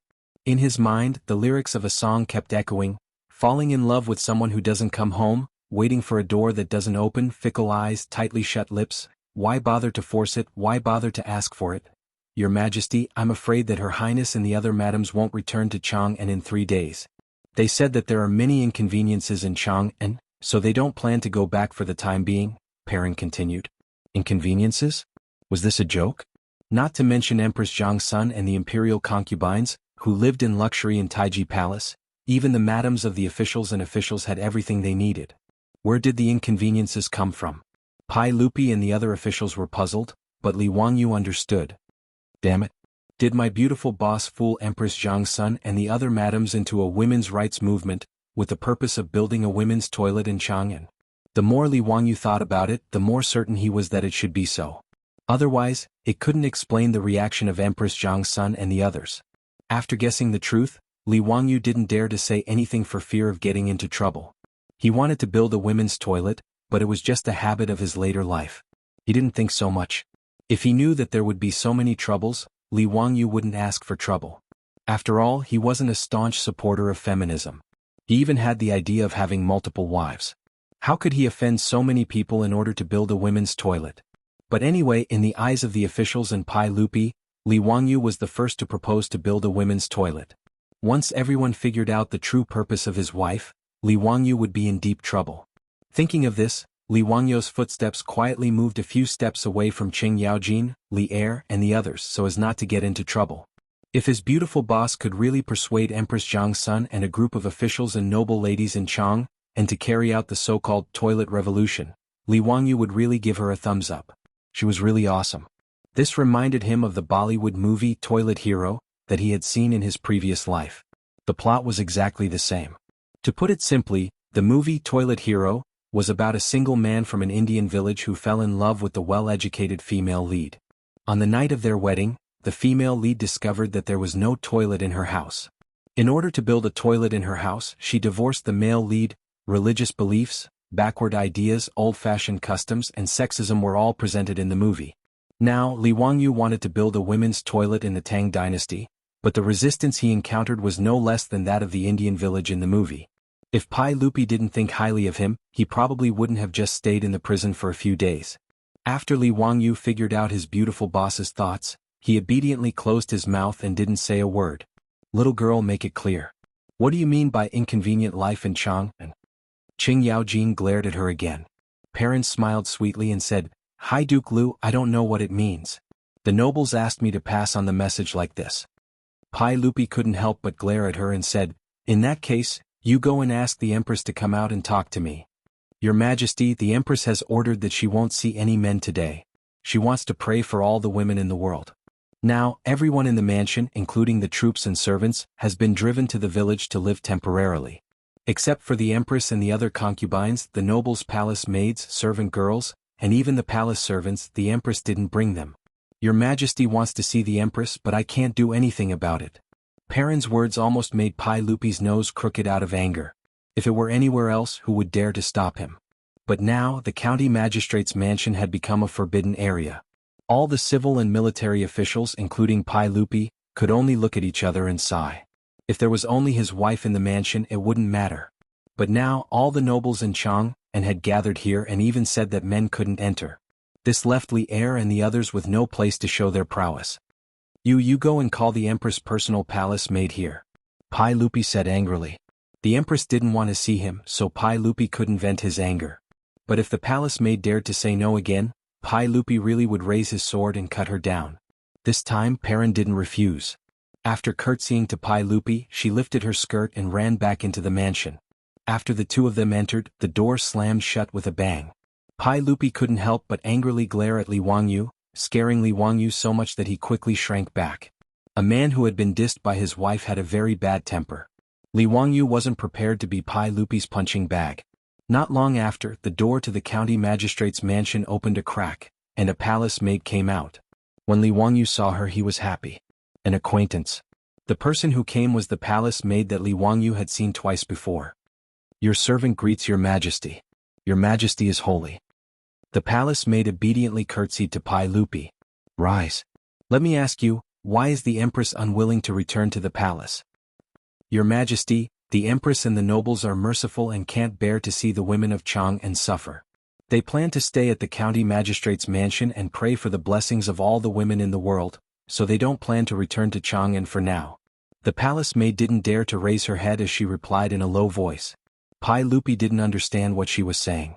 What did his wife and these nobles want to do? One moment they complained that Chang'an was dirty, the next they said that life was inconvenient, and now they wanted to pray for the blessings of all the women in the world. This completely confused Pai Lupi. On the side, Du Ruhui figured out the meaning. He hurriedly moved to Pai Lupi's ear and whispered, Your Majesty, the women's room? With this reminder, Li Ertsai came to a sudden realization. His wife had led a group of nobles away without saying goodbye and hid in Dingzhou village. So it was to hint to him that he should build a women's room in Chang'an. This was something that Pai Lupi hadn't thought of. After understanding the whole story, Pai Lupi couldn't help but turn his head to look for Li Wangyu. It was all this trouble caused by this bastard. Li Wangyu tried his best to shrink his body into the crowd and avoid Pai Lupi's gaze. He really admired his beautiful superior. To build a women's room, she was willing to spend so much money. He couldn't help but admire her. Men, have the imperial guards surround the county magistrate's mansion and protect the empress's safety. Don't let a single male fly in. Pai Lupi shouted loudly. Then he didn't want to waste any more words and turned to leave. The group of officials and nobles could only helplessly shake their heads and follow Pai Lupi. His wife wanted to cause trouble with the empress in order to force the emperor and the officials to agree to build a women's room in Chang'an. This matter left the officials speechless. There were even some old officials who couldn't help but spit in Li Wangyu's direction before angrily leaving. Li Wangyu could only awkwardly rub his nose and pretend he didn't see these angry officials. After all, in order to build this women's room, he had even spent time in prison. Now, Empress Zhangsun was leading a group of nobles in an uprising. Let's see how Pai Lupi and the officials would deal with it. Chapter 541. Since he could not enter his own mansion, Li Wangyu could only follow Pai Lupi and the others back to Chang'an. Fortunately, he had bought the house in Kaihua Square before, so he would not be homeless. Otherwise, he would have to run back to the prison for a few more days. However, as soon as he returned to Chang'an, Li Wangyu was summoned to the palace by the eunuchs before he had time to bathe and change his clothes. As soon as Li Wangyu entered the legislative hall, he saw Pai Lupi staring at him with a sour face. In the hall, Fang Xianling, Du Ruhui, Zhangsun Wuji and a few other big shots were also present. Everyone looked at him with an unfriendly face. Li Wangyu naturally knew this and began to cry out for justice without hesitation.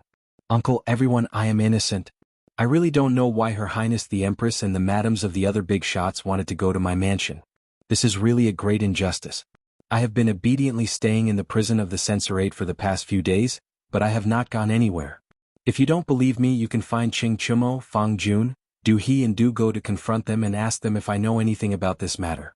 Besides, whether I have gone to the palace to seek an audience with Her Highness the Empress these days, you can ask me too. Li Wangyu's words made the faces of Pai Lupi and the others soften a little. Pai Lupi naturally knew that Li Wangyu had not gone to see the Empress these days. He did not believe that Li Wangyu had the ability to abduct all the noble ladies in Chang'an. But no matter what, it was Li Wangyu who had proposed to build the women's toilet, so Pai Lupi naturally wanted to settle the score with him. Don't talk nonsense. You were the one who started this, so how are you going to end this? You tell me. Pai Lupi threw the question to Li Wangyu. Li Wangyu scratched his head and looked at Pai Lupi and the other big shots. He said carefully, Uncle, everyone, from what I see, why don't we fix the women's toilet? It's not a big deal. This nephew promises that within 3 days, no, 2 days, all 300 toilets will be completed. Wouldn't that be a happy ending for everyone? Bullshit. Do I need you to tell me how simple it is? Pai Lupi's saliva almost sprayed onto Li Wangyu's face. Didn't you see what happened just now? You only brought up an idea and what happened? If you were to really fix it, who knew how big of a disturbance it would cause? If you don't think of a way to invite my Guanyin maid back to the palace, do you believe that I will really let you live in the prison? This nephew can't do anything about it. How can I change the Empress's mind? Uncle, aren't you forcing me to death? Li Wangyu said with a sad face. He really had no other way. Now that Empress Zhang's son had led the noble women of Chang and away, if Pai Lupi and the officials still didn't compromise, then there was nothing he could do. Seeing this, Fang Shenling could only stand up and mediate. Your Majesty, what Zio said is also reasonable. Since the Empress has already spoken, if the women's toilet still can't be fixed, where will she put her face? In my opinion, the women's toilet should be fixed. Since we want to fix the toilets, it's not right if we don't fix the toilets for women. I think the Empress and the others also have the same thought.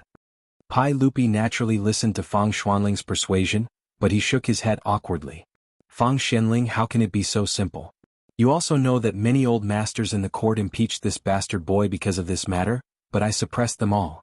If I don't care and agree to let this boy build the women's toilet, I'm afraid that someone will really kill himself. If that happens, it will be even more difficult to end. Li Wangyu also knew that Pai Lupi's words were true, but he had already thought about the beautiful boss's plan, so he naturally wasn't in a hurry. Hey, uncle, in fact, it's difficult to say it's difficult, but it's also simple to say it's simple. What do you want to do? What's your idea? Let's hear it. Uncle, in the ancient three kingdoms, Cao Cao used the emperor to order his vassals. Hey, we can also use the mischievous wife to order her vassals. Li Wangyu lowered his voice and told the plan he had thought of. Li Wangyu's words first stunned everyone, and then they couldn't help applauding. Ah, Zio, this plan is wonderful. Your Majesty, this plan is feasible. Pai Lupi slapped the back of Li Wangyu's head. Bastard boy, you still dare to say that you didn't instigate the Empress? This was clearly premeditated by you, right? When the Empress returns to the palace, I'll deal with you. Hurry up and scram. If I don't see the 300 toilets in 2 days, you can really go live in the prison. Li Wangyu really wanted to cry this time. F***ck, this black pot was really wronged, but he could not take it. Who told his beautiful boss to be his woman? Forget it, if he was the scapegoat then so be it. No matter how miserable it was, he was still a cook. In any case, he wasn't cuckolded. After leaving the palace, Li Wangyu didn't dare to waste time. He rode back to the Kaihua Square, changed his clothes and went straight to the Ministry of Works. Building 300 toilets in 2 days wasn't a small amount of work. However, Li Wangyu didn't plan to save money. He planned to hire 3,000 craftsmen. 10 craftsmen for 1 toilet, 2 days was enough. In order to build the toilets, he even suspended the business of Shunfeng Carriage Company for 2 days. All the carriages were used to carry soil. The public toilets in this era were actually quite simple. They didn't have automatic flushing facilities. They were just dry toilets in the north. A big hole was dug in the ground, and the soil dug out was transported to the polo field that was being built in carriages. It wasn't a waste at all. Bricks and cement were used to build a circle around the hole to prevent sewage from seeping into the ground. After that, 2 big tile-roofed houses were built. Wooden planks were laid, the walls were painted, and the toilets were repaired. The Minister of Works, Duan Luan, naturally agreed to all the requests. After all, the money was paid by Li Wangyu. Plus, his wife was still in the county of Dingzhou. Duan Luan naturally gave the green light and fully cooperated. The Ministry of Works mobilized craftsmen, mirage mud, bricks, and wood to build the toilets in Chang'an. The construction project started in the afternoon. The 10 craftsmen dug the holes and repaired the houses. Their efficiency was quite high. In 2 days, 300 brand new toilets appeared in the various squares and streets of Chang'an. However, the toilets were repaired, but trouble came with them. On the second day of the imperial court, dozens of old officials stood out in anger and knelt on the ground. Pai Lupi naturally knew what they wanted to do, but he pretended not to know. He asked, "Everyone, what is this matter?" "Your Majesty, we want to impeach County Count Hu. He is unscrupulous and has broken the rules of the ancestors. He is guilty of the most heinous crimes. If your Majesty doesn't stop County Count Hu's evil deeds, we would rather fight to the death than tolerate such an immoral act." Pai Lupi pretended to be surprised and said, "Oh? There's such a thing? Li Wangyu, is there such a thing?" Li Wangyu was prepared to watch a good show today, so he naturally got up early to attend the court. When he heard Pai Lupi's question, he quickly stood up and bowed to Pai Lupi. "Your Majesty, I don't know what you are talking about.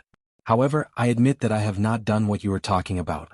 Immediately, an old official stood up and angrily rebuked, "How dare you quibble?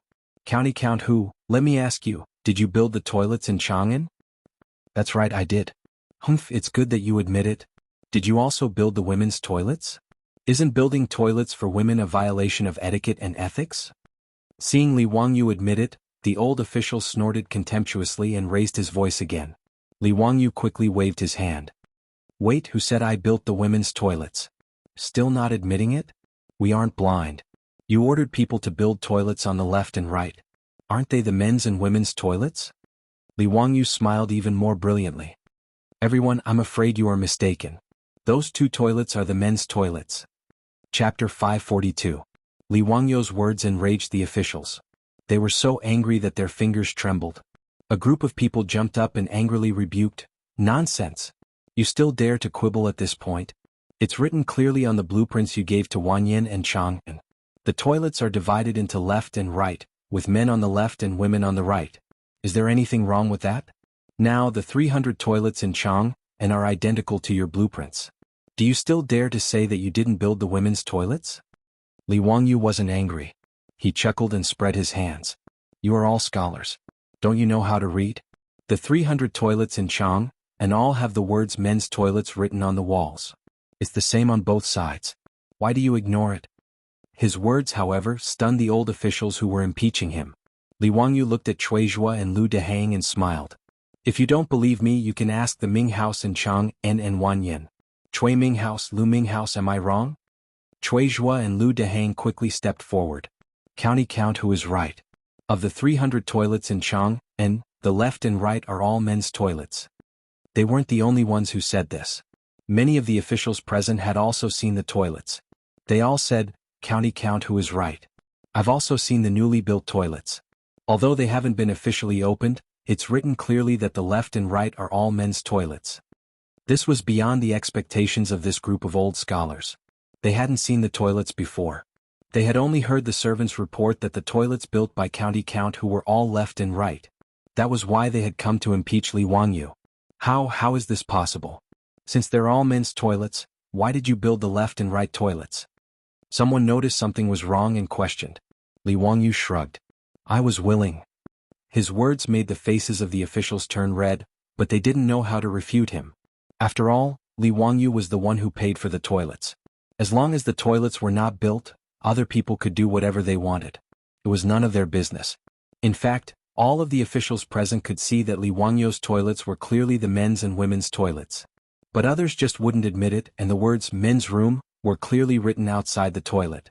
In this Taiji palace, of all the civil and military officials, the only ones who were unwaveringly opposed to building a female toilet were actually a group of old teachers and defenders. Most of the officials were non-committal about this.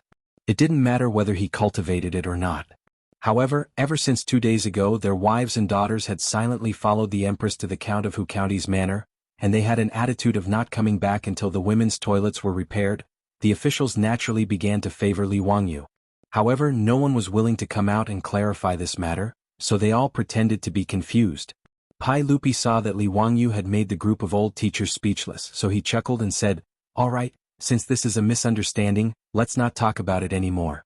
Everyone, let's start discussing state affairs. He wanted to dismiss the old officials with a few words, and it made the old teachers even more depressed. The group of old teachers saw that no one in the hall supported them, so they decided to act shamelessly. They didn't argue with Li Wangyu, and they all once again knelt before Pai Lupi.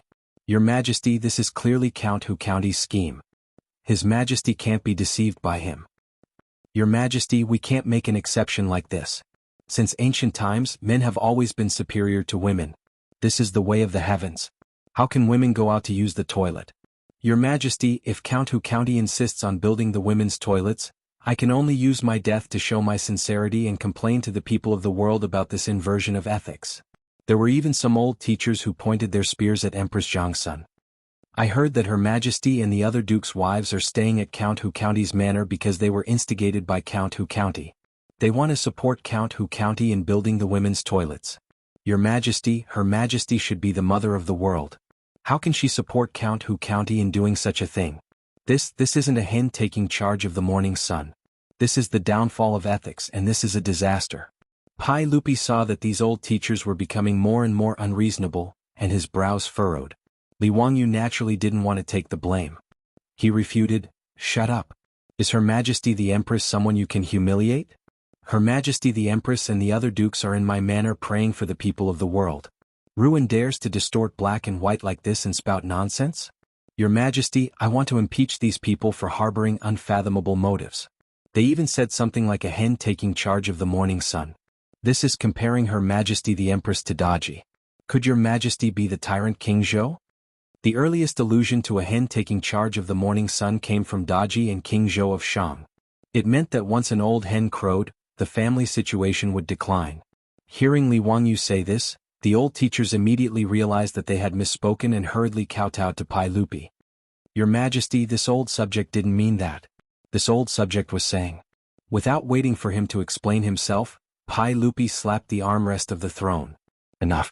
The Empress is in Count Hu County's manor with the other dukes' wives praying for the people of the world. This matter has nothing to do with the construction of the women's toilets. I said that since there are no women's toilets in the toilets built by Count Hu County, this matter will end here and do not mention it again. Seeing that Pai Lupi was angry, the group of old teachers reluctantly closed their mouths. After bowing, they retreated among the officials. However, it was clear that this group of old teachers didn't intend to let the matter rest. After the Chang court, Li Wangyu acted as if he had nothing to do with himself. Every day he would play with the rich playboys. His days were quite leisurely. However, the nobles and officials of Chang, and gradually became restless. The officials and nobles didn't feel anything when their wives and daughters didn't return for a day or two. On the contrary, the business of the Peace Square and the Hu people's wine shops in Chang, and had become unusually good these days. Without the restrictions of their wives, many of the officials and nobles were happy to be at ease. Every day after the court was closed, they would call their friends to drink wine. Their days were very comfortable. However, like the middle-aged men in the future, when their wives went on a business trip or returned to their parents' home, they would definitely feel very comfortable at first. They would play as much as they wanted every day. They would stay up all night drinking and playing online games. Just like the song, "The Wife Is Not at Home" sang, "Tonight my wife is not at home, I can wah." However, after a few days there was no one to wash the dirty clothes at home.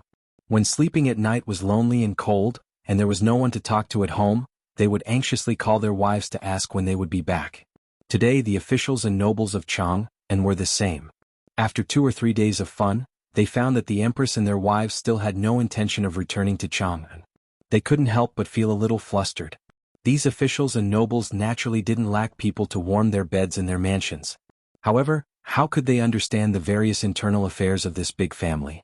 How many things needed to be purchased, how much the businesses in their mansions had lost, which mansions needed gifts for their weddings and funerals, what mistakes the maids in their mansions had made. When the housekeepers of the mansions reported these matters to their Langjuns, they finally began to have headaches.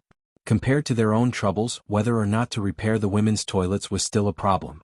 Chapter 543. Li Wangyu's guess was right. Inviting Empress Zhang's son and the noble women in Chang, and to Dingzhou village was the revenge planned by the beautiful boss. For Li Wangyu, it didn't matter whether he could repair the women's toilet or not. But for the beautiful boss, it was absolutely intolerable. Although she was not a feminist as a white-bone fairy of later generations, she naturally couldn't tolerate this obvious gender discrimination. For the beautiful boss, she just wanted fairness. But even this request, which seemed very common in later generations, was as difficult as climbing to the sky in the Tang dynasty.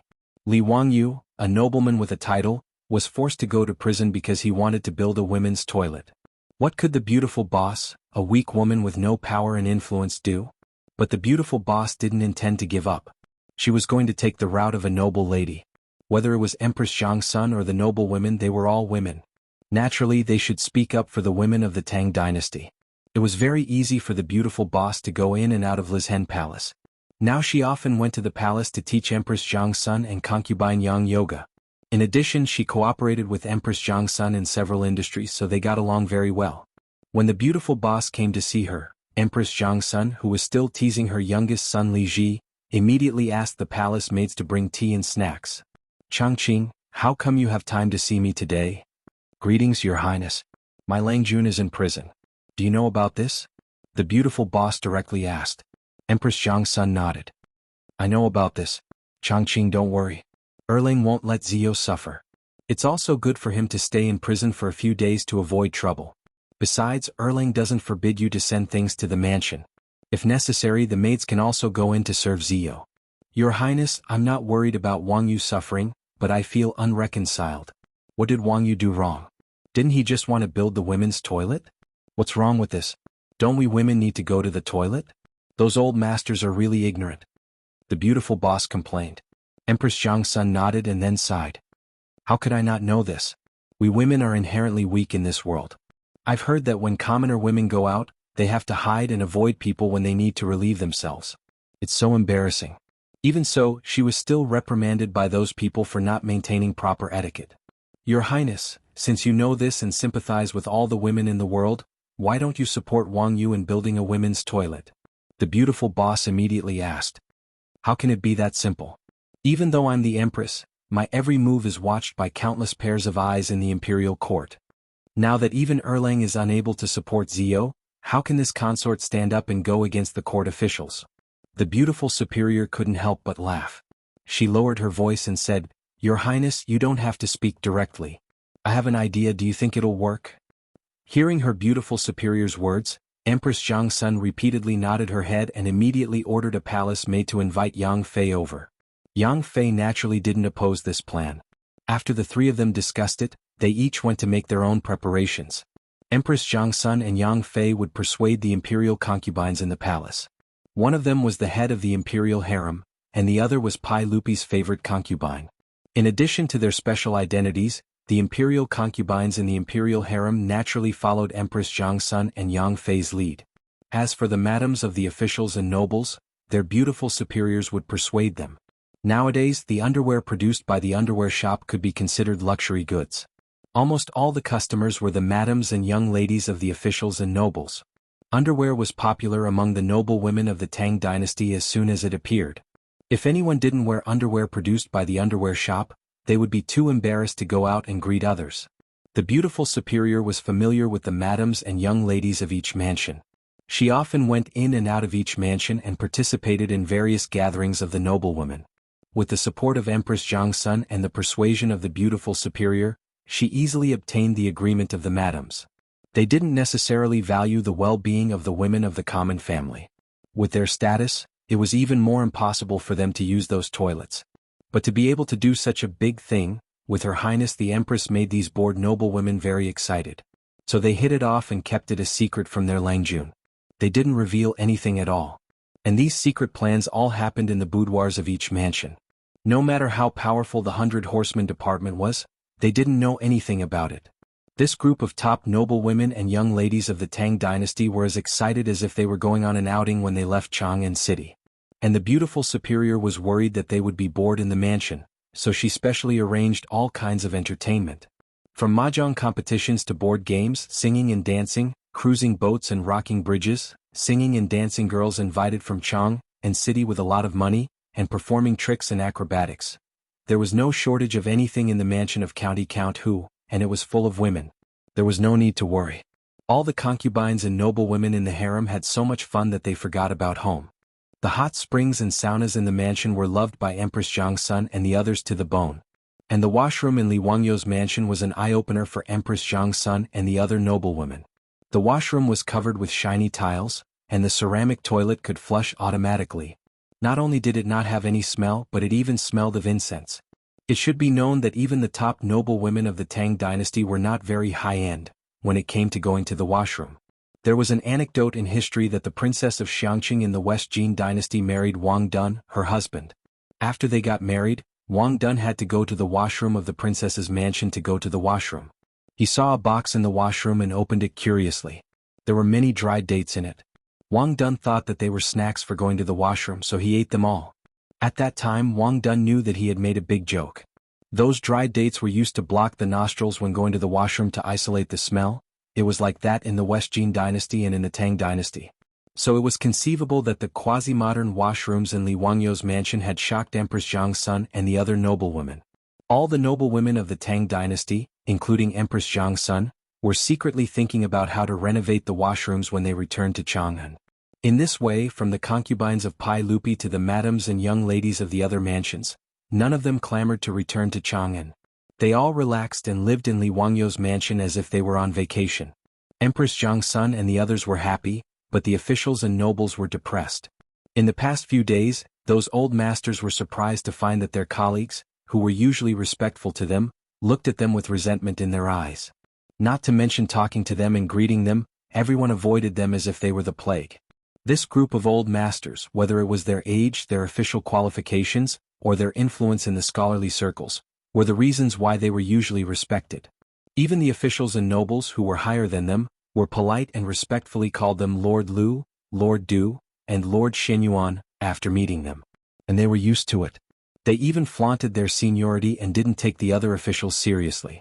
But in the past few days when those officials saw them, they didn't even greet them, let alone greet them. What's more, some even glared at them and spat a mouthful of thick phlegm on the ground before turning away with disdain. What was even more unexpected was that they were impeached in the Tang dynasty today. Chapter 544. In the Taiji Palace, the first official could not take it anymore and stood up to impeach the group of old teachers. Like a signal gun, almost 100 court officials stood up to impeach the group of old teachers. They finally understood that if they did not overthrow the group of old teachers, the female toilets in Chang and would not be able to be built. And if the female toilets were not built, their wives would not return to Chang'an. In this way the choice was simple. What about the difference between men and women, the reversal of ethics, disrespect of etiquette and etiquette? These were all nonsense. Was it considered etiquette to have yellow and white things all over the street? Could it be that it was ethical to make young ladies and young wives act like thieves and hide everywhere to relieve themselves? The court officials went all out in order to drive the group of old teachers out of the court. They came up with all sorts of reasons to impeach them. Speaking of which, the group of old teachers, although their official ranks were not low, most of them did not have any real power. They were all officials in noble positions. If one were to say that they had taken bribes and perverted the law, that was true. Even when Pai Lupi asked the 100 Horsemen Department to investigate them, they did not find anything. But this was not a problem for the court officials. In order to bring back their wives, they racked their brains and began to find faults with the old teachers. There were typos in official documents, improper words and actions, and undamaged clothes. These were all child's play. Even the dogs of the old teachers who urinated and defecated on the road were grounds for impeachment. Pai Lupi was not surprised by this farce of impeachment. Instead, he sat on the throne and smiled as he watched the crowd perform. The group of old teachers was completely dumbfounded. Usually, they were the ones who impeached others from a moral high ground. When had they ever been treated like this? They were so angry that their faces turned pale. Their bodies trembled as if they had Parkinson's disease. Your Majesty, I am innocent. Are these people crazy? How dare they humiliate me like this? Your Majesty, I have been humiliated by the court officials like this. How can I still stand in the court? I beg to be buried. Your Majesty, since you don't need me, I will return. I beg to retire and return to my hometown. The group of old masters was too lazy to say anything more. They could clearly see Pai Lupi's attitude. Thus, they all knelt down and took off their official hats with trembling hands. Naturally, they were unwilling to resign. However, in this great hall, they were being pushed down by so many officials. Even if they were attached to their positions, what could they do? If he didn't know what was good for him, he might end up like those old officials who had been taken down from the prison. That would be a fate worse than death.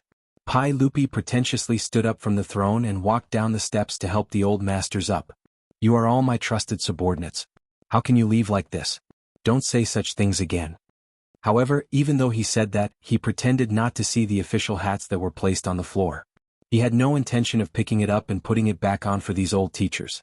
Pai Lupi's actions chilled the hearts of these old masters even more. Originally, they were just going through the motions of resigning. Now they could only follow this path to the end.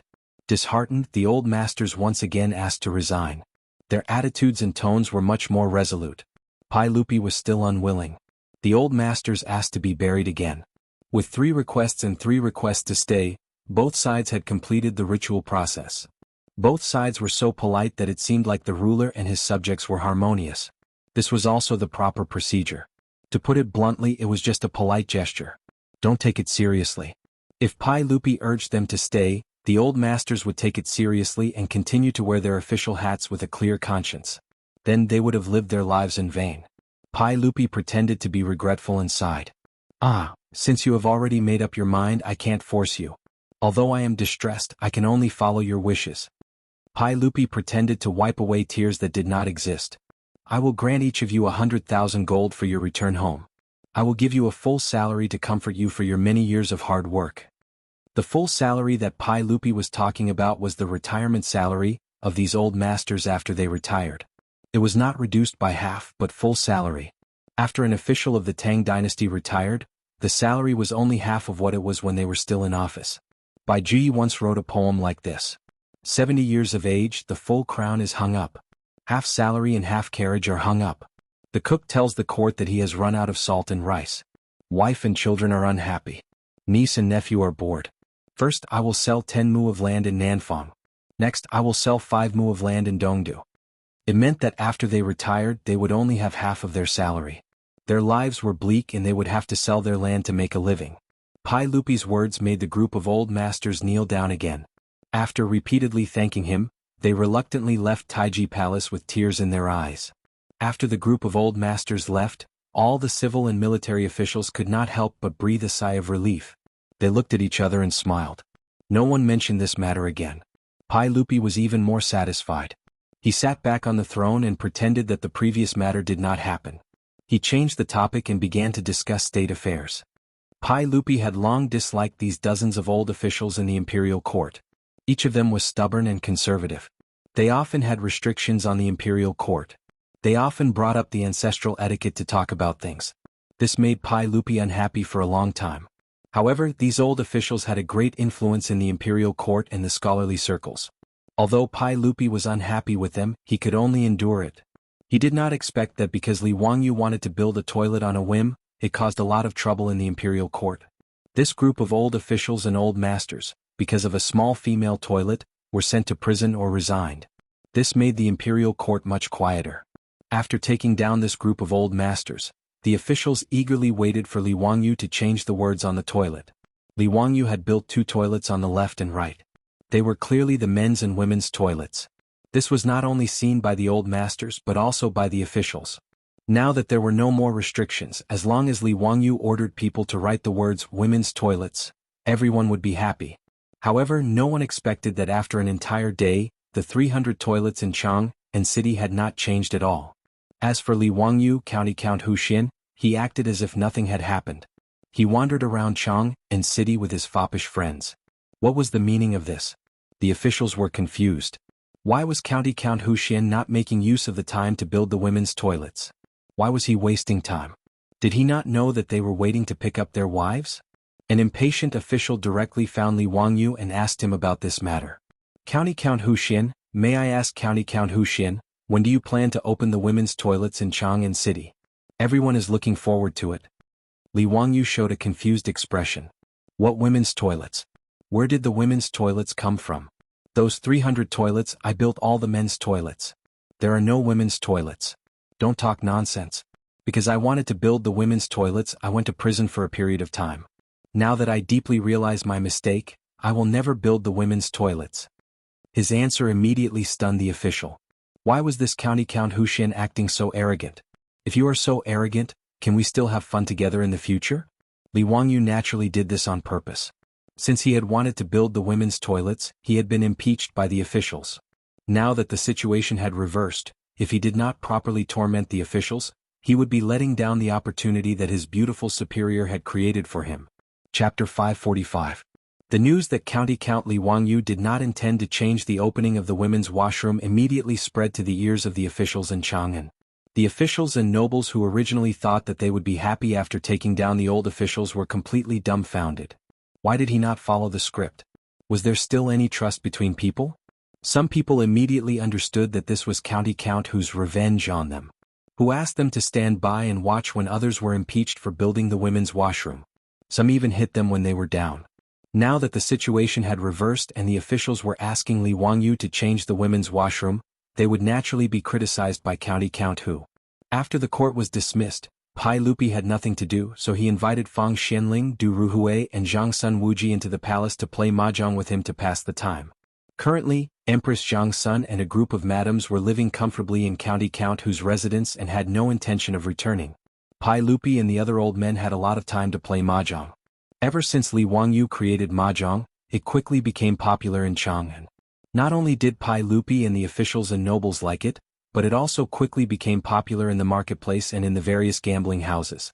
The sound of playing mahjong resounded throughout the land of China nearly 1,000 years in advance. 50,000, Your Majesty. Now that Ziyu is provoking the officials like this, I'm afraid he will cause a lot of trouble. Fang Xianling casually threw out a card. Pai Lupi hurriedly shouted, "Bang! 9 of them. Fang Xianling, it's okay. This kid must have some complaints in his heart. Let him vent his anger." Zhang Sun Wuji looked at Pai Lupi and reached out to take the 9 of them. "When? All of them. Your Majesty, you are very kind. In my opinion, it would be good to let County Count Hu Xing go and stir things up a bit. Although the Tang dynasty was established for less than 10 years, we inherited too many officials from the Sui dynasty and became depressed. Now that His Majesty was in the prime of his life, it was time for him to work hard. How could he allow these officials to hold His Majesty back? There was nothing wrong with Count Hu Xin building a toilet, but there were people in the court who stirred up trouble out of nothing and stirred up a lot of trouble. This is still a small matter. If Your Majesty wants to reform the old practices, I'm afraid it will be even more troublesome." Fang Xianling and Du Ruhui both nodded their heads in agreement. "Your Majesty, you really can't blame County Count Hu for this. Even though the old officials in the court who strongly opposed it are no longer here, there are still many people who have opinions about the women's washroom because of their instigation. This subject has heard that there are quite a few elderly people on the street with dove canes who are shouting that if a female toilet is to be built, they will go and destroy the toilet." Du Ruhui also laughed. Fang Xianling nodded. "These people are even more troublesome than the old officials in the imperial court. They are all very old and can't be beaten or scolded. If they really ordered people to push down the toilets, Ziyu really wouldn't be able to do anything. I'm afraid even Wanyin and Chang and counties would be at their wits' end." The elderly that the two of them were talking about were those above 60 years old who were highly respected among the people. The country would give them the king's staff, also known as the dove canes.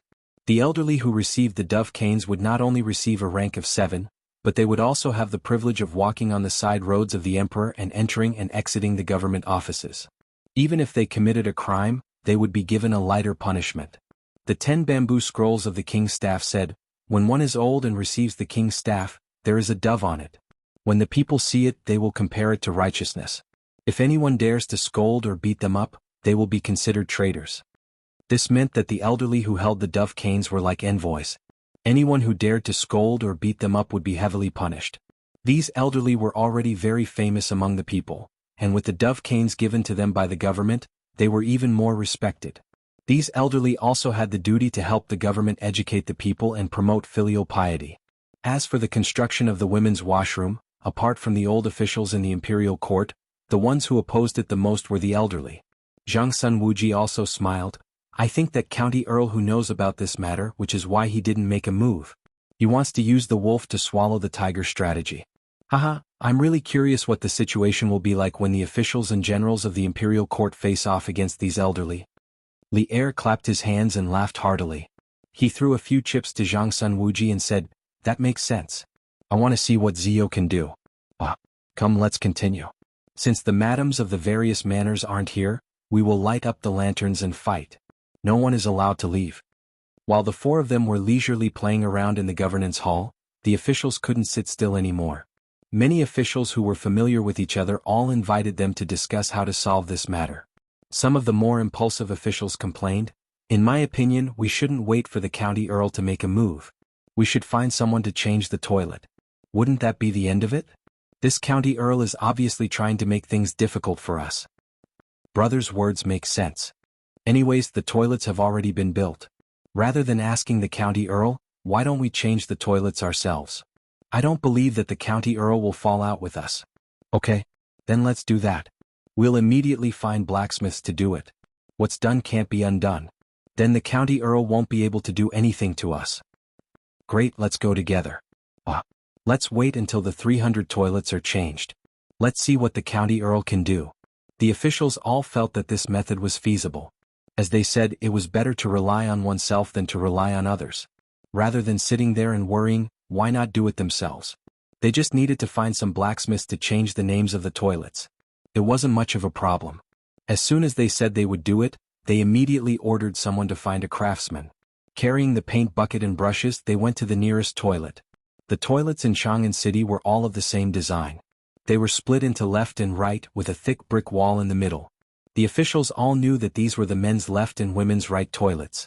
However, the toilets on both sides of the road were painted in red, with the words "men's room" written on them. Go, erase the words on the right side of the toilet and change them to women's toilet.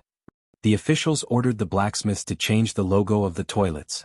The blacksmiths agreed and began to work. However, they saw a group of people rush out from the inner building. The ones in the lead were a few elders holding a dove staff. Stop. What are you doing? The officials looked at each other, not understanding what these elders were shouting about. However, even these 4th or 5th rank officials were very polite to the elders holding dove staffs. Greetings, elders. I'll have the blacksmiths change the words on the toilets and change the toilets on the right side to the women's toilet. What advice do you have for me? Preposterous. Truly preposterous.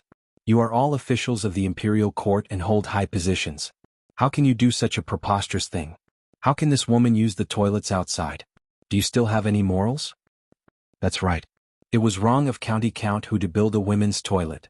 Fortunately, County Count Hu repented under the teachings of the saint. The toilets built today are all men's toilets. This is in line with the principles of yin and yang. As the saying goes, men should be outside and women should be inside. How can this woman use the toilets outside her home? The words of the elders made the officials look at each other in dismay. Why were there so many elders among the commoners who had such an attitude after defeating a group of old masters in the imperial court? The officials suddenly had an epiphany. *CK, it seems like we've been tricked. We've been used as a tool by County Count Hu. Chapter 546. In the face of the elders' criticism, the officials could only bite the bullet and try to persuade them. Esteemed elders, we are only doing this out of goodwill. You all have wives and daughters in your manors. Can you bear to see them embarrassed because they need to go to the toilet? As the saying goes, don't do unto others what you don't want done unto you. Why can't a woman go to the toilet?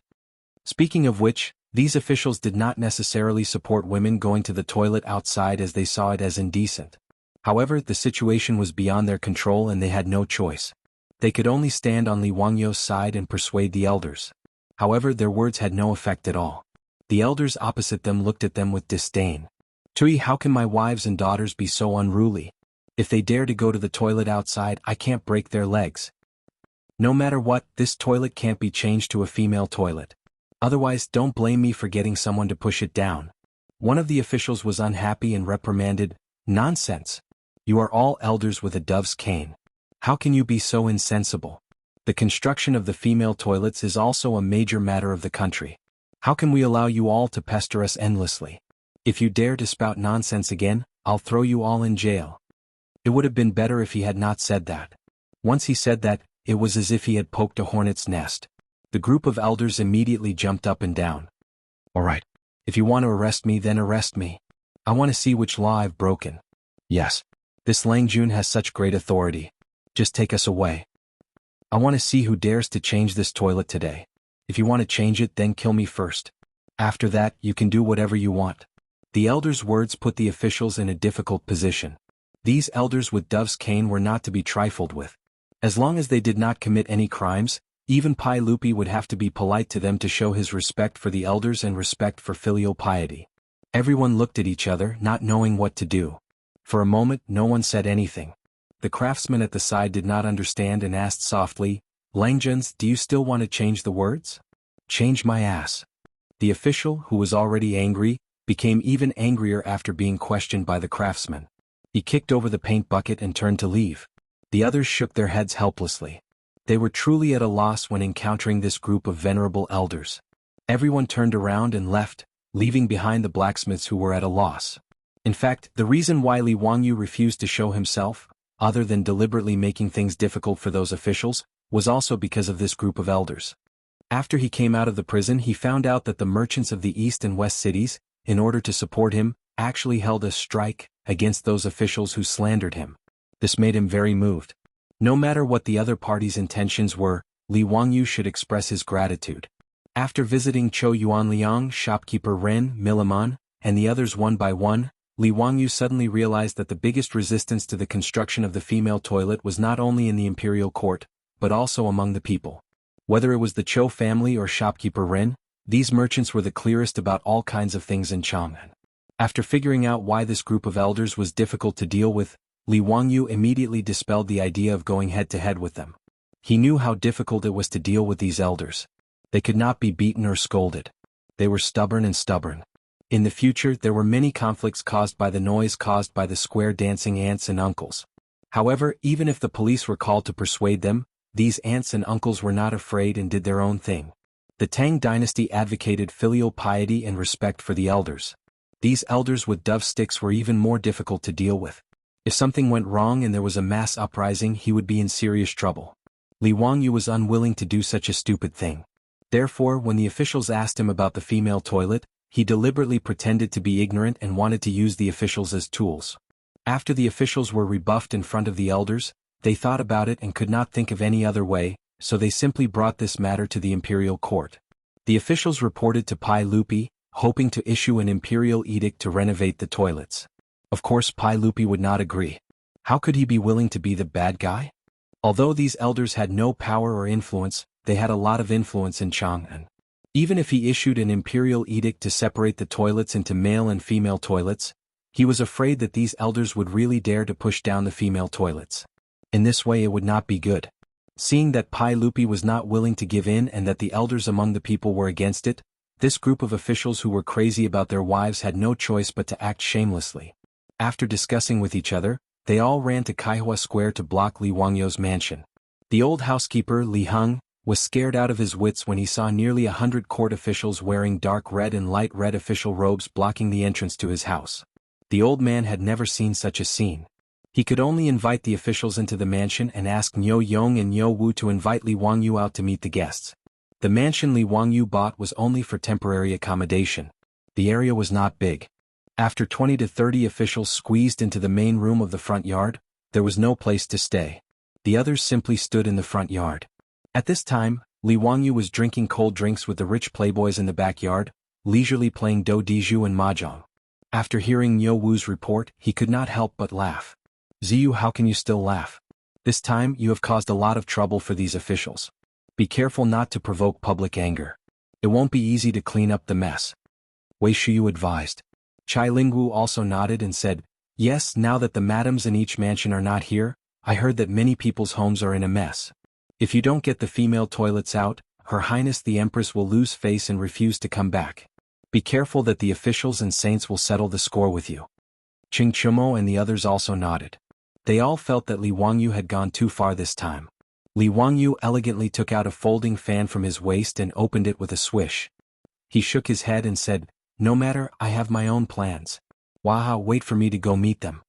The rich playboys stopped playing mahjong and all clustered around Li Wangyu to the main room, wanting to see what he was up to. When Li Wangyu entered the main hall and saw so many people, he was shocked and quickly greeted the officials. Count Hu, there is no need to be so polite. Quickly tell us, what are your plans now? Don't try to fool us with the nonsense from before. An impatient official did not wait for everyone to finish their greetings and impatiently asked. Li Wangyu, on the other hand, was neither hurried nor slow. After bowing to everyone, he opened his mouth and said, everyone, it's not that I'm trying to fool all of you. It's just that I didn't think that I would do something bad with good intentions. It is not that I, Li Wangyu, am looking for trouble. It is just that when I saw how dirty Chang'an was and found it intolerable, I became impulsive and wanted to use my own money to build toilets. But who would have thought that for the sake of building toilets, I would be locked up in the prison by the saints? Everyone, I am also wrongly accused. No one could refute his words. This was indeed the case. Originally, building toilets was something that would benefit everyone. No one wanted to see such a situation happen. Count Hu, we also know that we were in the wrong. If you have any complaints, this old man will apologize to you today. But this matter must be resolved. Otherwise, Her Highness the Empress will lose face, won't it? Yes, Count Hu, we will apologize to you, but you have to think of a way. You were the one who built the toilet, so you can't just ignore it, right? Count Hu, if you don't give me an explanation today, I will not leave. Yes, I will not leave. The officials were truly anxious. Some tried to soften their tone while others tried to threaten him. In short, they all had the same goal, to make Li Wangyu resolve the matter of the toilets. Li Wangyu was overjoyed at this. He revealed his pearly white teeth and smiled at the crowd. Gentlemen, I have a plan. I wonder if you're interested. Chapter 547. Chang'an's morning drum, regardless of wind or rain, would always sound on time, waking people up from their dreams. Old Lu, who lived in Qinren Lane, got up and changed his clothes with the help of his servants. He wasn't in a hurry to eat breakfast. Instead, he picked up his extremely precious dove staff and walked out of his house with the help of his servants. This dove staff, which was bestowed by the government, was old Lu's favorite. Even his eldest son couldn't touch it. As an elder of Qinren Lane, old Lu was used to walking around the lane every day after getting up. He greeted his neighbors and received everyone's compliments. The gate of the lane hadn't opened yet, but there were already some neighbors who had gotten up early and were busy. When they saw old Lu, they would politely greet him with their hands clasped. As the oldest elder in Qinren Lane, old Lu was used to this. He greeted everyone with a smile and then continued to walk around the lane. Old Lu walked to the toilet that was built by the county magistrate. He looked at the two toilets on the left and right. They both had the words men's toilet written on them. He nodded with satisfaction. Although the toilet on the left was still open, old Lu didn't care that much. If those officials wanted to change the toilet on the right into a women's toilet, he absolutely couldn't. If the government wanted to force a change, old Lu would rather tear down the women's toilet than compromise. In any case, as an elder, he wasn't worried that the government would do anything to him. Not to mention the fact that the county magistrate of Wanyan County was only at the 6th rank, even those high-ranking officials in red robes would be polite when they saw him. With the help of his servants, old Lu went to the toilet to relieve himself. Old Lu had to admit that the toilet built by the county magistrate was a good thing. Ever since the toilet was built, the lane became much cleaner. The filth in the corners and alleyways of the past was gone. Originally, there were some people who were too lazy to walk to the toilet and wanted to relieve themselves as they did before. However, after these people were caught by the Marquis of the Lane or the bailiffs of Wanyan County, they were severely punished 60 times. After a few times, the situation of urinating and defecating in the lane stopped. Since there were toilets, many people in the district were no longer willing to use the toilets in their own houses. After all, he had to find someone to clean his own toilet after using it. It was really troublesome. It was far more convenient to walk 2 steps to the toilet. Old man Lu walked out of the toilet in a relaxed manner, and prepared to return to his mansion with the help of a servant. He habitually cleared his throat and spat out a mouthful of thick phlegm. Just as this spit landed on the ground, 2 martial marquises from the Qinren Square martial marquis shop appeared out of nowhere. "Stop. Elder Lu, why are you spitting this filthy thing everywhere?" Old Lu was stunned when he heard this. He thought to himself, I just spat a mouthful of phlegm. How did it become something filthy? 2 martial marquis, did you see wrongly? Old me only spat out some phlegm. The 2 martial marquis nodded their heads. Since you admit it, then that's good. The Tang dynasty law clearly states that those who pass through the walls with filth will be flogged 60 times. Was this phlegm not filthy? Elder Lu, you are an elder. According to the law, your punishment can be reduced by half, but you still need to be flogged 30 times. Your old arms and legs will definitely not be able to take it. Since it's like this, then fine me with copper. Fine me with 5 pounds of copper. Take out the money. The rule that the martial marquis was talking about was that if one threw trash on the street, the punishment would be 60 flogs. And the penalty of 5 pounds of copper was a copper coin. How could old man Lu bear this? Furthermore, he felt that he only spat a mouthful of phlegm. How could it become throwing trash? He immediately started arguing with the 2 martial marquis. Nonsense, old me only spat a mouthful of phlegm. How can it be filthy? The martial marquis grinned. How can it not be counted? This is naturally filthy.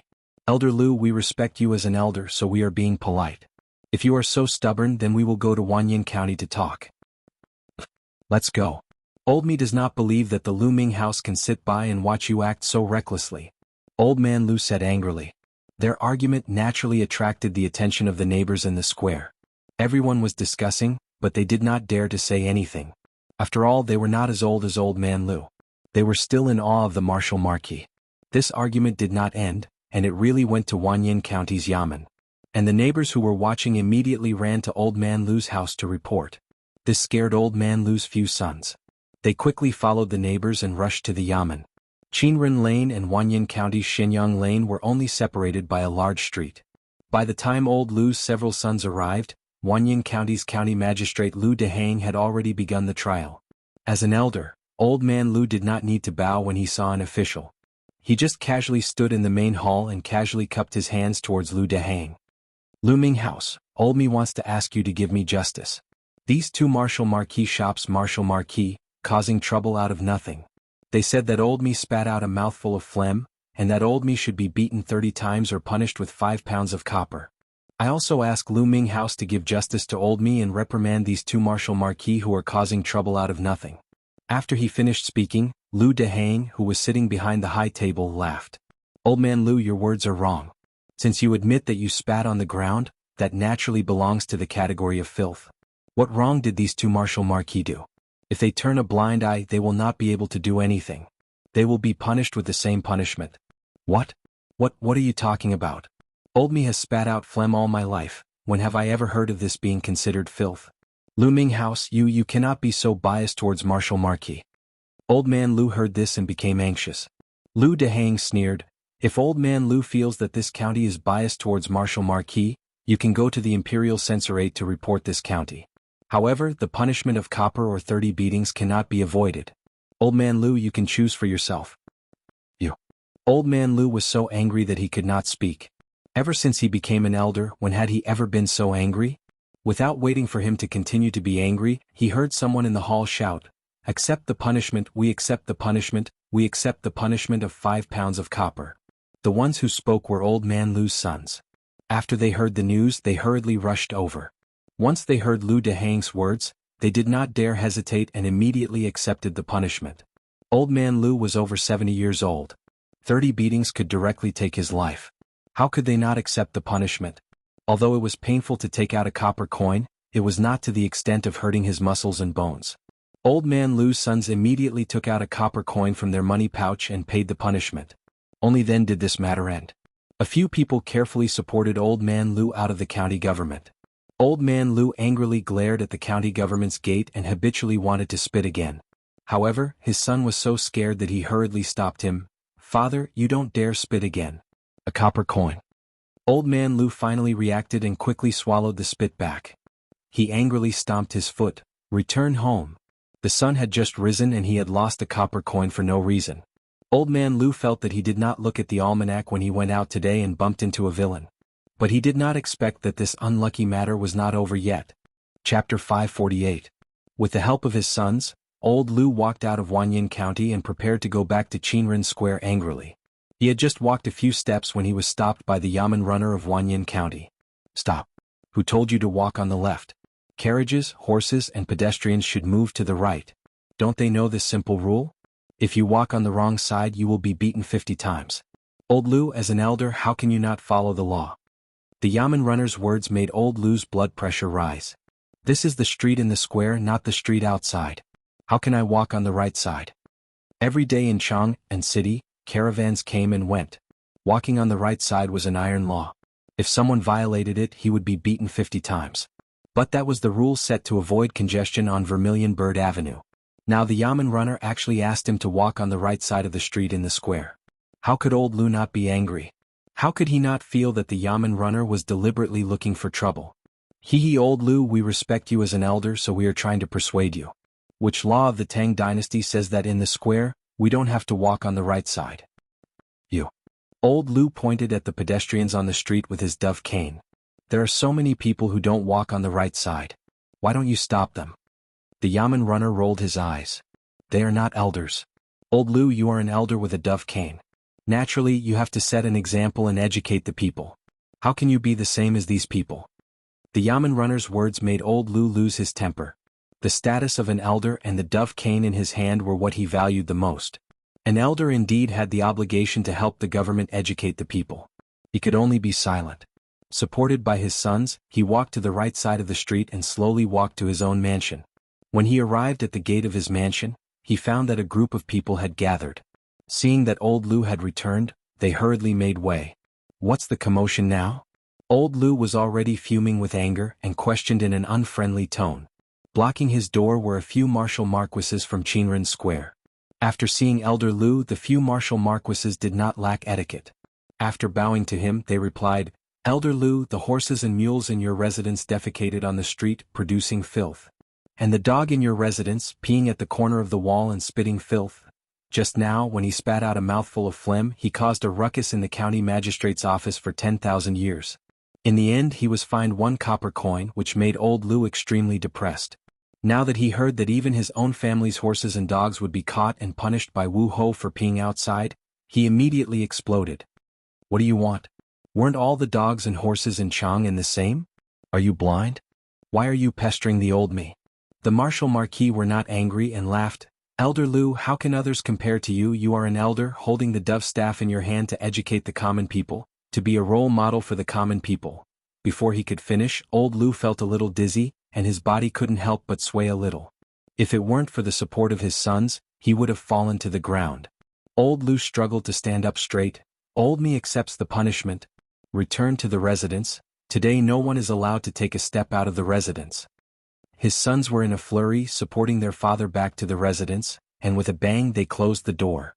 This movement caused the surrounding neighbors to discuss spiritedly. No one knew what was wrong with the Marshal Marquis and the bailiffs of 10,000 Years County. Even a small matter like this was related to Old Lu. They didn't know that the same thing as Old Lu was happening all over Chang'an City today. Those elders, as long as they left their own residences, their every move would be closely watched by the Marshal Marquis and bailiffs. As long as there was the slightest mistake, someone would come forward to stop them. If it wasn't a copper penalty, it would be a beating, causing these elders to be furious, but they couldn't do anything about it. Not to mention spitting or the residence's dog peeing outside. Even if they walked on the road and saw a pit on the side of the road and ignored it, there would immediately be Marshal Marquis who would come forward and point at the pit, asking the elders to fill it up. Elder, the officials have already given strict orders. No one is allowed to go through the pits in the streets. The streets and markets were fixed and repaired. How can you turn a blind eye to these pits? What if someone falls? Hurry up and flatten these pits. Nonsense, how can this be done by old me? Why not? You are an elder holding a dove staff, you should educate the people. Seeing these pits, why is it unfair? These words made the elders speechless, and they could only obediently lower their heads. In less than half a day the elders who usually liked to walk around with their dove staffs pointing and pointing were all gone. They all retreated back to their residences, afraid that the Marshal Marquis and bailiffs would find trouble. This was actually the bad idea that Li Wangyu gave to the officials. Weren't those elders willing to stand on the moral high ground and criticize others? Then let's mold them into moral saints. Not only can they not make the slightest mistake, but they also have to immediately fix the road when they see injustice. They have to help the poor, comfort the crying children, and help the women when they are in trouble. In short, in Li Wangyu's words, he wanted these venerable elders to have the highest moral cultivation and perfect character. They should become people who know everything and do everything well. After listening to Li Wangyu's words, Ching Chumo couldn't help but click his tongue. My mother, if anyone can do this, I will cut off my head and let him kick it like a ball. This is a fucking saint in the world. Li Wangyu laughed and said, since these elders keep talking about rules, then let them become the most rule-abiding people in the Tang dynasty. This is also the virtue that they should have as elders. Li Wangyu didn't have the slightest sympathy for these moral saints. Just like Tolstoy, after he found an older and cheaper woman and ended his virginity, he cursed in his diary and cursed women. Who is the source of our licentiousness and indulgence? Isn't it women? Li Wangyu despised this method of attributing all the mistakes to others. These elders could go to the toilet themselves, but they couldn't bear to see women use it. Forcing some bullshit morality on people was also shameless. After listening to Li Wangyu's words, the officials were also a little stunned. This county count who was really too sinister. He didn't beat or scold people, but he could drive people crazy. The officials thought to themselves that if this matter were to fall on their heads, it would be a fate worse than death. Regarding this county count who, everyone was secretly vigilant. If there was no need in the future, they must not offend this person. He was too ruthless. This way of killing people with a soft knife was really sinister. However, the officials didn't object. Regarding this group of stubborn elders, they thought that perhaps this was the only way to deal with them. Therefore, with the cooperation of the officials, a vigorous God creation movement was carried out in every square in Chang'an City. Chapter 549. It wasn't hard for a person to do good deeds. What was hard was to do good deeds for the rest of their lives and never do bad deeds. They had always benefited the masses. Currently, all the marquises and bailiffs in Chang'an were keeping an eye on the elders and supervising them to do good deeds. How could the elders stand being targeted by the government? As a result, they all closed their doors in fear of trouble. The elders could stay inside, but their children and grandchildren couldn't stay inside, right? Moreover, they had to go out to buy daily necessities like oil, salt, soy sauce, vinegar, and tea. In short, if they couldn't find fault with the elders, then they would find fault with their families. It was said that the elders had to educate the people, and their families had to set an example. After a day, the elders in Chang and were all complaining incessantly. Naturally, there were smart people among the elders. Being targeted by the government like this, anyone with half a brain would know that it had something to do with the women's washroom. They didn't give the officials any face before, so this was probably their revenge. All of a sudden, the opinions of these elders were divided. Some people started to feel regret. Whether or not the women's washroom was built had nothing to do with them. Morals and ethics didn't seem important compared to their own troubles. The smart elders, such as Old Man Lu, immediately went to the county office. He reported to Lu Dehang seriously and requested that one of the toilets in their area be changed into a women's washroom. Old Me has something to report to Ming House. Count Huxin is kind-hearted and has built toilets all over Chang'an. This old man truly admires him. Old Me felt that it was inappropriate that there was only a men's washroom and no women's washroom. It was said that people had 3 urgent needs regardless of gender. It was very inappropriate that there was no washroom for women. Old Me felt that the toilets built by County Count who all had 2. It would be a waste to only let men use them. Why not change the toilets in Qinren Square to the left for men and the right for women? What does Ming House think? Old Man Lu said these words against his will. His heart was bleeding. Lu Dehang calmly shook his head. That's not right. There are many people who object to this. Some people even said that if they built the women's washroom, they would destroy the toilets. If that's the case, wouldn't we be letting down County Count whose kind intentions? That's not right, not right. Old Lu was almost choked to death by Lu Dehang's words. Among the elders, he was the first to say such words. But now he had to swallow back the words that he had said. This caused him to blush uncontrollably. Don't worry, Ming House. When Old Me goes back, I won't let anyone destroy the toilet.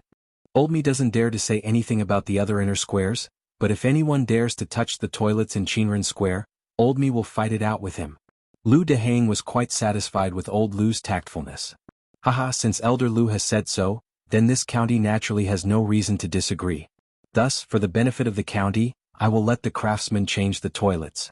Today the toilets of Qinren Lane will be opened. But let me warn you first. If anything happens to the toilets in Qinren Lane, I will look for Old Lu and hold him accountable. Yes, yes. Don't worry, Ming House. Old Me's words still have some effect in Qinren Lane. At this point, Old Lu had completely thrown caution to the wind. He really couldn't stand being watched by a group of officials at any time. If he made the slightest mistake, he would be severely punished. His children and grandchildren also complained about this, so naturally he had no choice but to lower his head. Moreover, there was no way to reason with this matter. If Wanyan County's yamen or bailiffs deliberately bullied him, Old Lu would dare to take his dove cane to the censorate to complain. But others wanted him to set an example and do good deeds. How could he complain? Could he tell the censorate that he didn't want to do good deeds and didn't want to educate the people? Wouldn't that be asking for a snub? Therefore, Old Lu tactfully lowered his head and admitted defeat. Chang, and the first toilets for women in the entire Tang dynasty, appeared in Qinren Lane after Old Lu lowered his head. Seeing the craftsman erase the words men's on the right side of the toilet and write the words women's in big letters, Old Lu felt very uncomfortable. But not only could he not show it, but he also had to rack his brains for the sake of the officials. Old Lu cupped his hands toward Lu Dehang, who came to watch, and said, In Lu Ming House, most of the people are illiterate. I'm afraid it's not appropriate to just write men's and women's. If they go the wrong way, wouldn't it be a disgrace to the women's reputation? Old Me thinks that it's better to let the craftsmen draw the portraits of men and women next to the doors of the men's and women's toilets to avoid mistakes. Lu Dehang nodded repeatedly. Old Lu's words are very good. This is the words of an old man. Come, immediately let the craftsmen draw the portraits on both sides of the toilets according to Old Lu's words to show the difference. After he finished speaking, he thought for a moment and stretched out his hand to summon the Wu Ho of Qinren Lane. He instructed, Your Wu Ho shop, pay attention to the toilets. You must not let those debauches disturb the women's toilets. But if there are any peepers, catch all of them and bring them to the county office. When the time comes, I will personally judge them and will not let them off easily. Yes. The Wu Ho naturally agreed. After the craftsmen on both sides of the toilets drew the large portraits of men and women, and then opened the closed door of the women's toilets, the first women's toilets in the Tang dynasty were officially opened. Outside the toilets, many neighbors of Qinren Lane had already gathered. Many young women and aunts were pointing at the toilets, but no one dared to be the first to eat crabs. Even if they had long wanted to go in and take a look, with so many people looking at them, naturally no one had the nerve to enter the women's toilets. What old Lu wanted to see was exactly this effect. He couldn't help but sneer in his heart. So what if the women's toilets are open? I can let people keep an eye on them every day. I want to see which family's daughter-in-law and young lady can pull their skin to go to the toilet. Just as he was feeling proud in his heart, he saw a middle-aged woman with a big waist. She didn't care about the gazes of the people around her. She snorted coldly and swayed her fat waist as she walked into the women's toilets. Old Lu's eyelids twitched when he saw this, but he could only sigh silently in his heart. He couldn't help but clench the dove cane in his hand a little tighter. This woman was famous for her toughness in Qingren Lane. No one dared to quarrel with her. Even an old man like old Lu wouldn't provoke her for no reason. With this woman taking the lead, naturally there would be others following. One after another, several women walked into the women's toilets, which made old Lu very melancholy. He kept saying in his heart that the etiquette was broken, the etiquette was broken, the etiquette was broken. No matter how sullen and depressed old Lu was, the first women's toilets in Chang'an City were finally opened. With his precedent, the other old men were not stupid. They all ran to the county government and asked to change the toilets in their shops into women's toilets. And those stubborn old men could only swallow their anger and pretend they didn't see it at this time. The appearance of the women's toilets was naturally unstoppable. Soon, all the toilets in the 106 shops in Chang'an City were divided into men's and women's toilets. When the first women's toilets in Qingren Lane were opened, Empress Zhangsun, who had lived in Li Wangyou's county government for 7 or 8 days, finally got tired of it. After getting the news, she immediately led a group of noble women back to Chang'an City. Chapter 550. Li Wangyou heaved a sigh of relief when the matter of the toilets was finally settled. He really didn't expect that such a trivial matter in the future could cause so much trouble in the Tang dynasty. If Li Wangyou had to choose again, he probably wouldn't consider building toilets even if he was beaten to death. So what if it was dirty? It had been like this for thousands of years. But since it had already been done, there was nothing to regret. After the toilets were opened, Li Wangyou had another very important thing to do, and that was to recruit people to clean excrement. Cleaning excrement didn't sound good because it was dirty, smelly and tiring. But in the Tang dynasty, it was a job with a golden collar. When Cheng Chimo and the other playboys heard that Li Wangyou wanted to organize people to clean excrement and sell excrement, they were so surprised that their mouths were wide open as if they had seen a ghost. Zio, are you crazy? Is it not enough to just build toilets? You actually want to do business? Yes, Zio, aren't you afraid that others will say that you are a count selling excrement? This name is too unpleasant to hear. Zio, don't worry about those toilets. In Chang'an, there will naturally be people to clean them up. You are a county count who founded the country. Why do you want to do such a bad thing? Are you crazy? Zio, do you still lack money? The four-wheeled carriage company, the brewery, which one of them doesn't make a lot of money every day? Do you really need to do this? The playboys all tried to persuade Li Wangyou, thinking that he was crazy. Li Wangyou already had a plan. When he first discussed this matter with his beautiful boss, he already had a plan. Hey brothers, isn't it too easy for those people to clean excrement? Giving 300 toilets to them for free, this little brother will not do such a thing. Besides, I'm not going to clean excrement myself. I plan to recruit 300 people from Hu County to come to Chang'an every day to clean excrement and sell it in the surrounding areas. As for the income from cleaning excrement, I don't plan to pocket it. I want to use it to help orphans, widows and children in Chang'an and Hu County. Fang Yai didn't understand. Didn't the sage take out 20% of the lottery income to protect the people? Why would I need you to meddle in my business? Nowadays Chang'an City issued a lottery every 10 days, and the profits were getting higher and higher. The Minister of Civil Affairs, Dai Zhou, was already grinning from ear to ear. According to the current trend, the income from this year's lottery would not be less than 250,000 strings of cash, and 20% of it would be 50,000 strings of cash. Li Wangyou only curled his lips and said, that amount of money is just a drop in the bucket. Brothers, do you know how much of an impact the locust plague has had on the people of Hu County? And how many people in Chang'an were short of food and clothing? Not to mention the income from the lottery, even the annual income from the toilets might not be enough to help the orphans and widows. Cheng Chumo, Fang Yai and the others were speechless. Although they were dandy, they were not the kind of selfish second generation. He understood the hardships of the people. Caring for the young, providing for the elderly, helping the poor, supporting the poor and providing relief for the sick, all of these required a huge amount of copper coins.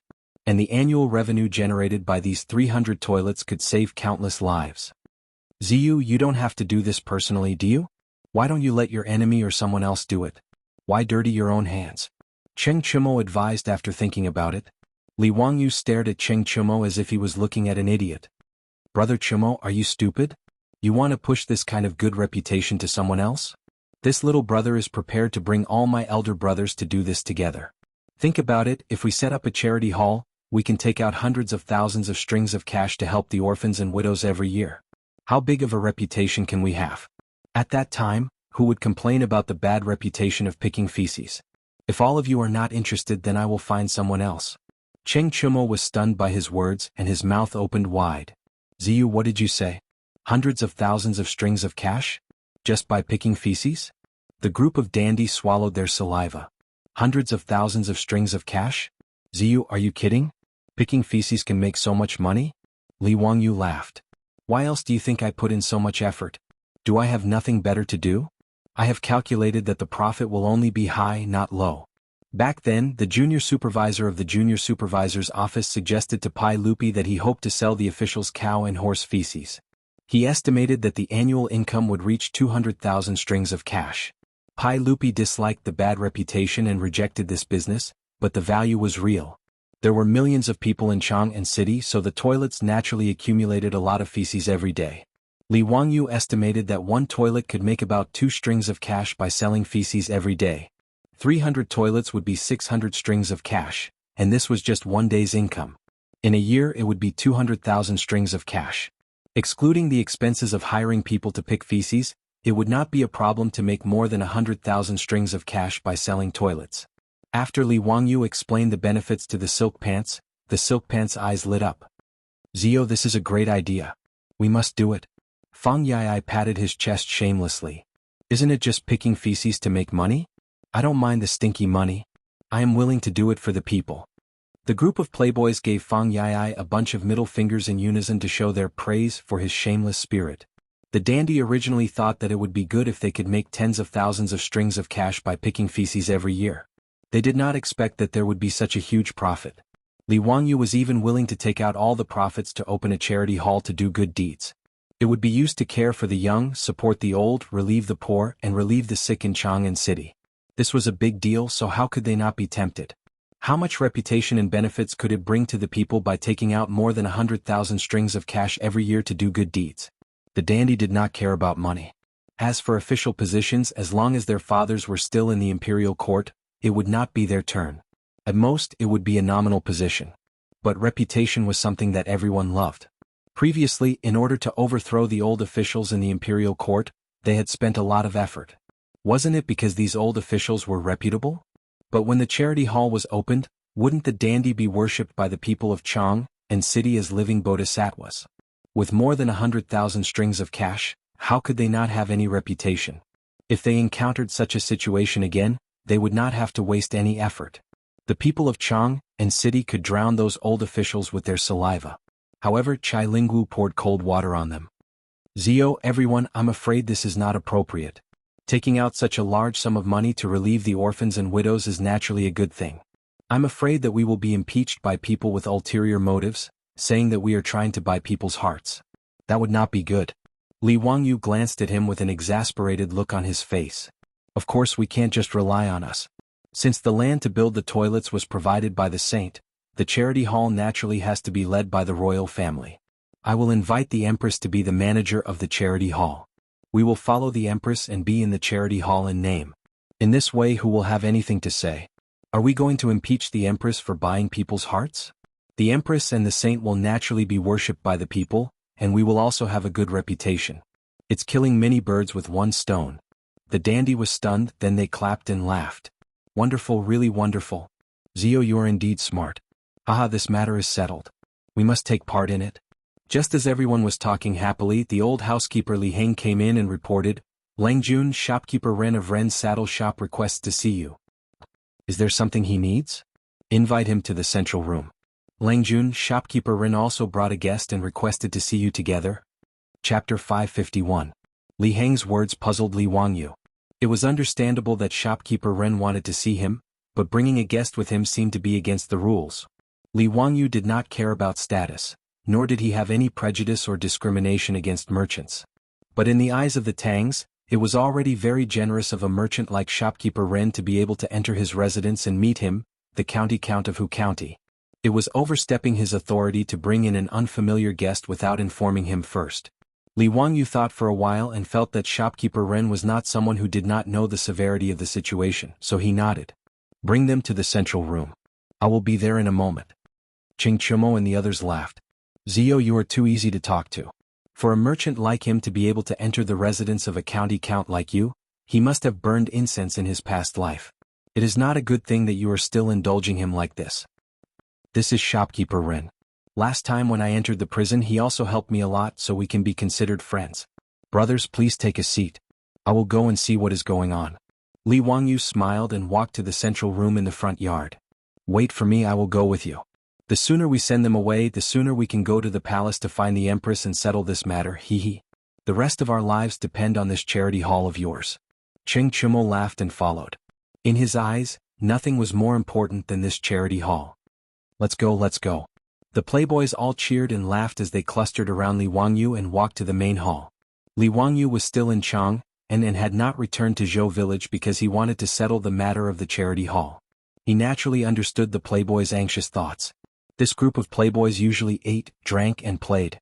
It was not as interesting as running a charity hall. When they arrived at the main hall, the guests had been waiting for a long time. When they saw Li Wangyu and the group of playboys coming out, they quickly stood up and bowed respectfully. The stranger said, "This one is here to see the county count of Hu County. Sorry for the intrusion." "Greetings, County Count Huxian. This is a good friend of mine. Today he would like to see County Count Huxian about something and he asked me to introduce him. His surname is Luo and his given name is Hui. He is also a wealthy merchant in Chang'an." Although shopkeeper Ren said that, he bowed deeply with an ashamed expression on his face. This made Li Wangyu feel a little strange. Li Wangyu felt that the name Luo Hui sounded familiar, but he couldn't remember where he had heard it before. "There's no need to be so courteous, please sit. Why do you want to see me today?" Shopkeeper Ren knelt on the floor and opened his mouth, but he didn't know what to say. On the other hand, Luo Hui cupped his hands towards Li Wangyu and said, "County Count Hu, I asked shopkeeper Ren to recommend me today because I have a business deal to discuss with you." "What kind of business? Tell me about it." Luo Hui's attitude was respectful. After bowing to Li Wangyu he said, "County Count Hu has spent a large sum of money to build 300 toilets in Chang'an. I admire you very much. However, these toilets also need someone to take care of them. Otherwise, after a long time, the filth will overflow, making them unsightly. That would be a waste of County Count Hu's painstaking efforts. I have many people under my command who are skilled in this field and can endure hardships. Thus, I would like to take the liberty of asking County Count Hu to let me take care of the 300 toilets. Let him take care of the toilets? Li Wangyu was stunned. Then he suddenly remembered who Luo Hui was. In Chang, and this person called Luo Hui made a living by picking excrement and made a fortune from it.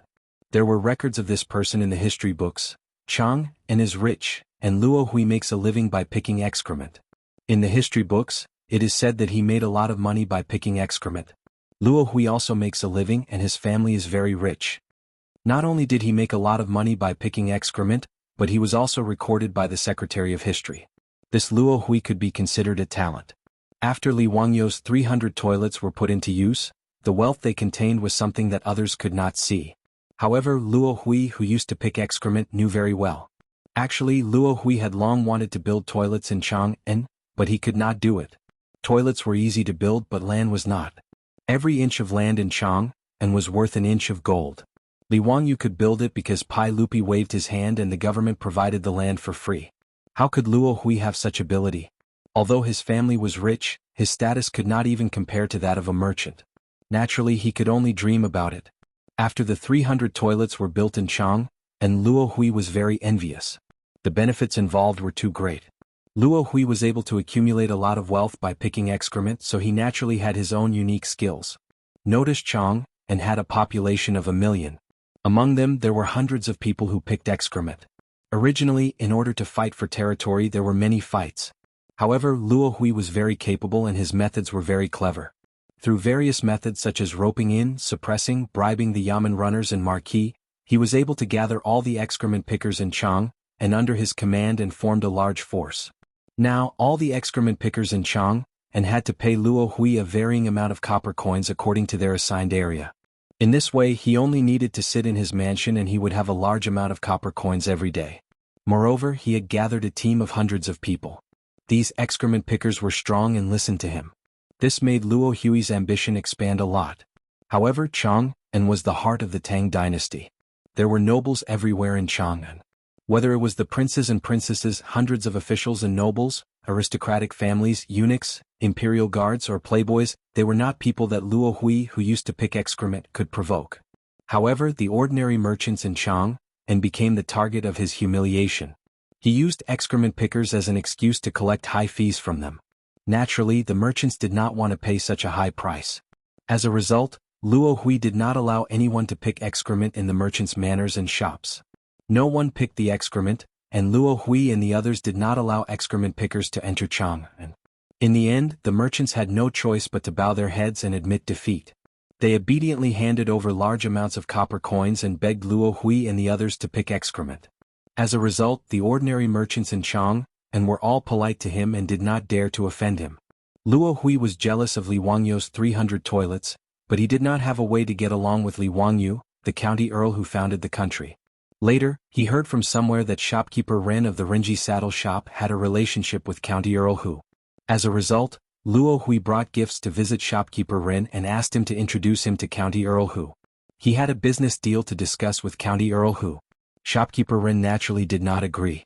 However, he was threatened by Luo Hui and had no choice but to give in. In shopkeeper Ren's opinion, no matter how unreasonable Luo Hui was in front of Li Wangyu, he was nothing more than an appetizer and would not cause any trouble.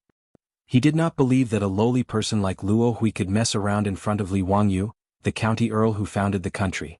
However, shopkeeper Ren still felt very guilty about bringing Luo Hui to County Earl Hu without permission. Hearing Luo Hui's words, he could not help but stand up and bow to Li Wangyu. County Earl Hu, I made a mistake. Actually, I am not familiar with this Luo Hui. Before he could finish, Li Wangyu smiled and waved his hand at him. No matter, shopkeeper Ren, I know your character very well. There is no need to say more. He turned his head to look at Luo Hui with a faint smile. How do you plan to cooperate with me? Tell me. Chapter 552. Li Wangyu's words stunned Luo Hui. He didn't seem to understand the meaning of Li Wangyu's words. After a while, he replied, Naturally, I will ask the county count for permission to help you take care of the toilets. That's all. And then? Li Wangyu's face was about to turn black. You don't plan on taking away my 300 toilets just because of this, do you? Did this Luo Hui really think he was an idiot? He actually wanted to take away the 200,000 strings of cash every year? In fact, it wasn't impossible to give these toilets to a professional like Luo Hui to take care of. In any case, the goal of Li Wangyu and the wastrels wasn't to remove excrement, but to make money from this business and use it to open a charity hall. As for whether to recruit people from Hu County or give them to Luo Hui, it didn't make much of a difference. If Luo Hui knew what was good for him, this person who delivered himself to his door could save him and the wastrels a lot of trouble. However, Luo Hui's words just now made Li Wangyu a bit angry. Did this Luo Hui think he was an idiot who didn't know anything? Even the wastrels on the side couldn't help but laugh when they heard this. Ching Chimo was rocking back and forth with laughter. Wah, you scoundrel, you're quite good at scheming. Luo Hui originally had this idea. In his mind, how could a noble like Li Wangyu understand the benefits of removing excrement? Moreover, he shouldn't be interested in this stinky business. He thought that Li Wangyu was only building toilets on a whim and would dislike them for being filthy and too lazy to take care of them. With his silver tongue, it would be very easy for him to trick the young county count into giving him the right to take care of the 300 toilets. However, when he heard Li Wangyu and Cheng Chimo's conversation, he immediately understood that the county count knew the benefits involved. Haha, this humble one didn't explain clearly and caused the county count and the young dukes to misunderstand. What this humble one meant was that the county count and this humble one would each take half of the earnings from removing excrement. County count who didn't need to worry about anything. All the dirty and tiring work was taken care of. Every month, the profits would be sent to county count whose residence on time. What do you think, county count who? After Luo Hui finished speaking, before Li Wangyu could say anything, Cheng Chimo grabbed Luo Hui's collar and said, You bastard, what a good plan. You actually want to take half of the profits? Do you have such a big appetite? Laozi can answer you on behalf of county count who.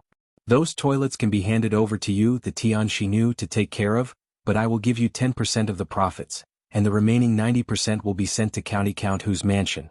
What do you think? Are you going to do it or not? Cheng Chimo's words made Luo Hui's face turn ugly. How could 20,000 strings of cash a year be what he wanted? Even if he were to sit at home and do nothing, he would still earn tens of thousands of strings of cash a year. Naturally, he would not be interested in a mere 20,000 strings of cash. This young duke is making things difficult for me. Picking excrement was also money earned through labor. It was smelly and tiring. The young duke was kind-hearted. How could he bear to let those who worked hard suffer losses? This portion is really too little. Cheng Chimo spat at him. Bah, you bastard, you really have a big appetite. 20,000 strings of cash a year? What kind of person can't ye invite to pick excrement? In short, are you going to do it or not? Luo Hui's face became uglier and uglier. Young Duke, forgive me for not being able to comply. He wanted to continue complaining, but he heard Cheng Chimo directly ask Li Wangyu to leave. If you don't want to do it, then don't be long-winded. Get out. Nyo Yong, Nyo Wu, help your Langjun throw this guy out the door. Regarding Cheng Chimo's decision, Li Wangyu did not even lift his eyelids, silently agreeing with his words. Nyo Wu and Nyo Yong naturally understood. They walked forward with a smile and patted Luo Hui's shoulder. Go, don't annoy the young duke. You won't have a good time. Luo Hui did not dare to say anything more. His face turned red and he could only obediently stand up. He bowed to Li Wangyu and the others before turning to leave. However, before he left he was still very unwilling. He turned to Li Wangyu and said, County Count Hu, I am leaving sincerely and sincerely.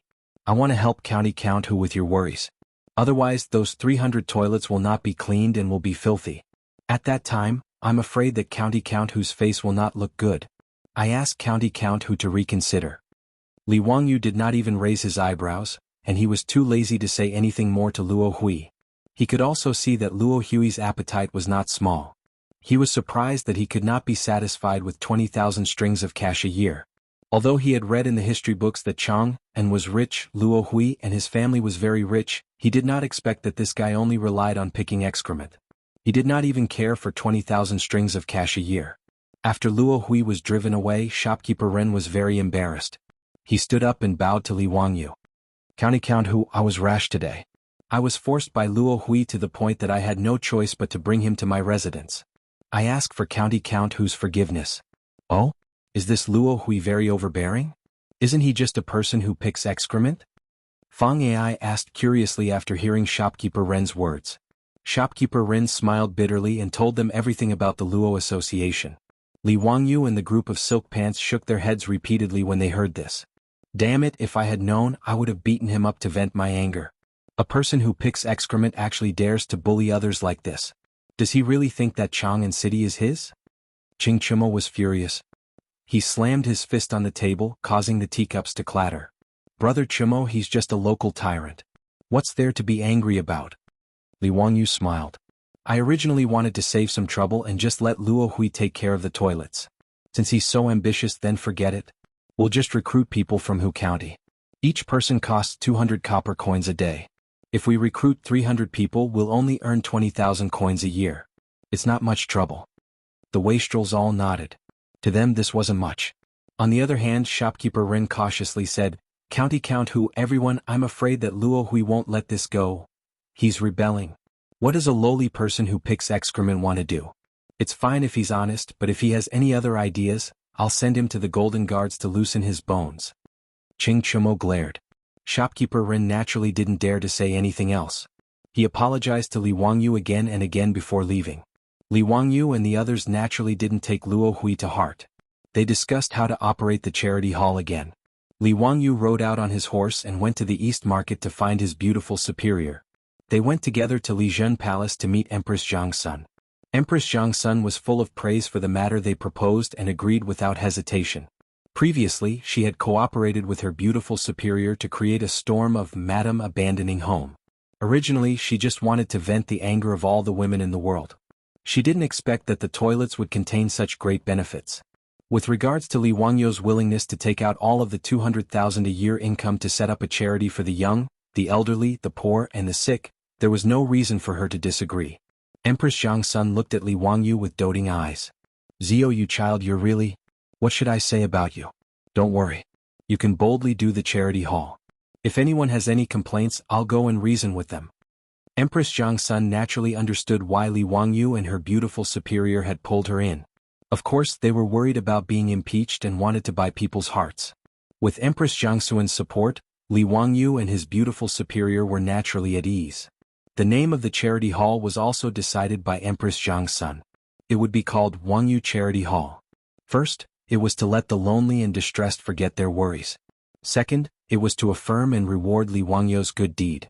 Li Wangyu smiled bitterly at using his name to name the charity hall. However, he could only thank Empress Zhang Sun again and again for her good intentions. The wastrels began to recruit excrement pickers in Hu County. They rubbed their fists and prepared to do something big, but they didn't expect trouble to come again. Chapter 553. The wastrels were now fully invested in the charity hall. They even patted their chests and offered to hire manure pickers in Hu County. In the past few days, Li Wangyu had been leisurely running back to his own manor. On the other hand, the foppish young masters were busy with their hot-blooded work. They recruited people, built manure carts, bought horses, and contacted the various counties in Chang, and to sell jinkala. With the wastrels around, the surrounding counties naturally had to give them face. Not only were they in charge of purchasing the manure, but they also sold the manure to the various villages. Moreover, the price they offered was quite sincere. In fact, to be able to provide a steady supply of jinkala every day was something that the officials of these counties could not ask for more.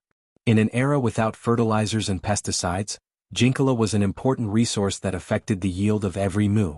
Jinkala could not be used as fertilizer immediately. It needed to be composted and fermented, otherwise it would burn the roots of the crops. Every state, county, and county had a site dedicated to composting. After fermenting, the jinkala would be sold to the various villages as fertilizer. After solving the problem of sales, the wastrels were even more motivated. It was even easier to recruit manure pickers in Hu County. Originally, Li Wangyu wanted to pay 200 copper coins a day, but he was stopped by the wastrels. It was not that they were unwilling to pay but that the money was too much. The average monthly income of the people in Chang, and was only about the same. However, if they were to pay 200 copper coins a day, that would be 6 strings of copper coins a month. Even if manure pickers were hard work, that was too much. In the end, the salary for manure pickers was set at 100 copper coins a day. Even so, that was 3 strings of copper coins a month, which was comparable to the monthly salary of a 5th-rank court official. The wastrels asked Yang Quan to let the bailiffs go to the various villages to inform them. Hearing that they would be paid 100 copper coins a day and 3 strings of copper coins a month, even the bailiffs were tempted. They could not wait to take off their clothes and sign up themselves. This news shocked more than 100 villages in Hu County. On the day of registration, thousands of people rushed to the county office to sign up. If it weren't for the fact that Yang Zhuo was prepared for this and told the bailiffs to only recruit middle-aged men with strong bodies who knew how to drive carriages, and that those who were poor would be given priority, there would be even more people signing up. After being busy for a few days, the arrangements were finally almost done. The first batch of nearly 100 farmers to remove manure was also arranged and ready to drive the manure cart into Chang, and to remove manure. However, something happened to these farmers on their first day in Chang, and when they drove their dung carts into the city. On this day, Li Wangyu slept until he woke up naturally. Since he had nothing to do, he simply called Niu Wu over. The two of them rowed a small boat and leisurely fished in the lake of his mansion to pass the time. As soon as he caught a lively red carp, he heard someone shouting for him from the shore. "Zio, something's happened. Don't fish anymore. Come back quickly. You brat. We're worried sick and you're still in the mood to fish? Come back quickly, something's happened." The ones jumping and shouting on the shore were precisely the group of silk pants. Li Wangyu was baffled. What had happened all of a sudden?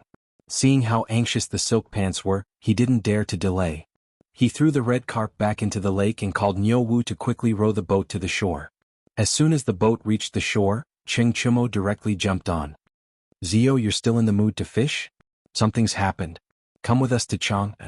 Li Wangyu hadn't steadied himself on the boat yet. The boat immediately swayed left and right as Cheng Chumo jumped on.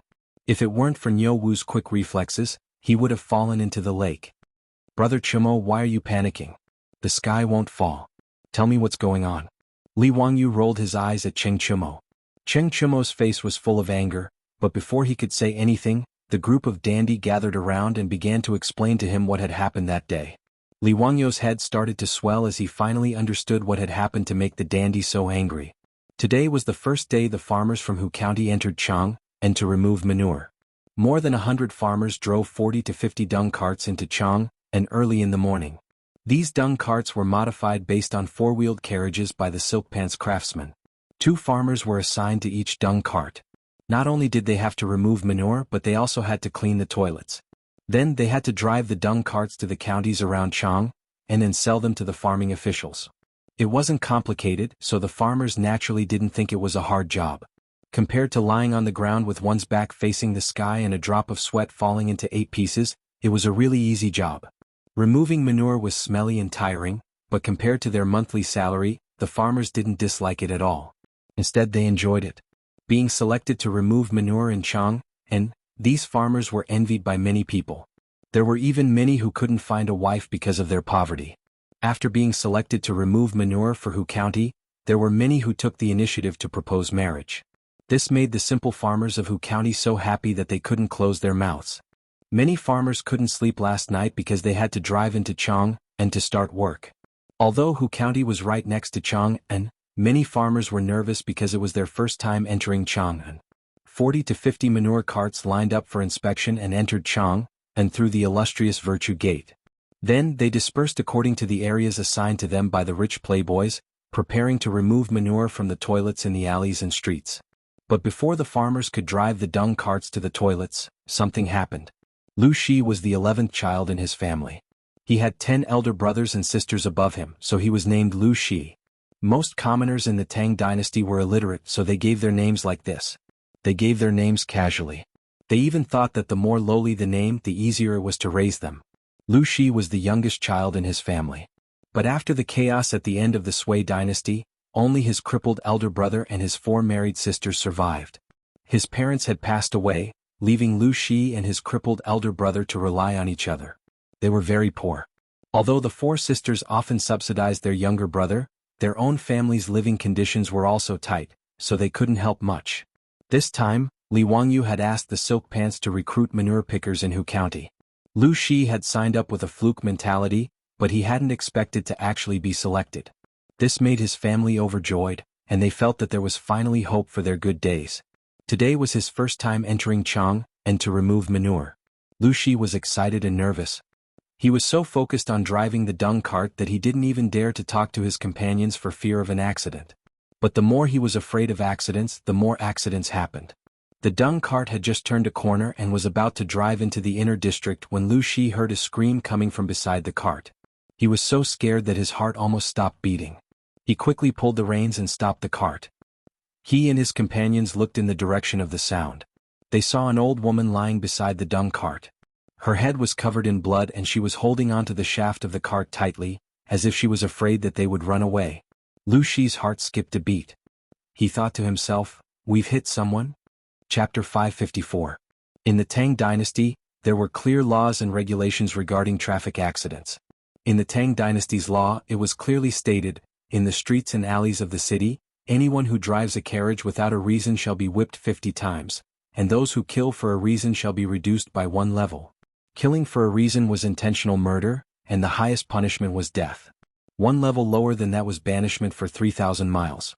This was the highest level of banishment, one of the 5 punishments in the Tang dynasty. Generally, there were additional punishments such as 3 years of housework, which was 3 years of labor in shackles. In other words, if there was a traffic accident in the Tang dynasty, the driver of the carriage would be whipped 50 times. If someone was killed, then he would be banishment for 3,000 miles and work in shackles for 3 years. The punishment could be said to be quite severe. Lu Shi's whole body trembled when he saw that the carriage he was driving had actually hit someone and caused her head to bleed. He couldn't even speak.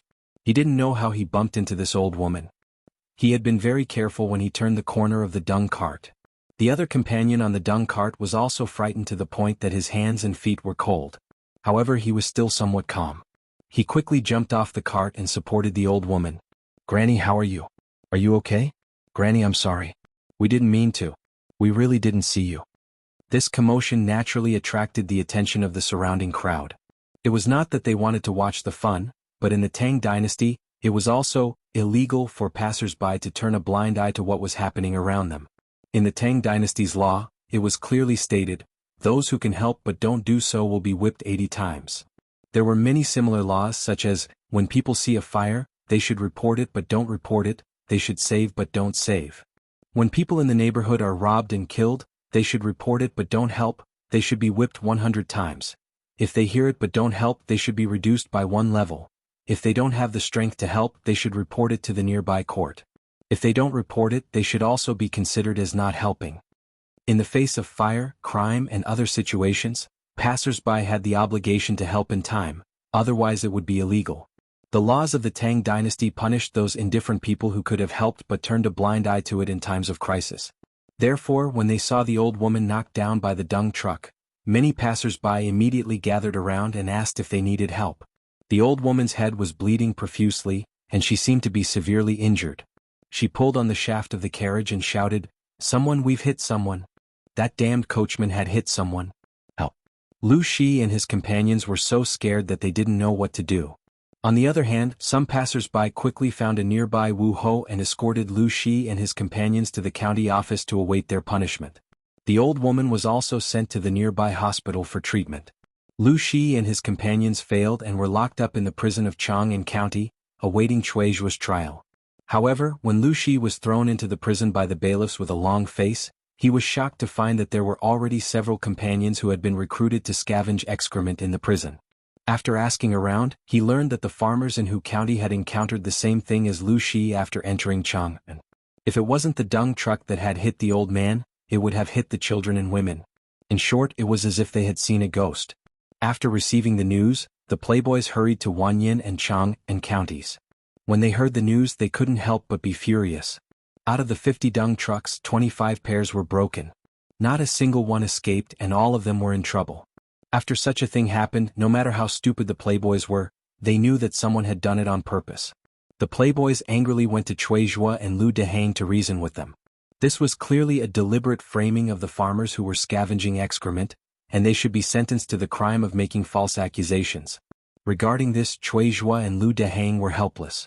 Chuizhua and Lu Dehang didn't believe that the people who had been hit by the dung trucks hadn't done it on purpose. How could there be such a coincidence that all 50 dung trucks had gotten into a car accident and injured people? However, those injured people were real. It could only be said that the other party had really gone all out, and those people were willing to do it to themselves.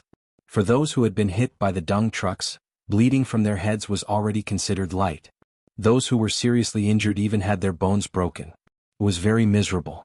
These injured people insisted that they had been hit by the dung trucks. Moreover, there were many witnesses at the time, and it was indeed so. As for distinguishing whether the dung trucks had hit these people or if these people had deliberately hit the dung trucks, in an era without traffic cameras, it was difficult for Chuizhua and Lu Dehang. It was difficult for even the gods to determine this. As a result, even if Chuizhua and Lu Dehang knew that someone had done it on purpose, they didn't dare to let those farmers go. Otherwise, if they were accused of negligence, it would be difficult to explain. After such a commotion, going into Chang'an to scavenge excrement naturally became an empty promise. Even the 50 dung trucks were temporarily detained by Chang'an and Wanyan counties, and could only be returned after the case was over.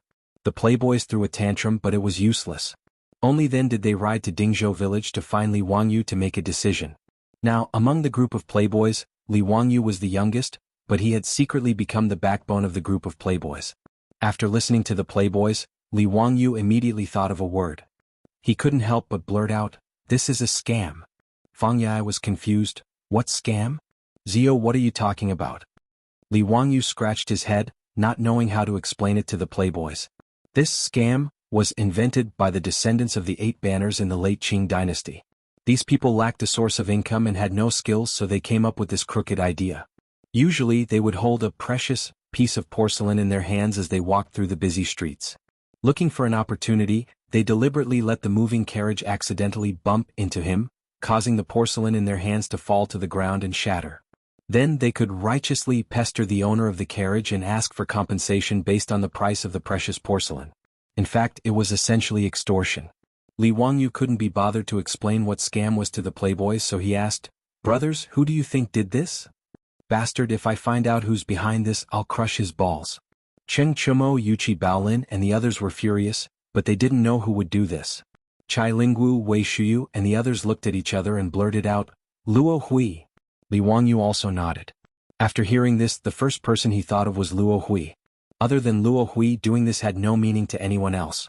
However, Li Wang, you didn't think that a lowly person would have the guts to go against him and the other silk pants in such a blatant manner. This person must have eaten a bear's heart and leopard's guts. Cheng Chumo roared, "It's him? Why didn't you say so earlier? I'm going to beat this bastard to death right now." He turned to leave but was stopped by Chai Lingwu and the others. "Brother Chumo, we were afraid that you would be impulsive before, so we didn't tell you. Think about it, what's the use of beating up that Luo Hui? Do you have evidence that these things were ordered by him? It's easy to catch Luo Hui, but it's easy to give people a reason to talk about it." Li Wangyu also nodded. "That's right, this matter was most likely ordered by Luo Hui. Haha, I underestimated this Luo Hui. I didn't expect that for the sake of 200,000 strings of cash a year, this person would be so crazy. But Brother Chumo, if you want to beat up that Luo Hui, I'm afraid it won't be of any use. This kind of lowly person, when the time comes, will definitely bite you back, and the censorate will accuse you of malicious injury." "He dares. I'll kill him." Cheng Chumo cursed, but he was no longer in a hurry to leave. Cheng Chumo seemed to be reckless, but he wasn't stupid. He turned to Li Wangyu. "Zio, what do you think we should do about this?" Chapter 555. Li Wangyu had no experience in dealing with this kind of fraud. In later generations there were all kinds of driving records and traffic cameras to prove innocence, but in the Tang dynasty how to deal with it was a bit of a headache. If he directly used his and the foppish playboy's influence to suppress this matter, it was not impossible. But he was afraid that he would be targeted by people with ulterior motives and make a fuss about it, and then it would cause more trouble. Li Wangyu was well aware that those aristocratic families had been waiting to catch his weakness for a long time. How could he give his weakness to these people? Li Wangyu even thought that after this matter was spread out, the Wang clan of Taiyuan and the Jing family of Xinjiang might have sent people to spy on the county governments of Chang and Wanyan counties. Although discerning people could see that the 50 injured people who were hit by the dung cart were deliberately hurt, Li Wangyu had no evidence. On the contrary, the injured people who were hit by the dung cart were real, and many passers-by left testimonies to prove that these people were really hit by the dung cart. Li Wangyu could only sigh. This Luo Hui was really king genius. He could actually do something like this and incite so many people to work for him willingly. If this matter was not solved, the 300 toilets could not generate any income. Even if he continued to build dung carts and recruit farmers to go to the city to remove dung, others could still do the same and continue to blackmail him. Li Wangyu thought for a long time and did not have a good idea, so he could only call the foppish playboys.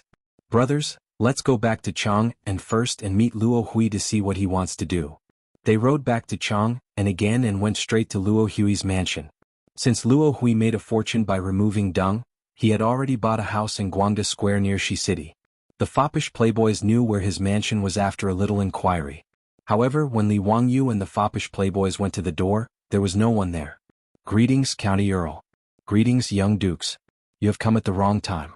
My Langjun has left Chang and City a few days ago to visit friends. I don't know when he will return home." Luo Hui's butler respectfully went out to greet everyone. When Fang Yi heard what he said, he couldn't help but fly into a rage. "Nonsense! You dare to deceive us? Are you tired of living?" The steward jumped in fright and quickly knelt on the ground. "What this lowly one said is absolutely true. Would the young duke please examine it clearly? I don't dare to speak the slightest falsehood. On the day my family's Langjun left Chang, and the surrounding neighbors as well as the martial marquis in the square, all saw it. I did not deceive you all." Cheng Chumo was so angry that he whipped the horse in front of Luo Hui's mansion. "Damn bastard, you sure run fast. I want to see where this Tian Xinu can run to."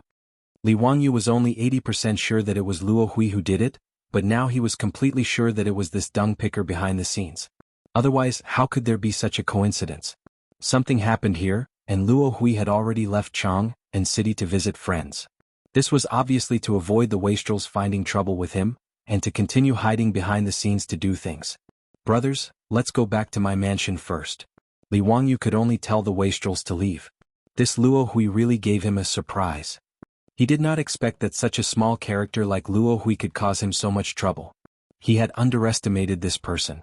Li Wangyu did not expect that this dung picker would be so daring. Was he not afraid of him and the wastrels' revenge? Thinking of this, Li Wangyu felt that this matter was not so simple. There must be something fishy about it. As he pondered, he followed the debauches to his own residence in Kaihua Square. The group of people entered Kaihua Square. Before they reached Li Wangyou's mansion, they found that the road ahead was blocked. Several hundred commoners had blocked the street in front of Li Wangyou's mansion, making it impossible to pass through. Qing Chumo was in a bad mood. He impatiently shouted from his horse, "Out of the way, out of the way! What are you all doing here? This is the Hu County Count's mansion. You think you can come here?" It would have been better if he had not shouted. Once he finished shouting, the crowd of commoners in front of Li Wangyou's mansion all began to crowd around them. "Hu County Count, your carriage hit my aunt. Is a noble person like you going to do nothing? We are looking for you, Hu County Count. Please, Hu County Count, give us commoners a way out. My eldest son's leg was broken, and he has no livelihood. How can our family live? Everyone come and see. My poor old mother was hit by Hu County Count's carriage. Her head is bleeding. How pitiful. If you don't give us an explanation today, we won't leave. Hu County Count, you are a noble person, so we commoners naturally don't dare to act rashly. But you can't condone your subordinates and humiliate us commoners like this. My father is 63 years old this year, but he was hit by your carriage and broke his arm. If you don't give us an explanation today, we won't leave." These several hundred commoners were carrying the door planks. Lying on top of the planks were people who had been injured in today's racketeering. Li Wangyou and the wastrels were all dumbfounded by this scene. What was going on? Were these people addicted to racketeering? They actually came all the way to his mansion to demand an explanation? But in the face of these several hundred agitated commoners, Li Wangyou was also a bit flustered. He had never imagined that Luo Hui would have such a backup plan waiting for him. Seeing that the commoners were getting more and more agitated, Niu Wu and his troops subconsciously drew out the shi blades at their waists. They looked at the crowd nervously, afraid that they would suddenly charge forward and threaten the safety of Li Wangyou and the silk pants. "Let's go, don't fight with them. Let's go back to the mansion first," Li Wangyou shouted. At this time he didn't dare to let Niu Wu and the others attack. If they accidentally killed a few more people, then it would really be a big joke. After hearing Li Wangyou's order, Niu Wu and his troops did their best to separate the angry crowd and escorted Li Wangyou and the wastrels into the mansion. After Li Wangyou and the others entered, the mansion's gate closed with a bang, leaving the crowd of commoners outside to continue their clamor. Cheng Chumo was so angry that he kicked over a flower pot in the courtyard. "Bastards, are these people crazy?" Fang Yai was so angry that he almost rushed out to beat them up, but he was stopped by the wastrels. Li Wangyou didn't say anything. His mansion being surrounded was really out of his expectations. But this matter confirmed one of his conjectures. Behind Luo Hui, there was definitely another faction causing mischief, a mastermind behind the scenes. Otherwise, how could a lowly person like him dare to oppose him, the county count who founded the country, and a bunch of wastrels? Li Wangyou didn't believe that he had such guts. Not to mention that he had incited these commoners to cause trouble in his mansion. Moreover, he didn't see the marquises of Kaihua Square or the bailiffs of Wanyan County come to drive these people away. He didn't believe that Lu Dehang and the marquises of Kaihua Square didn't know that so many people had gathered here. It was clear that someone was exerting pressure on Lu Dehang and the colonel of the marquises to make them stand by and allow these commoners to surround his mansion. Li Wangyou thought to himself. The Wang clan of Taiyuan, the Zheng clan of Xingyang, the Duke of Luho Junji, and the Duke of Chongping Zhang Liang. In this half a year, the only people who had enmity with him were these few. Any one of them, or even several of them, could have instigated Luo Hui to do this. This was interesting. It seemed like these people had suffered a loss and were very unwilling to accept it. Chapter 556. The commotion in front of Li Wangyou's mansion lasted for more than 2 hours before a martial marquis finally came to disperse the crowd. After the crowd surrounding his mansion dispersed, Li Wangyou ordered people to open the mansion door. He walked out and looked at the mess on the ground, then looked at the group of martial marquis standing in front of the mansion door with their hands hanging down. He could not help but sneer. "Everyone, I will remember today's matter and will definitely repay you in the future." Li Wangyou's words immediately scared the martial marquis into kneeling on the ground. "County Count Hu, please calm down. It's not that we want to be negligent, we... The martial marquis commander couldn't speak clearly. He really felt sullen. Both sides were big shots, masters he couldn't afford to offend. Cheng Chumo strode out and didn't try to reason with them. He arrogantly said in a loud voice, "What are you all doing? Who ordered you to do this? If you can't explain, this old man will put this on your heads." The martial marquis gloomily looked at each other. This was a fight between immortals, and mortals suffered.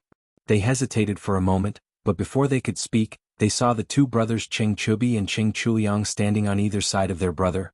Big brother, it seems that our Duke Lu Mansion's reputation is not enough. They are not afraid at all.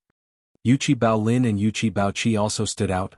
If you think that the Duke Lu Mansion is not enough, then add my Duke Yi Mansion. And my Duke Chao Mansion. My Lai Mansion will advance and retreat with the County Count Hu Mansion. Duke Liang Mansion also has the same attitude. Duke Xing Mansion also has the same attitude. Niu Jingping dragged his lame leg out. Our Langya County Duke Mansion can't compare to these Duke Mansions, but if anyone wants to oppose the County Count Hu Mansion, then they can try the Langya County Duke Mansion's blade. The words of the wastrels finally made the Marshal Marquis clearly remember the power behind these wastrels. They were so scared that they almost wet their pants. Their backs were soaked in cold sweat. They now felt that they were like pigs in a mirror, completely inhuman. He wanted to say who was the instigator, but when he thought about that person's power, crushing them was not much harder than crushing ants. Thus, he swallowed the words that were about to come out of his mouth. County Count Hu, young dukes, today is all our fault. Please punish us, County Count Hu and young dukes. The colonel of the Wu Marquis shop opened his mouth for a long time, but he didn't dare to say that name. He just kept kowtowing. The colonel's words made Ching Chumo and the others furious. They rushed over and wanted to beat him up, but were stopped by Li Wangyu. He walked in front of the colonel and squatted down to look into his eyes. Even if you don't say it, I can guess it. If I'm not mistaken, did Duke Lu instruct you to do this? Li Wangyu's words made the colonel's eyes widen as he looked at him in disbelief. You didn't say anything? The colonel was so scared that his teeth were chattering. With his reaction, how could Li Wangyu not know that he had guessed correctly? He chuckled and stood up. You don't have to say any more. I already know. The colonel didn't dare to say anything and just kept kowtowing. Li Wangyu stood up and sneered. All right, I won't make things difficult for you. But as Wu Marquises of the Tang dynasty, you are not the servants of a certain family. Don't make a mistake. After saying this, he turned and walked back into his residence. The wastrels coldly snorted and looked around at the kneeling Wu Marquises before following him back into their residences and slamming the gates shut. The Wu Marquises sighed and silently got up from the ground before leaving dejectedly. Inside the gates, Cheng Chumo was very confused. Zio, how did you know that Ho Junji was behind this? I guessed. Li Wangyu smiled. The Wu Marquis shops are controlled by the left and right imperial guards. The hands of the great clans shouldn't be able to stretch that far. And among the many generals, the only ones who have a grudge with me are Ho Junji and Zhang Liang. A few days ago, Zhang Liang was appointed as the chief steward of Huai province by the sage and has already gone to Huai province. Isn't that only Ho Junji left? His words enlightened the wastrels. That bastard. I was wondering why that Tian Shiwei Luo Hui was so bold to do such a thing. It turns out that he's hooked up with Ho Junji. Zio, it seems like Duke Lu is very unhappy that the Nyo brothers killed 10 of Ho Junji's soldiers. He's come to take revenge. What's there to be afraid of? This Ho Junji only knows how to play dirty tricks behind the scenes. What a scoundrel. After pondering over today's matter, the wastrels began to curse Ho Junji. Li Wangyu lowered his voice and said, Brothers, have you thought of a problem? How could a lowly dung picker like Luo Hui have a relationship with a duke like Ho Junji? His words left the wastrels stunned. Yes, a lowly duke like Luo Hui and a duke like Ho Junji were like the difference between the clouds and mud.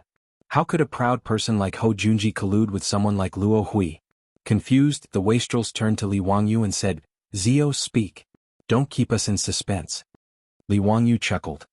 Brothers, have you forgotten what kind of shady business Luo Hui is in? Dung picker. What's wrong? It's nothing.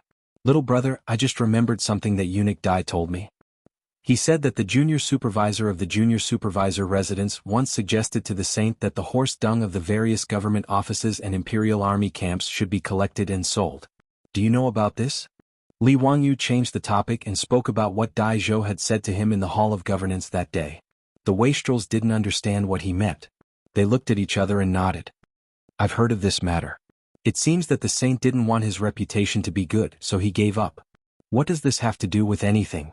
Zio, why are you making me more and more confused? Zio, don't keep us in suspense. Speak clearly. Li Wangyu rolled his eyes at them and said, The horse dung of the imperial army? Brother Chumo, Brother Baoqi, Brother Jingping, how did you deal with the horse dung in your lord's camp? Ching Chumo and the others were stunned. Naturally, it was collected and sold as military funds. Wait, Zio, you mean to say that Ho Junji's Zuowei residents sold the horse dung to Luo Hui? Li Wangyu nodded. That should be the case. Otherwise, how could the mighty Duke of Lu have anything to do with someone like Luo Hui?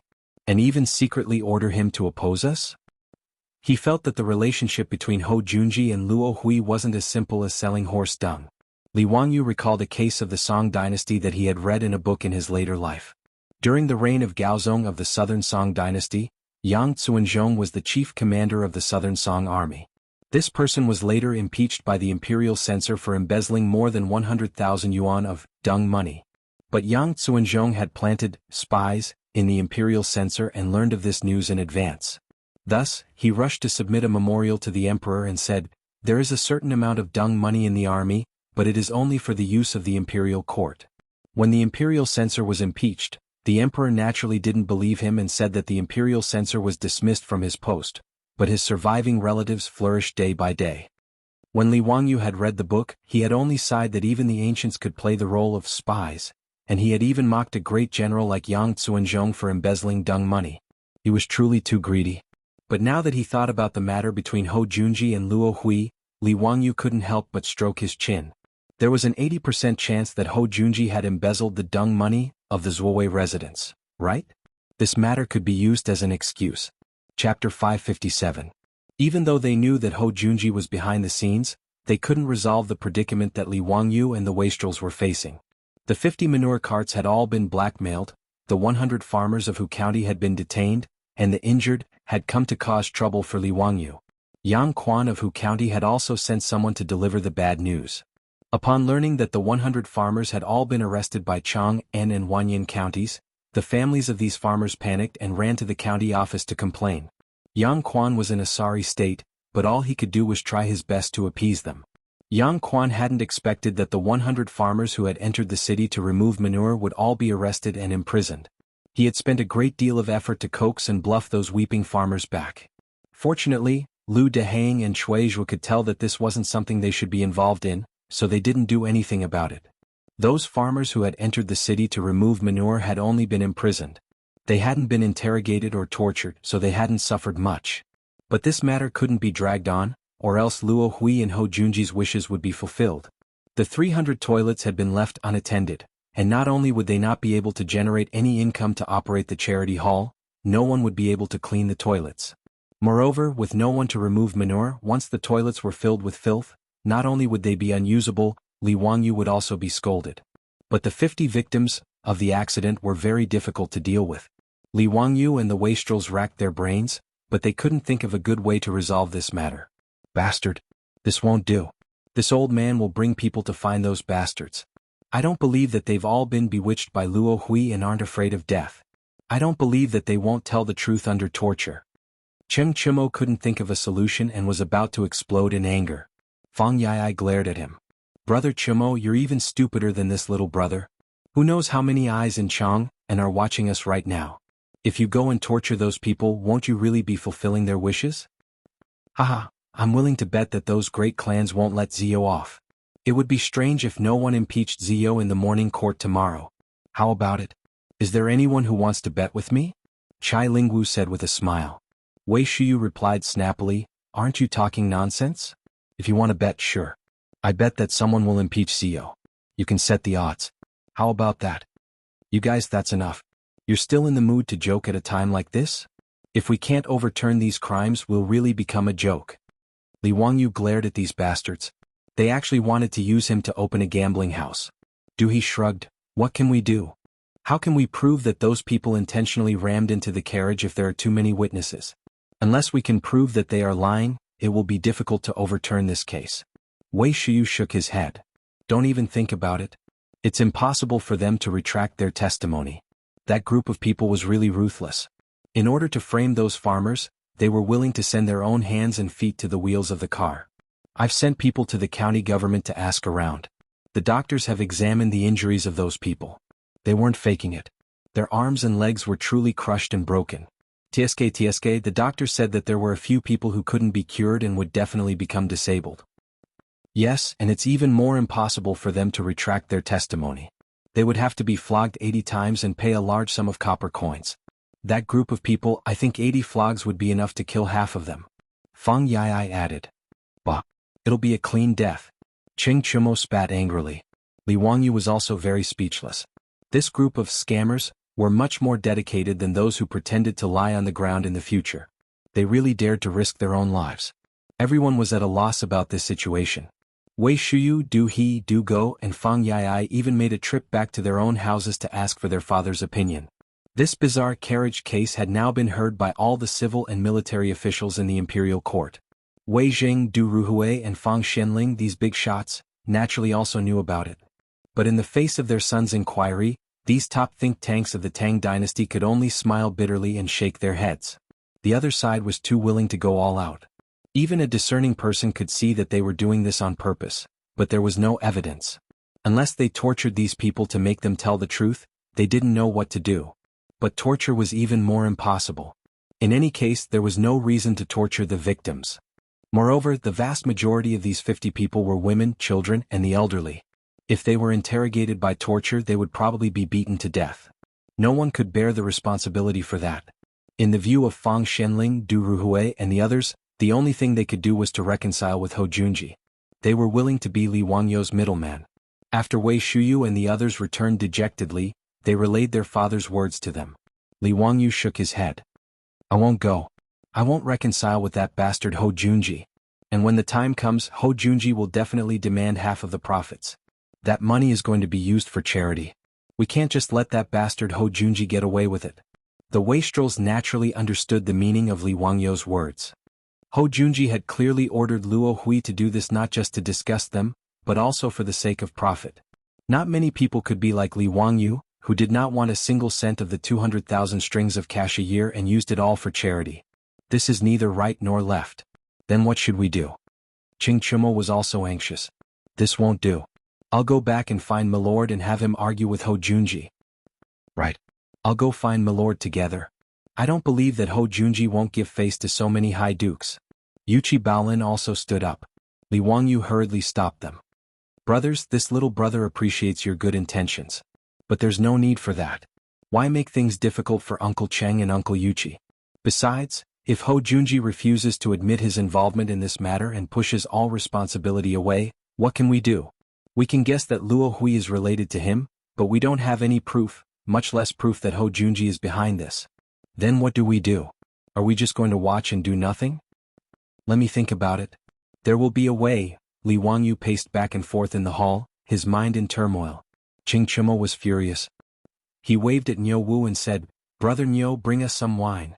Bastards. Why doesn't the heavens just send down lightning and strike these bastards to death? Li Wangyu suddenly stopped in his tracks.